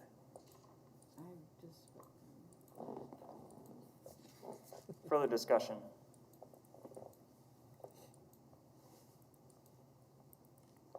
Actually, Did someone just say motion or? I got one amendment to that. I forgot to add in cash and title loans to the protective overlay. Okay. What? You and add cash and title. loans. Cash, so your motion, and as a second, I will agree with it, but just for clarification, could you say your motion again? Yep, I want to approve LC with the protective overlay minus item 10. In the exceptions, in the exemptions, I would like to add the cash and title loan, which would mean it's banned in this property. No cash and title loans. And this is an item that takes more than, I think, a simple majority of the parliamentarian could speak to. In order to approve my motion, we would have to have 6 of 7. 6 of 7, is that correct? That's correct. Very good. Councilmember Blubach. Thank you, Mayor. Councilmember Johnson, can I get an explanation on the cash and title loans exemption? Is there an impact on the neighborhood or? So the neighborhood, in general, even with my predecessor, has tried to limit the opportunities for cash and title loan vendors to be in the community just because of some of the predatory practices. So when you go to these spaces and you get a title loan or a cash loan, you can be charged up to 396%, which is not beneficial in a lot of these areas where you have low-income people and they get into a cycle of poverty in those opportunities. Okay, thanks for the explanation. Further discussion on the motion? See none with that, if there's no further discussion on the motion, then clerk open the roll.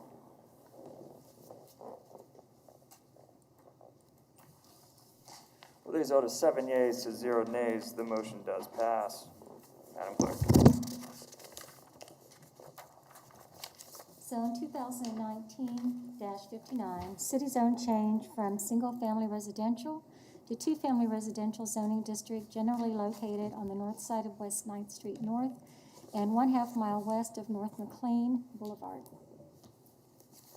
Good afternoon again, Scott Wadle. This is an item that you've seen before, coming back to you. In this case, the applicant has applied for a zone change from SF5 residential to TF3 two-family residential zoning. The site is generally located at the northeast corner excuse me, of 9th and Gow. The Planning Commission voted 13-0 unanimously to recommend approval of the rezoning subject to the conditions in the revised protective overlay. We'll get to more description about that in just a moment. The DAB recommended denial at the request 7-3 with 1 abstention.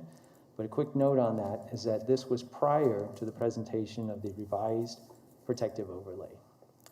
The application site consists of 2 adjacent parcels, one with a excuse me, vacant single-family house, and the other is unimproved with no structures. The City Council voted unanimously to return this case to the MAPC to consider incorporating design recommendations from the Places for People Urban Infill Plan, which is currently a draft. The Planning Department staff consulted with the applicant on the recommended design features for incorporation. The recommendations were presented to the MAPC. The MAPC recommended approval with modifications at the applicant's request. Valid protest petitions have been received for the requested zoning change. The protest area is 38.2%, will require a super majority vote, 6 out of 7, by the council to approve this request, and the PowerPoint will show a little bit more about the site. So here's the aerial image showing the 1 vacant house in the lot without any structures on it. Here's from the comprehensive plan showing residential. Here's the site plan that was provided by the applicant. Here's pictures of the site. Here's the vacant home, the unimproved lot from the other side.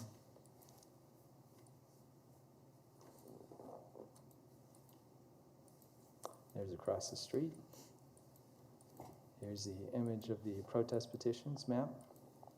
There's the aerial. And with that, that concludes the presentation. I'll stand for any questions.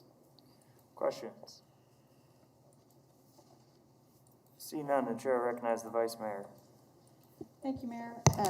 So this also is a case that we have seen before, and I think MAPC saw it 3 times. So I really appreciate the neighbors' perspective in ensuring this protective overlay, and I really appreciate staff because I believe, and you can correct me, Scott, if I'm wrong, but I believe this is the first use of Places for People in a zoning case, at least for a TF3. To my knowledge, that's correct. Yeah, so the developer made changes based on recommendations by staff, that staff had listened to the neighbors about the character of the neighborhood and all of those. So I really appreciate all that. And with that, I would move that the City Council adopt the findings of the MAPC and approve the requested zone change subject to protective overlay number 345, place the ordinance on first reading, authorize the necessary signatures, and instruct the city clerk to publish the ordinance after approval on second reading. And I think this requires 6 of 7 votes. Motion has been made. I will second the motion. Discussion on the motion. There's no discussion on the motion. Clerk will open the roll. Members cast their votes. With a result of 7 yeas to 0 nays, the motion passes. Madam Clerk. CON 20-7, city conditional use to build ancillary off-street parking for commercial building at 3233 East 2nd South Hillside Avenue. This is a conditional use application for a lot that's currently vacant, and the proposed use would be for off-street parking for a commercial building across the street. The MAPC recommended approval of it, subject to staff recommendations.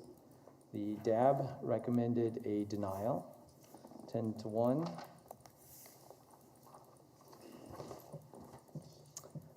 The conditional use would allow for the development of the site as a parking lot. Again, it's currently vacant. Surrounding the property, it's residential uses, except for directly across the street and south, which is general office. You heard about the MAPC, the DAB, and valid protest petitions have been received for the requested zoning change, which is 39.96%. So it requires a supermajority, 6 of 7, to approve, and I'll go over the images with you here. Sorry, Scott, what was the protest? Councilmember Fry. Sorry, the protest petition received was, the area was 39.96%. Just couldn't hear you. Yeah, sorry about that, the mask, it's not quite the deal. So here's the vacant lot, shown on the aerial, and the houses on either side, and the office use to the south. Here it is on the comprehensive plan, showing new residential. Here is the site plan submitted by the applicant. So you can see that there's a fair amount of landscaping in the front, adjacent to the street. Here's the site as it currently looks. Here's the office use on the other side of the street.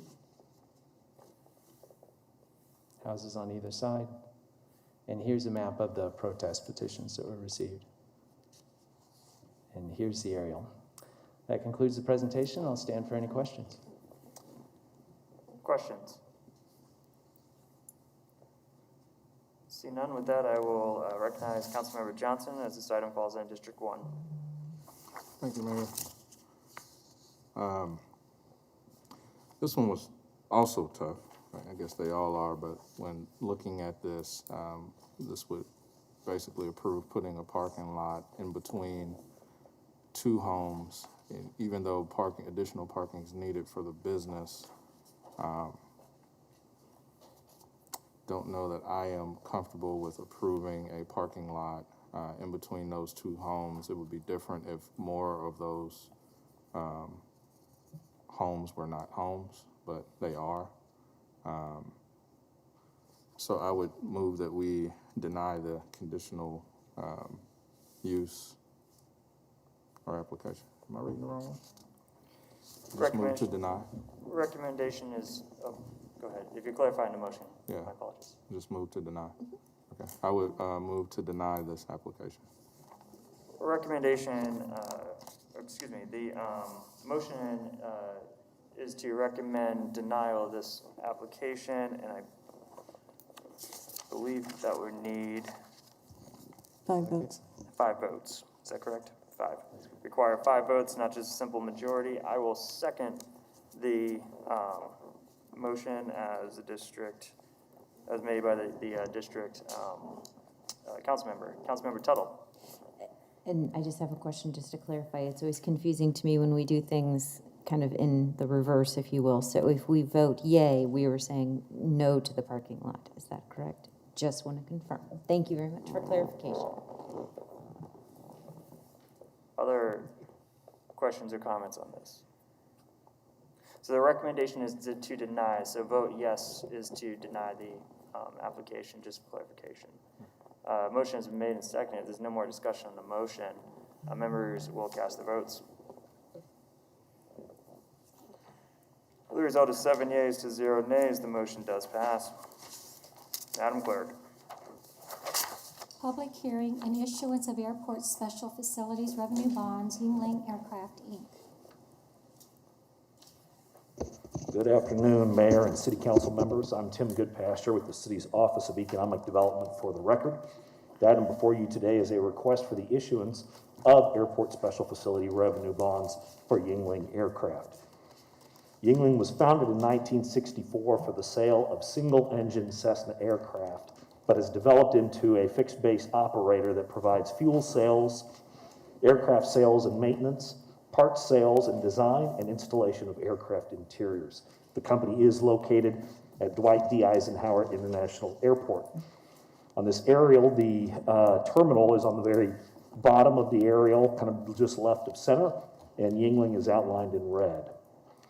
On July 9th of last year, the City Council approved a letter of intent to issue bonds in an amount not to exceed $3.5 million. The funds were used to renovate a 50,000 square foot former Hawker Beechcraft facility to accommodate new aircraft paint services and airframe modifications for special mission aircrafts and interiors.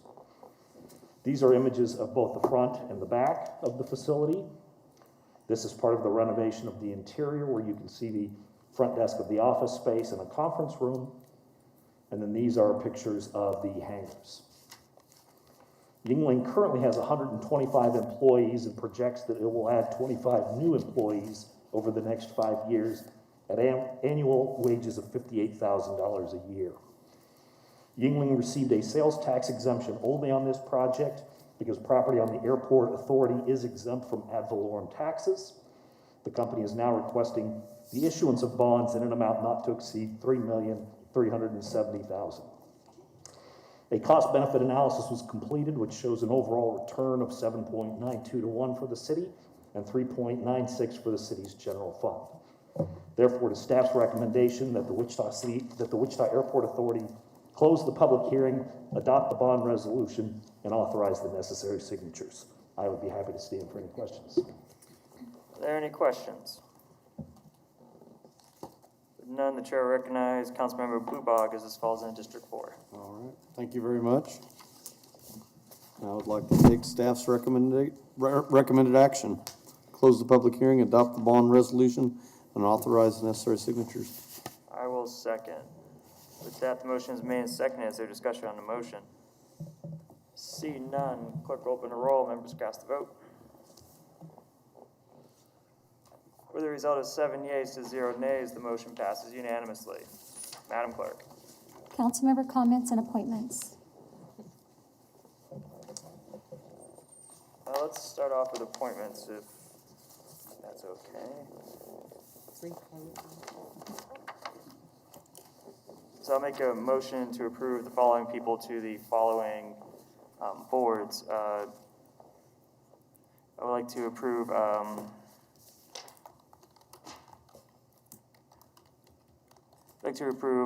REAP appointment Randy Fraser to the Wichita Airport Advisory Board. Has been, excuse me, I'm sorry. No, this is to replace that person. I'd like to appoint Troy Tabor to the REAP appointment to the Transit Advisory Board, and to have Shannon Littlejohn reappointed to the Library Board. And for the REAP appointment, Randy Fraser to the Wichita Airport Advisory Board has been replaced. Kelly McElroy has been appointed to the Wichita Airport Advisory Board to complete the remainder of his term. Okay, sorry, this was just handed to me, now I get it. So it'll be Troy Tabor has been appointed to the REAP Advisory Board, to the Transit Advisory Board, Shannon Littlejohn to be reappointed to the Library Board. Other appointments. Okay, see none. Is there a second? Second. Appointments have been motioned and seconded. Clerk will open the roll. Result of 7 yeas, 0 nays. The appointments do pass. Now into comments. Councilmember Johnson. Thanks, Mayor. Just wanted to thank the council, one last year for changing policy 13 on naming facilities after folks who are currently alive, and then 2 for this morning, renaming McAdams Pool to Charles McAfee Pool. That meant a lot to him, as you saw, but I've been getting messages since this morning about that, and a lot of people are really happy about that. So just thank you all for your support. Staff as well. Troy is not in here, and Megan, but helping keep this surprise from Mr. McAfee is no short order. It took a lot of work. So again, just want to thank you all for that, and this morning was a good morning. Just to follow up on how good our staff is, my understanding is there was a news outlet that tried to report on the renaming of the pool to the McAfee Pool, and our staff called them and begged them to take it down after explaining to them that this would be a surprise. And of course, Wichitans being good folks, they obliged. Yep. Other comments, I do want to just briefly say, I'm sure everyone knows, but to those watching, an opinion from the Attorney General did come down supporting our mask order under home rule. So I know that was a question at our last meeting, and the Attorney General did offer an opinion in our favor. I could read it if anyone wants me to. No? Okay. I was going to say, because we're about to go into executive session. So I will make a motion that I move that the City Council recess into executive session for 45 minutes to receive the information of an offer of settlement and other case developments pursuant to KSA 75-4319B2 for legal consultation with the city attorney, which would be deemed privilege in the attorney-client relationship on pending litigation, legal advice. Executive session is required to protect attorney-client privilege and the public interest, and this is a 45-minute, and it will start, what time is it? Let's start it at 2:10. Second. Motion has been made and seconded. All in favor of said motion, please hit your green button. It's gray. The result is what? It's gray. Result is seven yeas to 0 nays. We will be in executive session at 2:10. We will resume in council chambers. And we will resume in the council chambers afterwards to